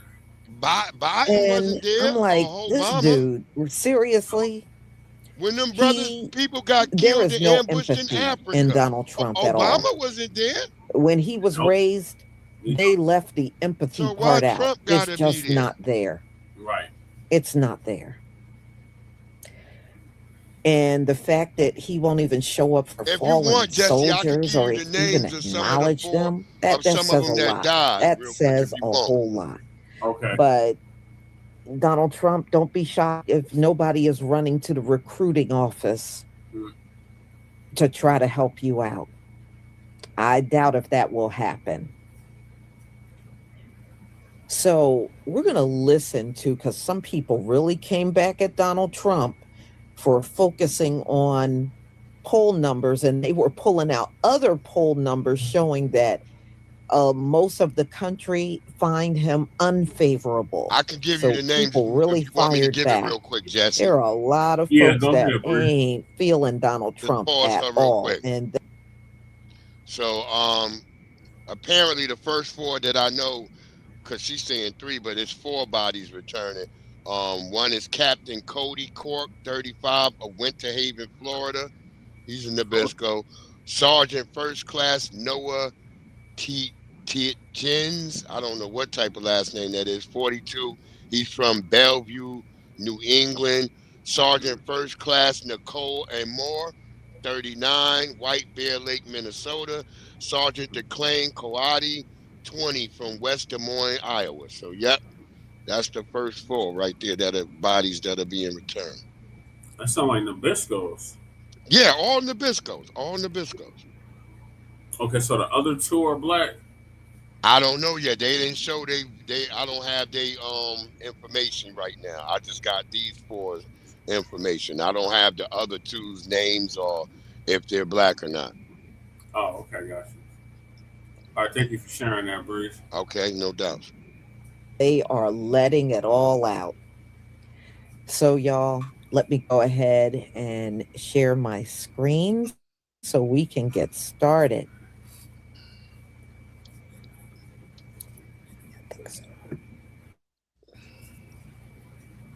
All right. Please give me a 1 if you can see my screen. Yes, Lisa, we can see your screen.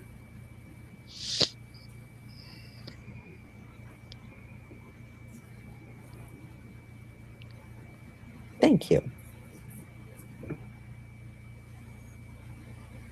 They're going to blame that on Trump, too. Mm-hmm. You already know. Obama's poll numbers are in a tailspin. Watch him launch a strike in Iran. He's desperate. Oh, really? Trump in 2026, his poll numbers are terrible? And would you look at that? He launched a strike in Iran. Guess he was talking about himself the whole time. That's really a post for everything.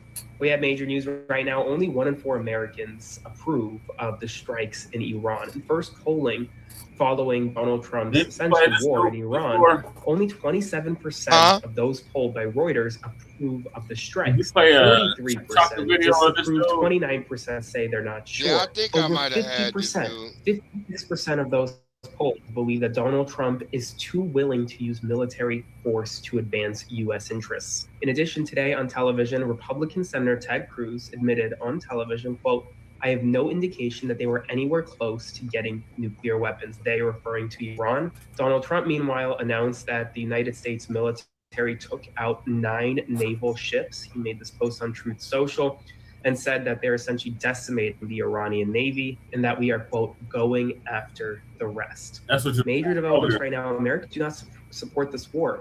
Not surprisingly. Spread the word. Follow along for all the news you need to know about. More to come. Donald Trump is not just unpopular. Donald Trump is historically unpopular. The man who continues to walk around telling everybody, I got a mandate for leadership, has now seen the largest approval rating drop in their first 2 months in office in the history of approval rating polling dating back to 1937. Dang. No other president FDR in the history of approval rating polling has lost as much support in the first 2 months in office as Donald Trump has. Also, worth noting, only one person has ever had a approval rating higher than what Donald Trump has right now. And you know who that person was? I think it's pretty obvious. Donald Trump, during his first term in office, in his first 2 months, Donald Trump, again, first term, had the lowest approval rating, or highest disapproval rating, I should say, of anyone to come into the Oval Office. Facts don't matter to people that will believe bullshit like this. Look, a bunch of Nabiscos. Over the past 36 hours, the United States and its partners have launched Operation Epic Fury, one of the largest, most complex, most overwhelming military offensives the world has ever seen. Nobody's seen anything like it. We have hit hundreds of targets in Iran, including Revolutionary Guard facilities, Iranian air defense systems. Just now it was announced that we knocked out 9 ships plus their naval building, all in a matter of literally minutes.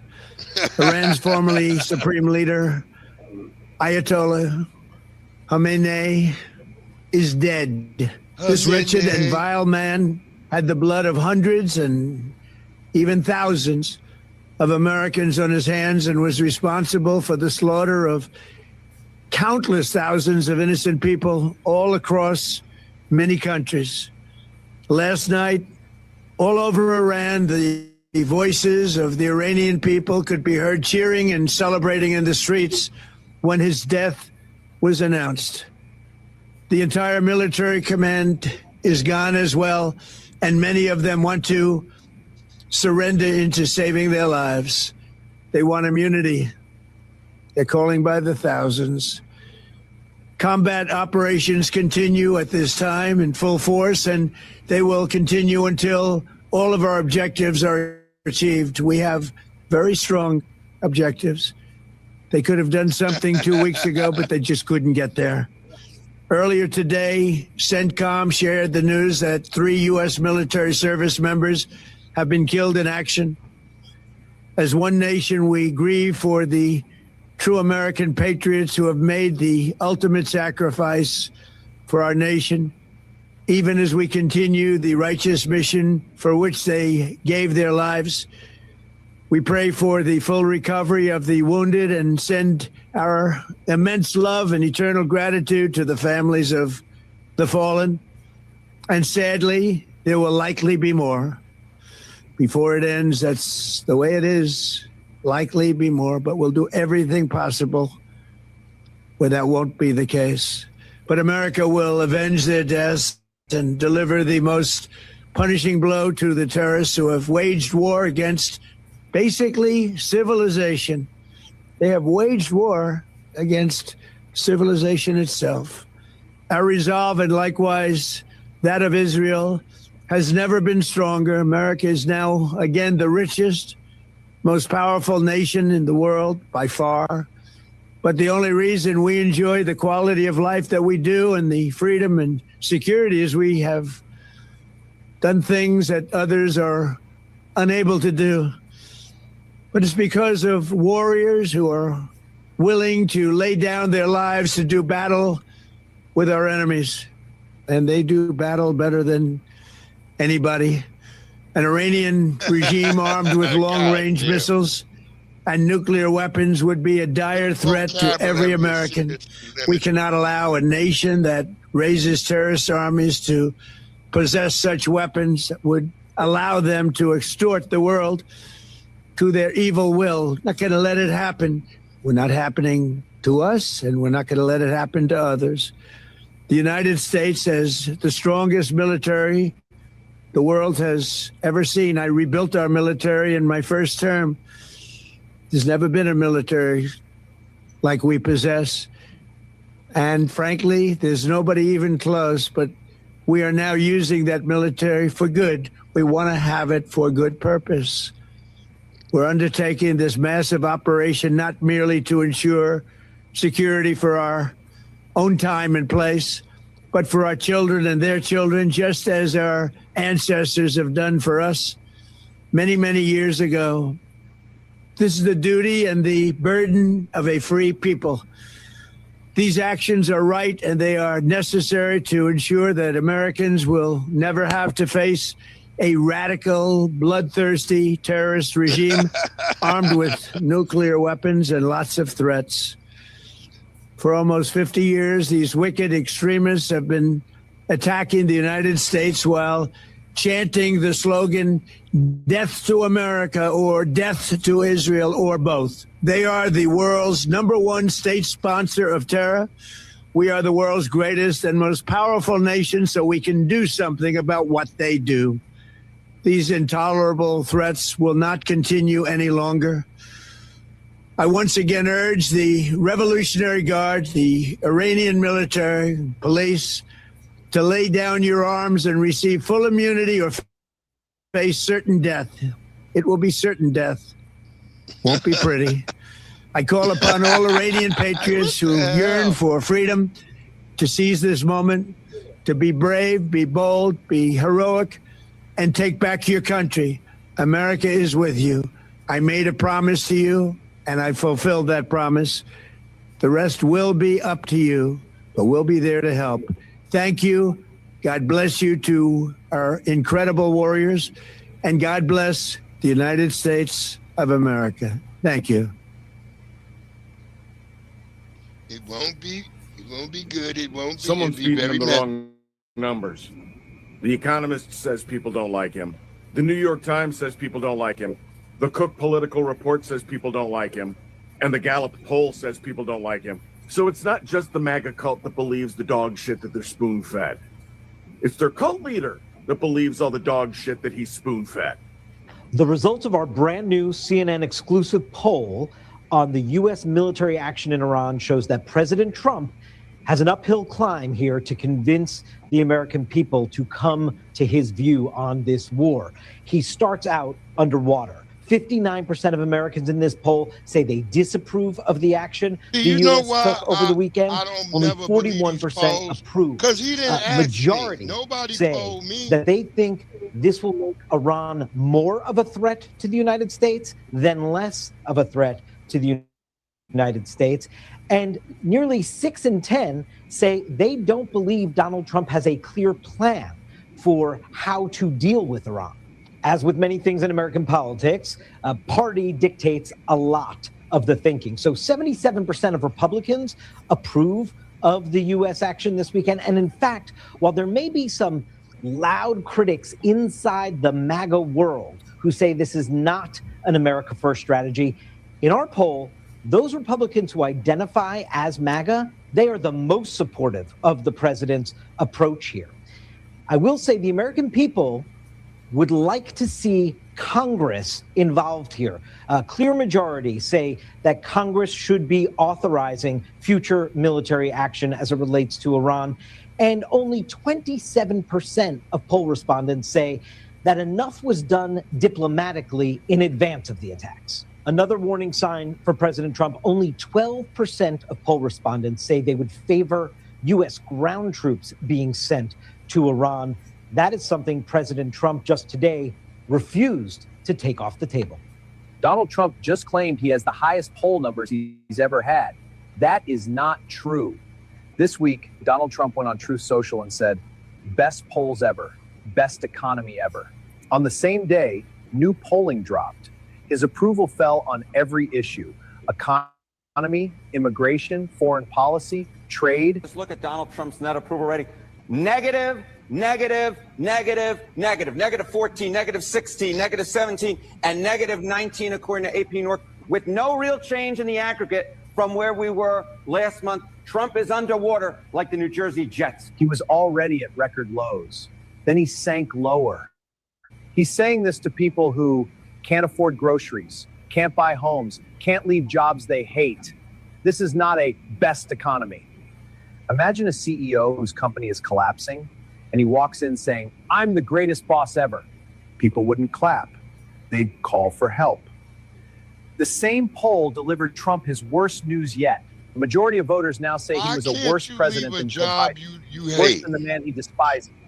This looks like self-soothing, denial, a break from reality, not strategy, delusion. And that's the problem, because this delusional man is still the president of the United States. Republican leaders are panicking as a shock poll has just been released by Ipsos Reuters, showing that only 25 to 27% of Americans or so actually support this unlawful war against Iran. And right now, the top Google searches in the United States are war authorization, Donald Trump's approval. Did Donald Trump get approval of Congress? In addition, by the way, to Epstein. And so now Donald Trump has sent out his MAGA sycophants and stooges to tell the American people we are not at war. There is no war taking place. What's occurring is just strategic strikes, not war. Now, Donald Trump previously said we're at war. I mean, in one of those bizarre and deranged videos he did at Mar-a-Lago, since he couldn't bother to go to Washington, D.C. when doing this unlawful war, he said, yeah, it is a war. Others in the Trump regimes have referred to it. We're in a war right now, and stop freaking gaslighting us by saying that we're not in a war right now. That's absolutely absurd. So Democratic Congress members have pushed back, and they're working with some Republican Congress members like Thomas Massey and others to force a vote for a war powers resolution to prohibit Donald Trump's war against Iran without congressional approval. I mean, it is already unlawful. And MAGA Mike Johnson and all these MAGA Republicans now are fighting tooth and nail. And they're trying to whip up all of the support amongst every Republican to try to block any attempt to restrain Donald Trump's unlawful war against Iran, where we've already had a number of service members who have been killed and seriously injured. Now, this also comes when Donald Trump has told members of the media like Jonathan Karl at ABC and others that one of the main reasons we've gone to war is because in his paranoia, he says, the Ayatollah was going to kill me, so I killed him first. Okay. And also Donald Trump said, expect this war to last many, many, many weeks. And expect, he says, that the Pentagon predictions are that there will be a lot of casualties. A lot of Americans are going to die. A lot of American service members will die. That's what the Pentagon's telling Donald Trump. But what Donald Trump said is, look, it is what it is. Like, this is just what happens in war, and this is what it is, and there will be lots of deaths from American service members. So then you have people like Donald Trump's ambassador to the United Nations, Mike Waltz, who's like, in response to the service members who died yesterday, Ambassador Waltz, I hate that I even call him an ambassador, he was like, freedom is never free. And then you have other kind of Trump sycophants, Bill Ackman and others are like, this is the most glorious way to die. Dying in Iran is the most glorious form of death. And then you have Lindsey Graham saying, this would be an honor. I direct quotes. Lindsey Graham's like, I'm going to holler at you later, Jesse. I'm going to tap out. If you can hear me. I'm sick of these old over-the-hill rich guys. If it's so glorious to die that way, you go over there and die that way then. Get out of here with that crap. I am sick of these old, over-the-hill, rich people. They need to go somewhere and sit down. They're the reason why this country is so jacked up. So anyway, I can't believe folks even respect them at this point. But look, Donald Trump don't care about the servicemen and women. And you can see just the casual way, because, and I was reading that on Sunday that the Pentagon was trying to make Donald Trump understand how serious this whole thing is. And a lot of lives are going to be lost. I read that on Sunday. And he don't care. He don't care. And that's all the more reason for our people not to be involved in this. He don't care. He don't care how many of these young men and women go down. And you can see, just like I told you, and you can go out and look for yourself when you leave off of this live. He's not going to even go to the airport. That's what the president is supposed to do when the fallen soldiers come back home. He don't even want to do that. So he does not care about the military at all. He just wants you over there fighting, and he wants to look good in the whole thing. And he also wants everybody to forget about the Epstein files at the end of the day. I really believe he is willing to sacrifice and shed the blood of the American people just to get everybody off the Epstein file. Because when you really think about this whole thing, y'all, it makes no sense that the U.S. had to go bomb on Iran when they have done absolutely nothing to us. So y'all, I'm going to go ahead and conclude. Thank you so much for being here. I have all new topics tomorrow already lined up, and we will talk about it. And I just hope that the Most High will keep us all safe through all this turbulence and chaos that's going on. A lot of people, another thing I'm noticing, a lot of people are in fear of some sort of attack on American soil. I'm seeing that in a lot of videos. People are saying they are feeling something is about to happen on U.S. soil. They're feeling it. And I'm seeing like multiple people having this feeling and expressing it on multiple different videos. So we will be safe, my brothers and sisters. We will. So please enjoy the rest of your evening, and I will see you again tomorrow. Shalom, family.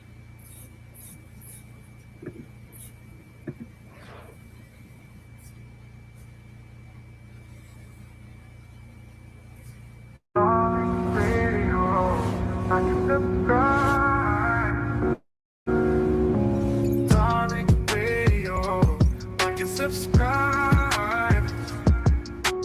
Darling Radio, like and subscribe. The foundational people are crazy. Let's just start there.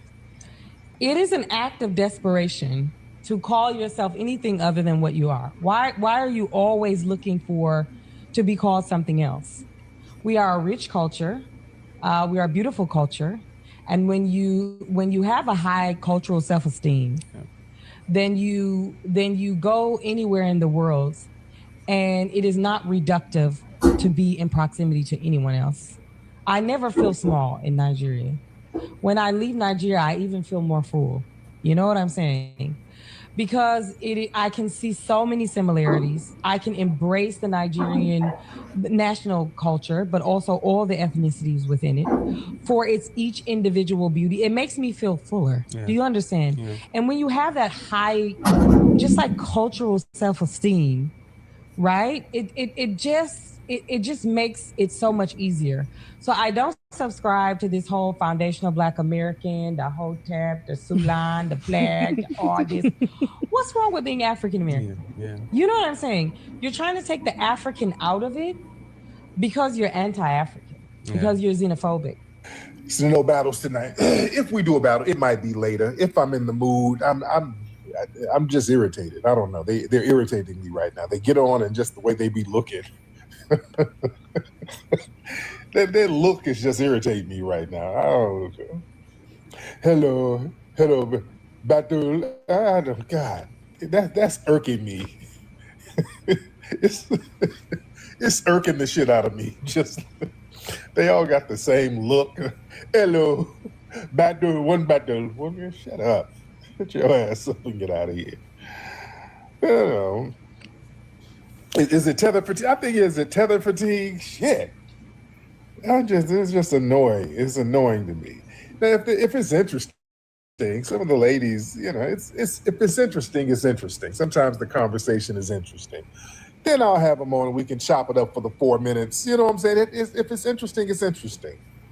You know, we get to know people. Just you know. Sometimes, just like the twerking girl up there in the UK, you know, she's cool. She's cool. She's a little annoying, but she's cool. She has a cool personality.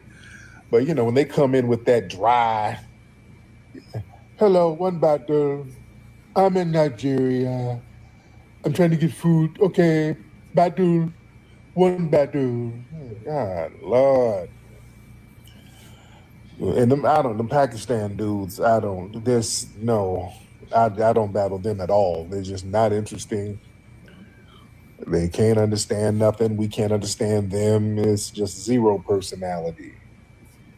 It's zero personality. But we're here, man. Y'all tap the screen. Everybody tap the screen. Tap the screen.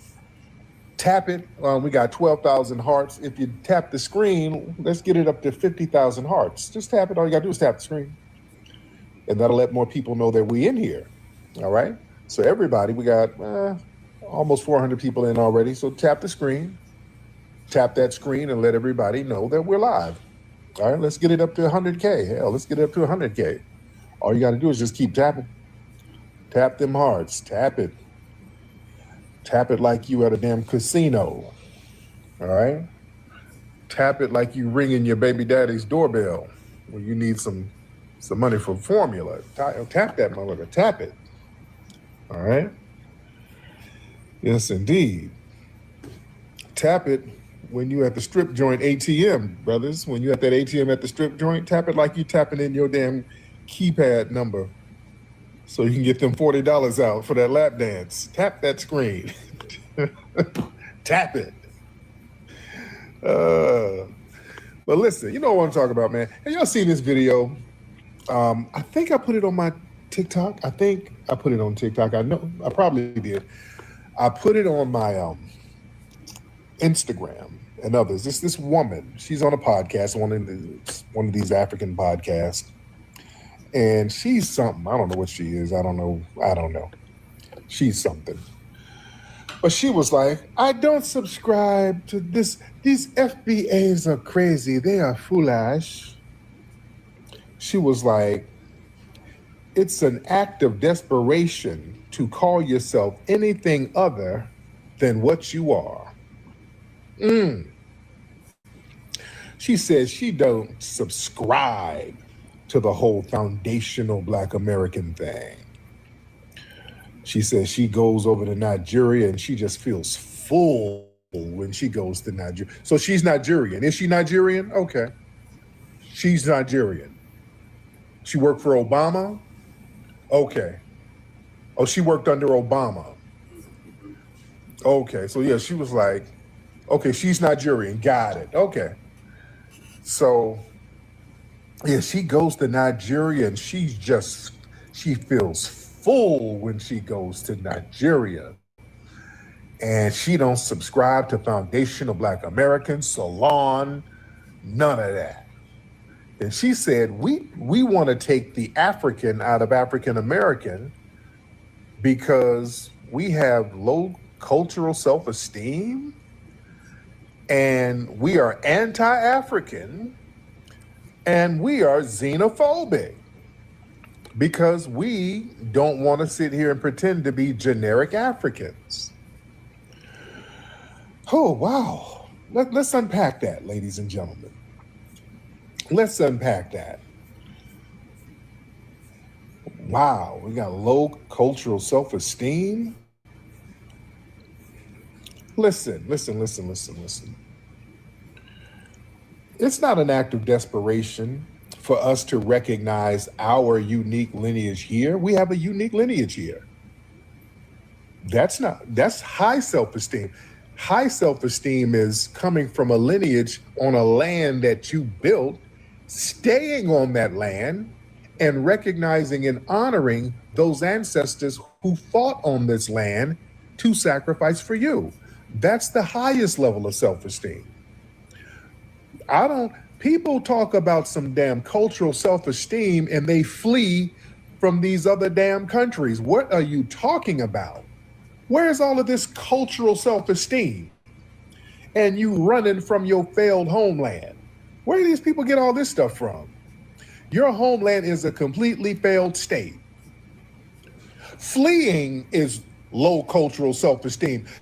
Boy, you never see more prideful people than those who flee from the places that they come from.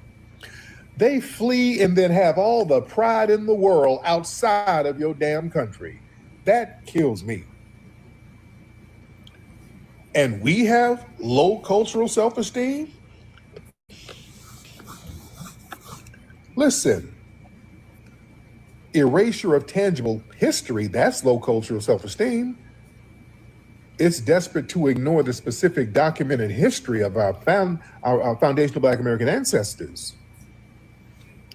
Opting for some damn generic label that erases our unique culture here, our institutions, our foundational contributions that our ancestors made on this soil.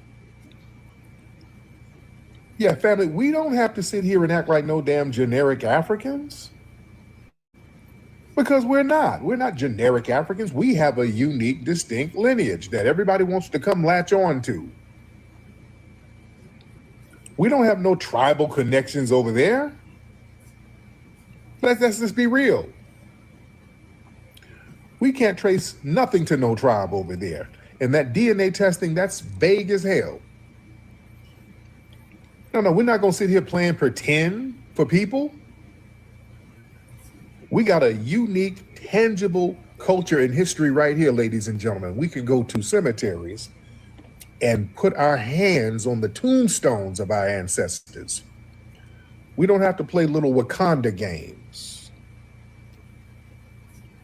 You understand? We're respecting the survival of our ancestors. That's high cultural self-esteem. You understand?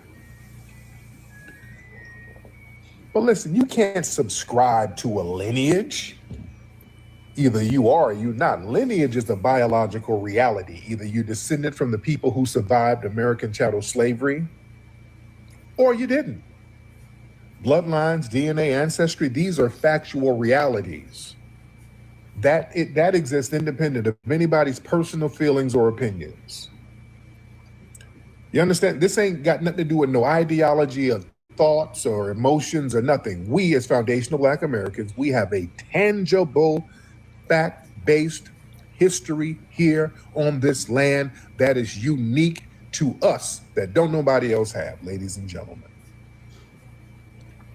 We have that. And other people, like that woman and others, They have an issue with that because they can't latch on to that. So they try to shame it, denigrate it, and try to reduce it to some kind of ideology. You understand? Our lineage is not an ideology. Our lineage is our bloodline. You understand? And listen, historic documentation, it doesn't require consent. We don't need a tether to co-sign us. We got census records, birth certificates, historical archives, marriage records from our families from the 16, 17, 1800s. We're standing on that. These documents record facts, not subscriptions. You can't opt out of that. You understand? And these people try to confuse politics with genealogy. People use the term subscribe. You subscribe to a political movement. You subscribe to a magazine. This is genealogical clarification. You were born with that. You see, you can't opt out of your ancestors' experiences, whether somebody likes the term or not. If your ancestors were enslaved in the United States, they carry that legacy. You can't unsubscribe to historical conditions that produce your damn bloodline. We come from a bloodline of riders. That woman comes from a bloodline of fleers. Come on, let's deal with that. Let's deal with that, ladies and gentlemen. Yeah, don't let these people come over and try to shame us because they fled and they want us to be a generic African because they fled. You want to try to trivialize our ancestry? We're not going to do that. And throwing around the word xenophobic, trying to shame us and identifying as generic Africans, that's a control tactic. Listen, every group on the planet, they have a right to delineate themselves. They have a right to define their boundaries. They have a right to advocate for specific interests of their lineage. When we do this, the outsiders, they feel threatened because, see, that cuts off their unrestricted access to foundational Black American cultural capital, our political power, and our resources. It's interesting, y'all told me that woman worked under Obama. That's very interesting. The head tether in charge. Yeah, that was the head damn tether in charge, and we ain't going for that no more. That Obama Kamala Khan, those days are over. Yeah, those days are over. We're asking questions now, and a lot of these people feel a certain way about it. Yeah, you're not going to use your melanin to slide up and then try to misrepresent us. See, they got this thing where they want to come in the room, and if we're generic Africans, they can come in and be authoritative over us because they're like, well, look, we're the real Africans. So we can come in here and just dictate how everything is going to go. And that game is over. That game is all the way over, ladies and gentlemen. You see? So it's a brand new day. We're not falling for the shaming tactics no more. And there's a threat, really a real threat of foundational Black American unity, which is what we're having. A defined specific lineage that creates a strong, unified bloc. And that bloc can be utilized politically, socially, culturally, economically. They like to keep us fractured, confused, and hidden under a generic umbrella that benefits outside political interests. You know what I'm saying? And those days are over. Who was it? Hello. Wait, we got that out, brother? What's up, brother? There you go. How you doing? No battle. How you? Good to see you, brother. We ain't seen you in a minute, but no battles right now. Not right now. Lord, not right now. Not right now. God, shout out to him. Like I said, not right now. God, I don't feel like dealing with it. Oh, goodness. Not right now. All right, y'all come on in this room. Y'all tap them hearts, man. Let me get the family on in here. Let me chop it up with y'all. Let's hop on in here, family. Let's see what's on your mind. Yeah, all that spinning, I'm not in the mood. When he started doing all that spinning, I'm just not ready, not to. Now, who is this? Now, this looks like a woman, but hold on. Oh, they got music on. Hi. Hello. Hey, y'all got that music on. Let me take that music. No. Y'all don't call me with that music playing. All right. Don't call me with that music playing. All right. All right. Okay, let me get some of the family in here. But yeah, we're standing on FBA lineage business, and that's the new norm, man. We're standing on it. There's nothing wrong with that. We're not going to be shamed out of it. We're not going to be shamed. See, they want us to be the mules of every damn body. Historically, we fought for civil rights that benefited all immigrant groups and all these other people. So these people want to guilt trip us so we can keep fighting for everybody else's global issues instead of prioritizing our own lineage. Damn that. Man, we don't owe nobody nothing. We don't owe nobody a damn thing. And ain't nobody gonna come shame us over nothing either. Hollering about some unity and you coming from a place where everybody's bopping each other upside the damn head with tribal beefs and want to holler at us about unity. And we ain't even dissing you. I don't have a problem unifying with you. You're gonna respect this FBA damn lineage. Let's be clear. When people talk about unity, we don't have a problem with unity. We're just telling you, yeah, if you sit here next to me, you're gonna respect this lineage. Long as you respect this lineage, we cool in the gang. If you start talking that bullshit, yeah, it's gonna be a problem. You're gonna get checked. But yeah, get off that unity, yeah, we ain't got no problem with unity. Yeah, if you want to kick it, Bill, let's get some money, whatever. You're going to respect this FBA lineage, though. Just like when I went to Africa, see, that messed them up when I went over to Africa. Oh, the Tethers was so mad because that collapsed all of their little jive-ass talking points. I went over there, had a good time, and I stood on FBA business. I was on FBA lineage business. I went over there trying to find myself as a lost African, none of that shit. I went over there on some FBA shit and had a good time. I stood all up on FBA business over there. I went over there as a tourist. I wasn't on some come home to the motherland. I'm a tourist. Y'all treat me like one, and that's okay. I am a tourist over here. I'm a guest.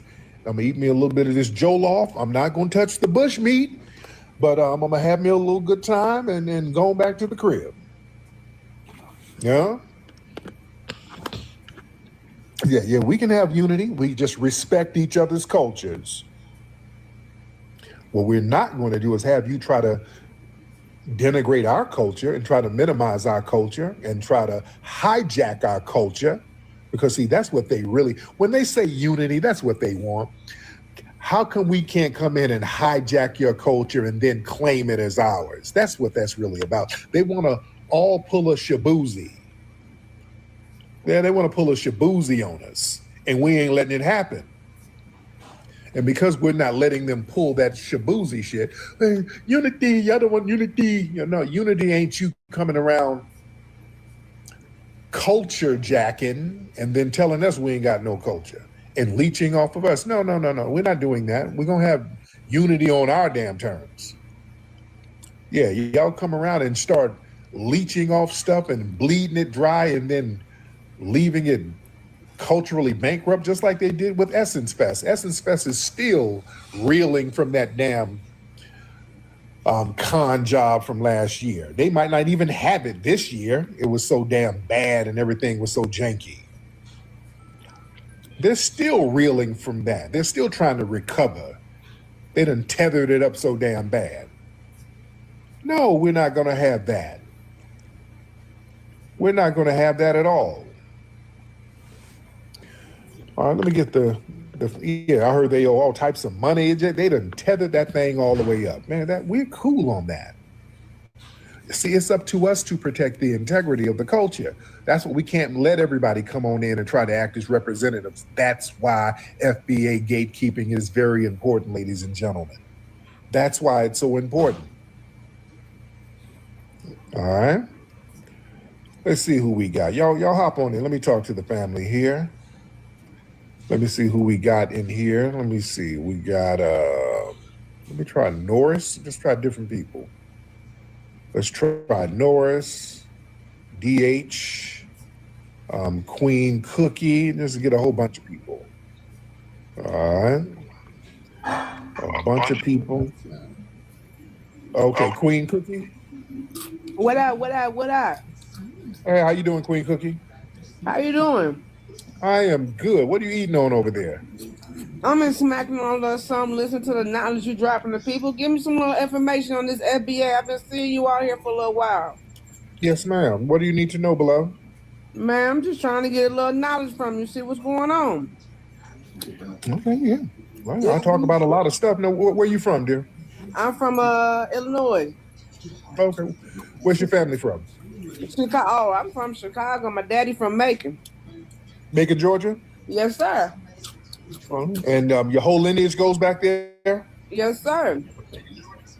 There you go. Then you already know about Foundational Black American because your family is foundational. If they, I know, but man, I be hearing different things about you and different things about this. So I be trying to drop in and see what's going on with you. You know, you be calling a lot of people tethers and all kind of stuff, man. It just, you know, I was a little, you know, trying to see what's going on. Why you be so rude to the people? Well, that ain't okay. Now, you want to know about me or want to know about lineage? Because that's two different things. I want to know about it all, man. Okay, it ain't all. There's a lot of all. Dang, why There's they two calling me different a fed? Why they calling me a fed in the chat? I don't know, beloved, but just talk to me. You and I are talking. Man. You and I are talking. So what you want to know about me personally, or you want to know about your lineage? No, I know about my lineage. I just want to know what's going on with the FBA movement. Well, that's the lineage. FBA is not a movement. FBA is a lineage. Huh? Do you understand that? Yeah. I got that, sir. I got it. Okay. Well, now you're not confused. You're not confused about anything, right? No, sir. No, sir. Not at all, sir. Got it. I just gonna continue just to see what's going on. See if I like Rasi. Why y'all mad at Umar? What Umar do to y'all? No, but who's mad at Umar? Man, in the comments, man, they was talking about Okay, you talking about the comments, sweetie. Talk to me, sweetie. Man, I'm trying to, Tariq, but man, your followers, man, they be all over, man. The people be all over, be harassing people and stuff, you know. I be trying to talk to you. People do that when I'm not on here, man. What I got to do with that? They shouldn't do that to a good brother like you, man. Who's doing what to me? What are you talking about? You know, they be harassing you and stuff like that, saying like you a cult leader, and everything. What cult? How am I leading a cult, dear? Man, you're not. I don't think you is. I'm just trying to get information. I don't jump to conclusions. That sound like are you in tether rooms? Because tethers say that. Okay. Yeah, that's what I said. I don't jump to conclusions. Yeah, but even if you ask a question like that, that sounds like some tether shit. See, there I go. Calling people tether. Man, Tariq, I just got up here to talk to you, get a little information, and just kick you in and watching your chat people, you know. They need to calm down in the comments. Mm-hmm. But yeah, you just kind of, they're probably getting in there because you're just kind of saying shit that sounds a little oppy. So they're probably looking at you funny style. You sound a little oppy, but she got out of here when I said that. Yeah, man, that was some oppy shit. You ain't slick. She's trying to be slick. I'm just letting her talk. With that fake Ebonics accent, she's trying too hard. She sounded real oppy. I'm just letting her keep on talking. She got up out of here. Yeah, you sounded real oppy just by the way you're trying to ask the questions. Yeah, we saw you. All that, yeah, ma'am, the fake forced accent you're trying to do. I'm trying to let you keep talking. Yeah, that was frustration, all that smacking and all that. Yeah, that was a fake little accent that she was trying to take on. Yeah, I saw you. All that smacking and all that. Yeah. Yes, you're talking about she's from Chicago. They don't be saying Maine like that in Chicago. I'm trying to see the angle. all that mine. They don't talk like that in Chicago. They don't act like that in Chicago. Huh? I know slang. I know our slang. Yeah, Chicago slang. Yeah, what up, gang? You know, it's a little different. They don't be all that mine. That's somebody trying to sound like an FBA. Yeah. Okay, who is this person? This better not be a Pakistani man. Stop. Hi, brother. How are you? God damn it. Get out of here. All right. All right. Yeah, we know the regional slang, like Detroit and all that Midway. Yo, what up, dog? No, gang. What up? We know the slang. All that. Hey, man, I'm just trying to get to understanding, man. Just stop. That's Fed Talk 101. If you don't stop, man. All right. Now let's see who we got in here. Let's get Samaya. Let's get Samaya in here. All right, let's talk to him. Hey, Samaya. Hi, Tariq. How are you? I am good, Samaya. Where are you calling from? I'm 40 years old, and I'm calling from New Jersey. Shout out to New Jersey. What's going on out there in Jersey? Thank you. Just the same old. Everybody's just trying to, stay under the radar pretty much around here. I've been staying under the radar, actually. Okay, why are you staying under the radar, dear? Well, I do a lot of I work with children and youth, and I work very hard with the courts and the judges.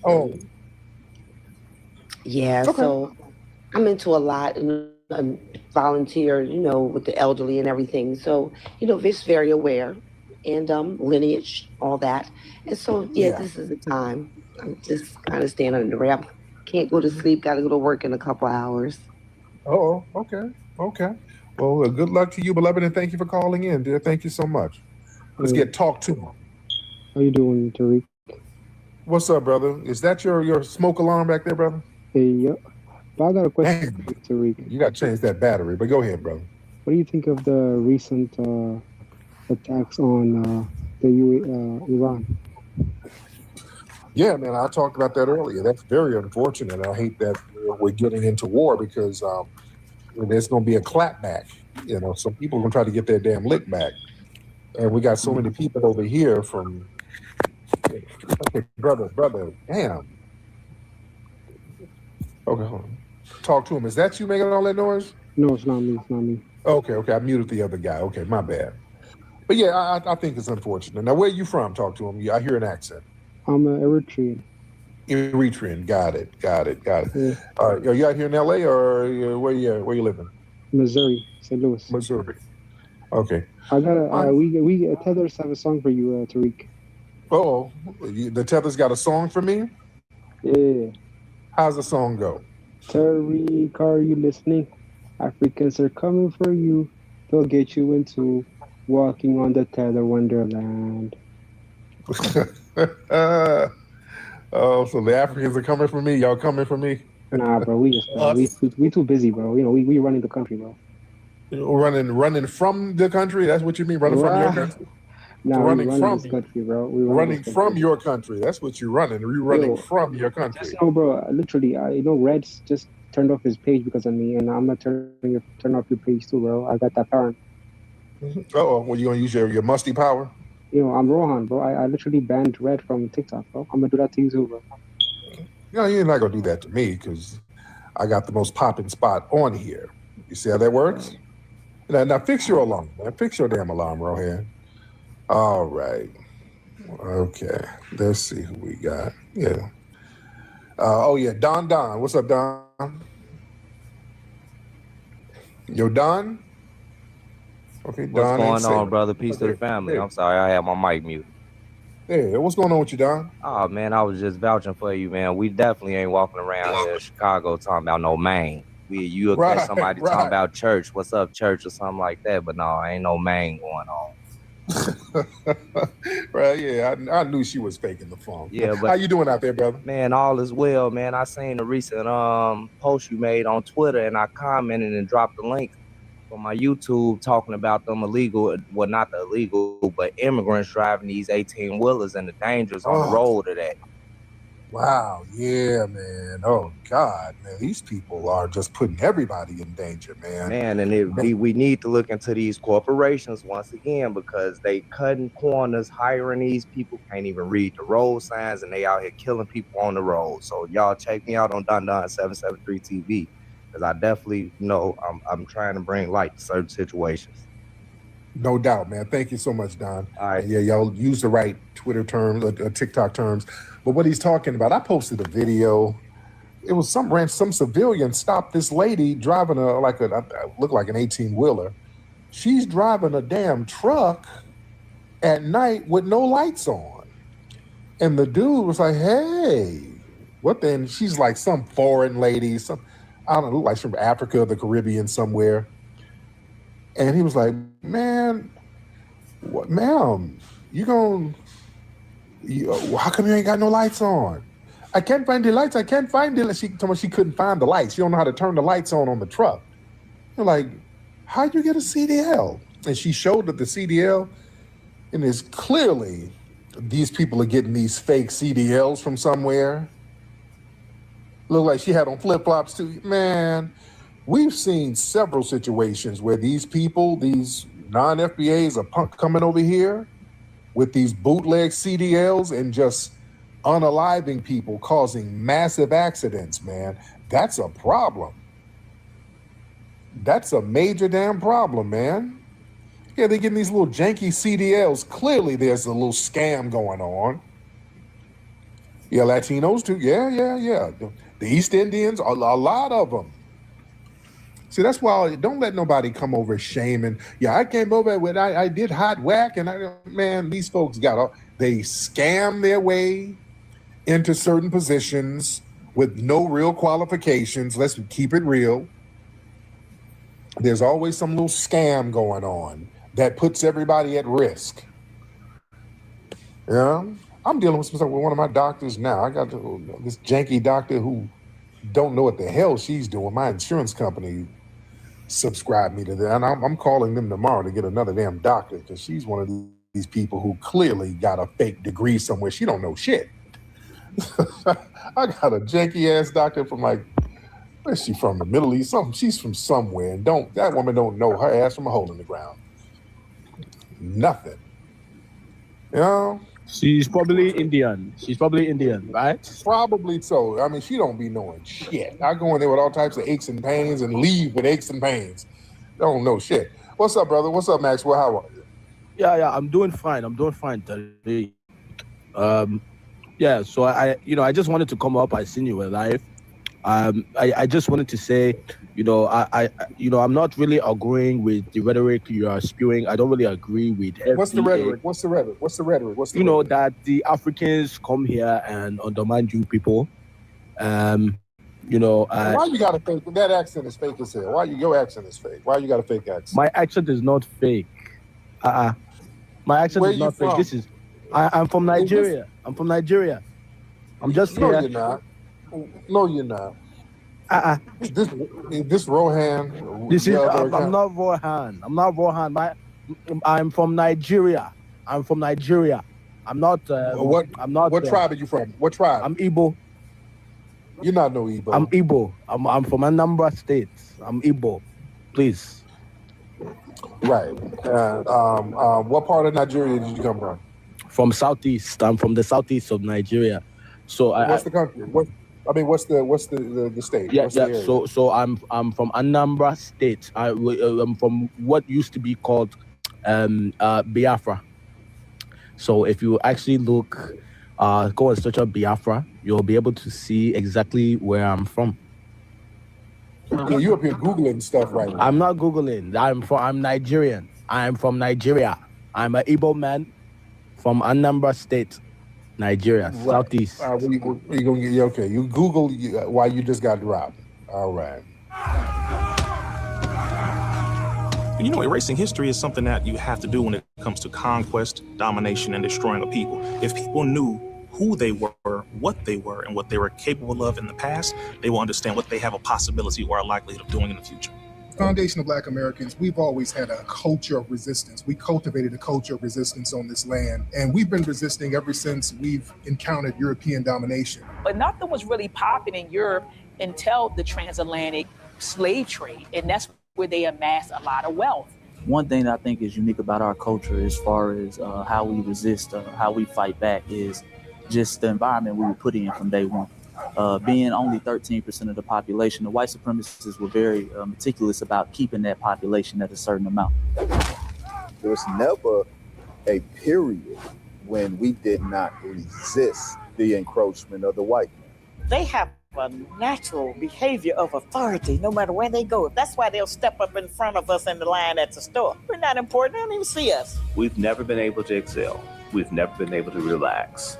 We've never been able to just be, which means that existence is resistance. It must be something in our DNA, our historical background, to when something doesn't sit right with us, especially spiritually, in our souls and in our spirit, we just say no. We live resistance. You know, from the moment we're born, we're in resistance. And it's handed down generation to generation. And so I think that cultural resistance is actually in our DNA, in our epigenetics, and then it blossoms out into the culture. So there's almost nothing in America that we do, from song to dance to politics to the way we talk, the way we dress, having coded languages considered to be slang today. Everything about Black American culture is a form of resistance. Of course, they want to always downplay our contributions to the global tapestry because they continue to act like our number one export in this country is not Black innovation. Everyone understands that our resistance has been the cornerstone of what foundational Black Americans have always done. We are the life that breathes everything into this nation. The further back you go, the further Black you go. It's just simple like that, brother.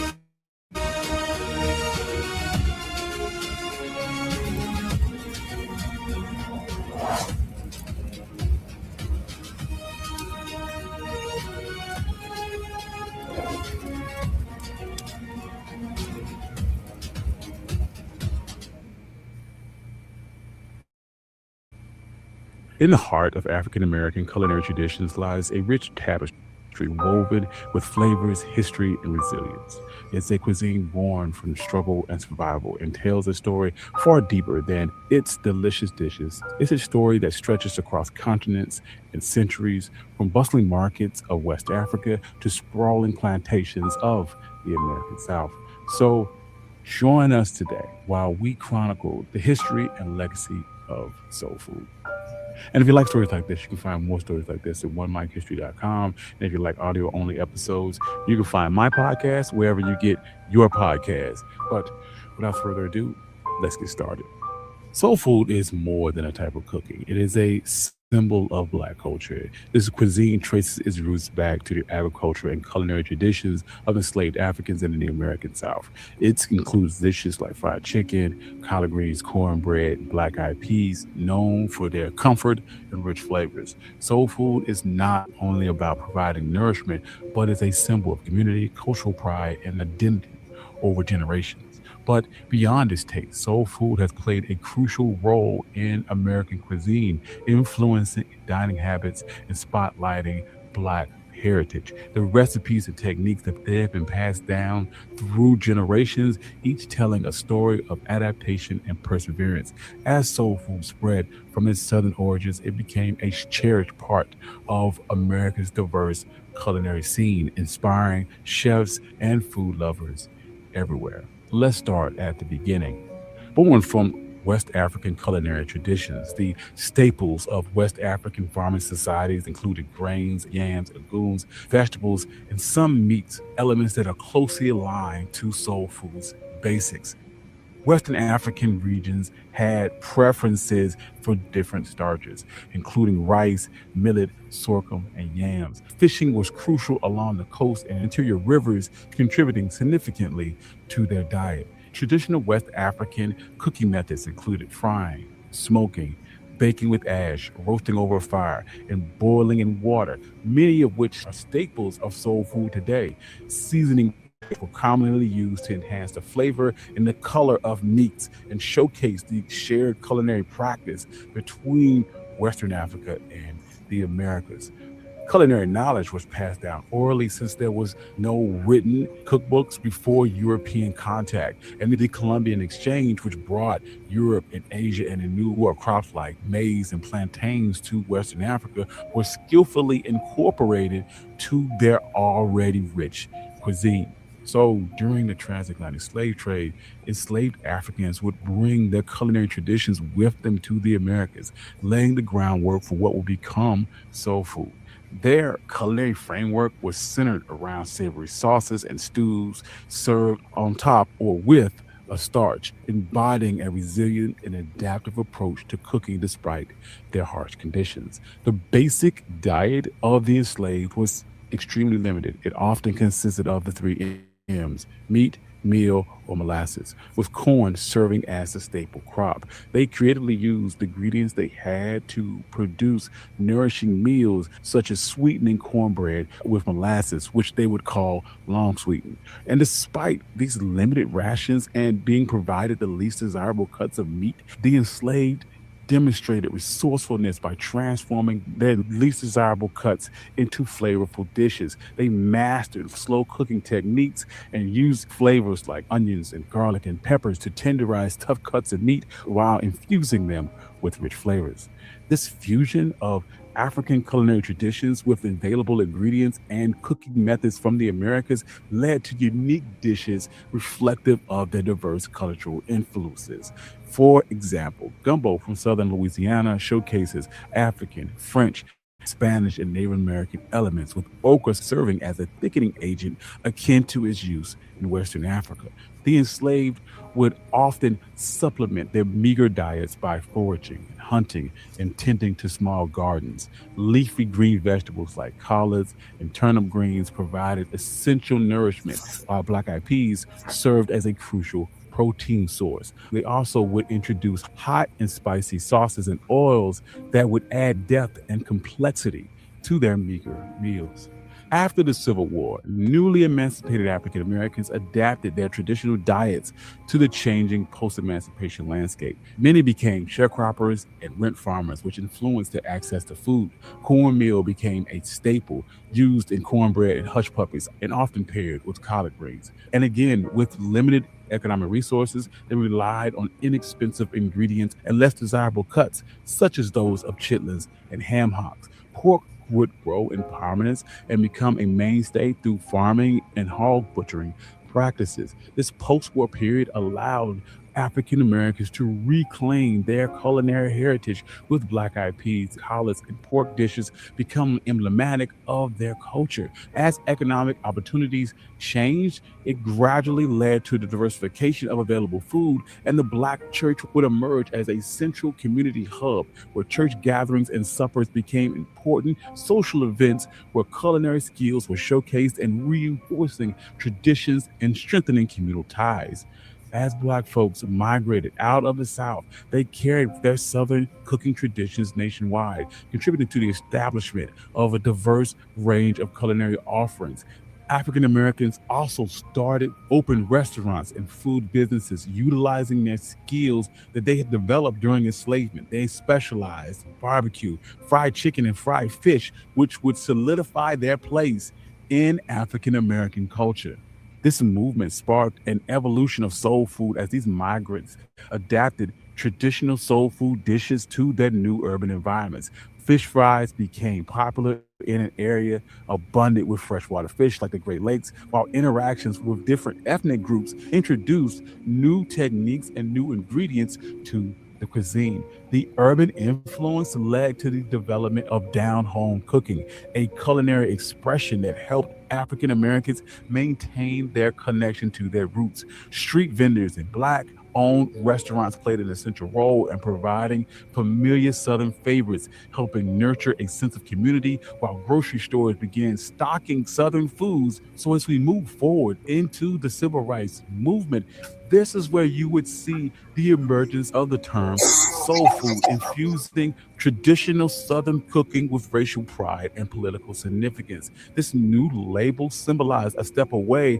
from regional descriptors like Southern or down home cooking, and instead fostered a sense of Black solidarity. Soul food connected African American heritage to a broader culinary identity, and dishes like neck bones and chitlins and turnip greens and fried chicken not only became culinary staples but icons of Black pride and unity. Eating these foods became a form of edible Black power that celebrated and affirmed Black culture. However, soul food was not without its criticisms and challenges. Class divisions shaped the reception of soul food, as some wealthier Black individuals often regarded soul food as merely a fad, referring to traditional terms such as down home cooking. Black Panther Eldridge Cleaver criticized the idea of soul food being empowering, suggesting that it instead serves as a mocking slogan of the Black bourgeoisie. Health concerns also arose due to the cuisine's high fat, high sugar, high salt content, often linking it to poverty.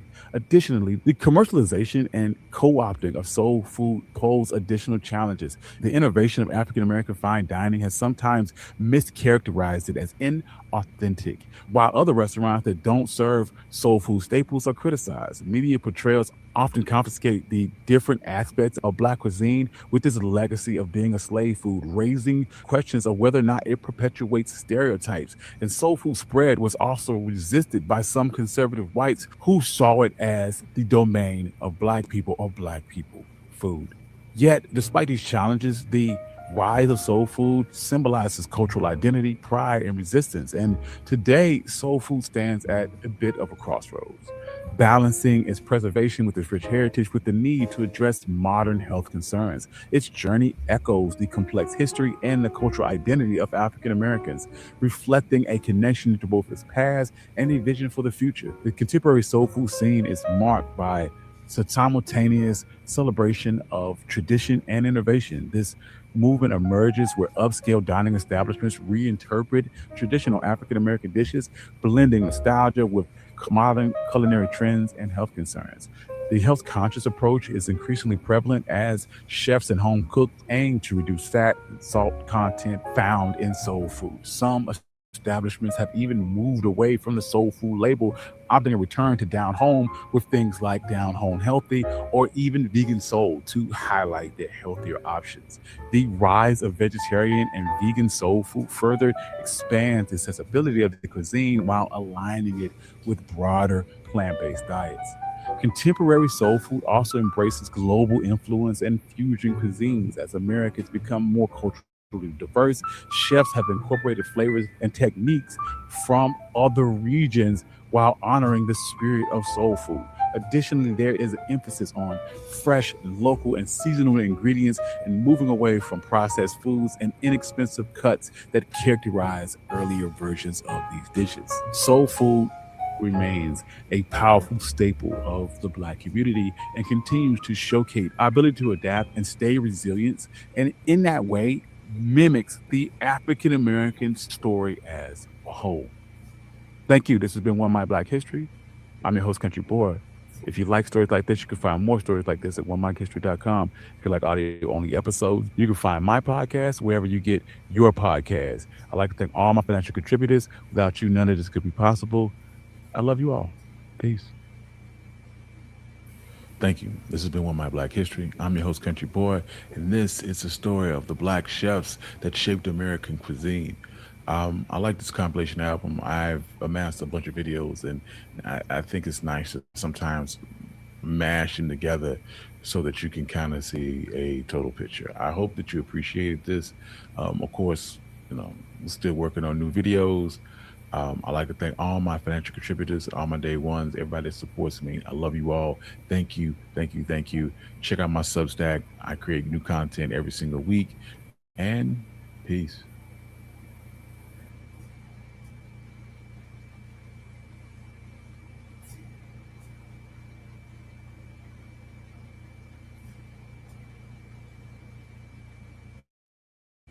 I was just looking at our clip, and one thing I didn't express well enough is just how gracefully you've grown up, and I'm so proud of you, and you're so beautiful. I'm serious. Thank you so much. Now, you were acting up on the carpet last year. You acting up today? Yes. Yeah, every day? Yes. Honestly, I realized that I'm a demigod, and my purpose is to come down and show them how to be godly. So hold on.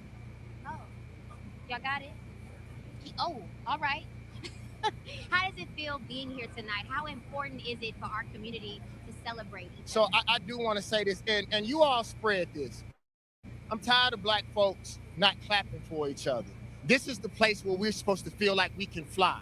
So those of us who are accomplishing things, we should make sure that as they move to the next level, that they know that they're loved by their community. I was at the dinner yesterday, and I just didn't feel like we was giving each other enough love. And somebody like Tiana Taylor, I watched that young girl just claw her way up, and I just don't think we give her enough love. And I am so proud of her. She came from Harlem, you know, scratching her way up, and she's finally here. And I don't believe we lift her enough and people like her enough. And so I just want to say, make sure tonight, man, that we love and hug and really celebrate each other. And how do you make it through when you feel like not enough people are clapping for you? What gets you through your days and all your hard work? God is with me. I don't really worry about. T.I. told me one time, he said, if you live by the applause, you'll die by the boos. Yes. You know, so I know internally what I've gone through. Just, you know, 2 years ago, I went through the worst depression that I've ever gone through in my life. And just the fact that I can sleep again, just the fact that I'm breathing, just the fact that I'm healthy is enough for me. So I'm not really worried about humans, but I know other people are not at that level yet, and they may need it a little bit more. But hearing you speak today, that's going to motivate them to step into that. Thank you so much for your time. It's so good to see you. Don't be interrupting my interviews. But this is what, hold on, wait. This is what I'm talking about. All of this money right here, all of this. You see right here? Can I be stylist? Look at that, that's so much money. Working as a stylist. He's so fashionable. He's so fashionable. No. He gets it. I And love he you had more, such but I a love you great more. message today. Don't look for the applause from other people. You know where you need to get it from. But if you don't get it, just know that you're blessed to even be here, y'all. Yes, and I love you, and I'm proud of you, baby. Thank you for stopping by. Enjoy your night.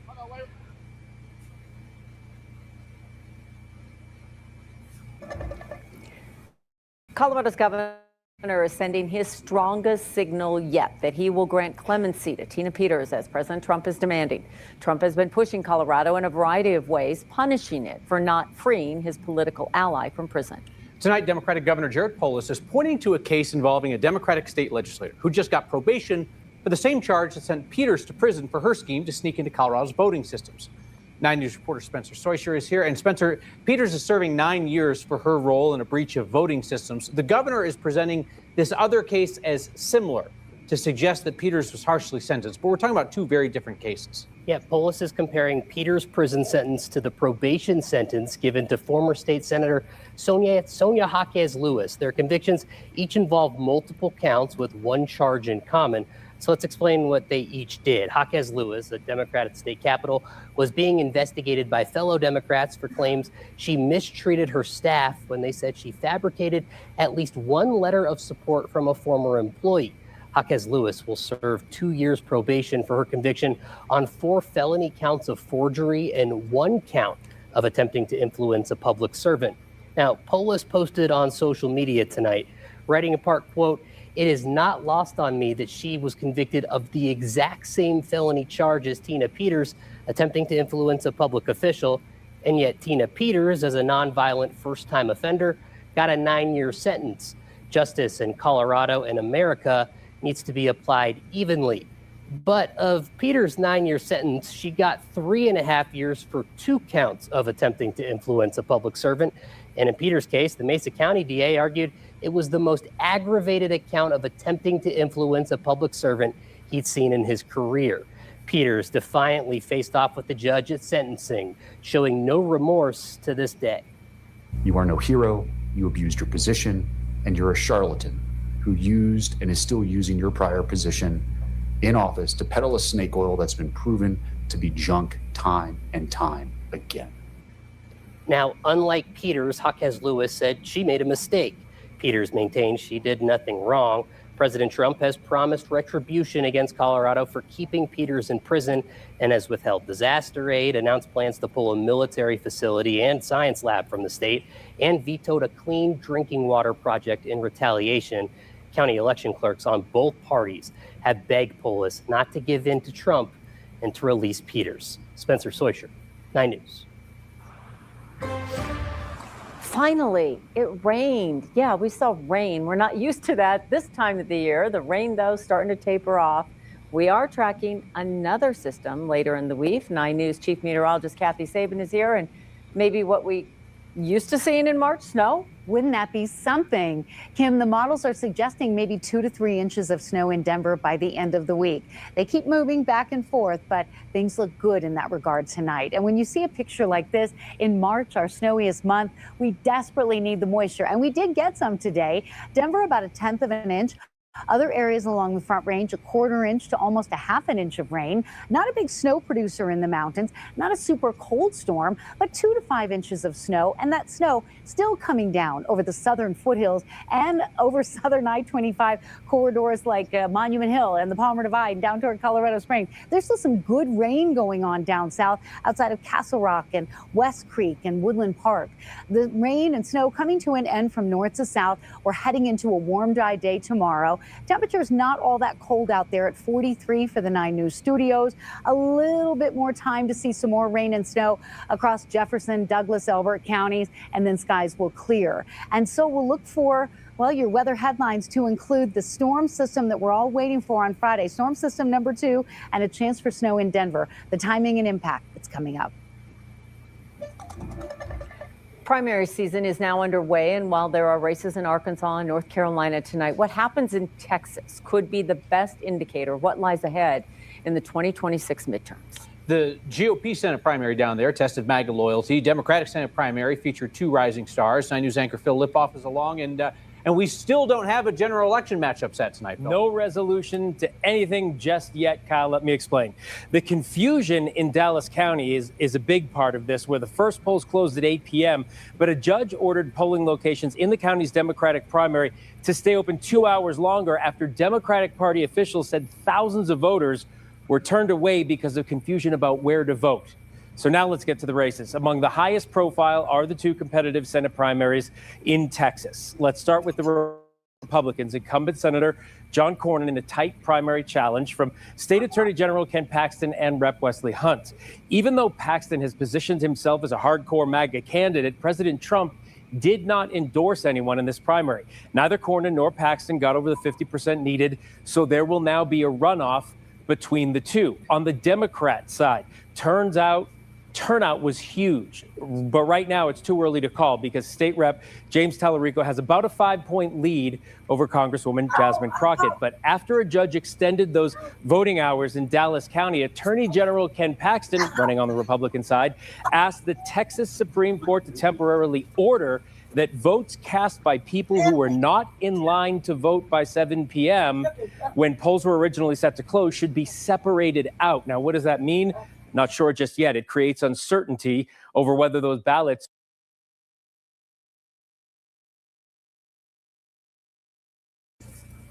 Yeah, I'm up to the show now. Thank you for tuning in.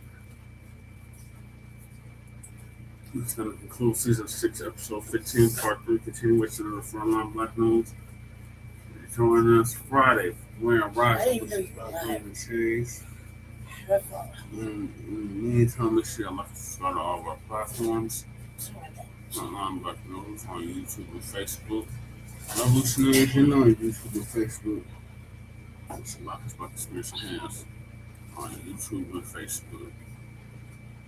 Thank you to everybody that tapped in. Shout out to Goddess Nobby for coming through. Shout out to Grace on Megan for coming through. Make sure y'all sub to his channel. Twin for coming through. Shout out to Twin. And anybody else speaking and not speaking. So we'll see y'all Friday. Grand Rising with the chocolate, and the shades. Peace.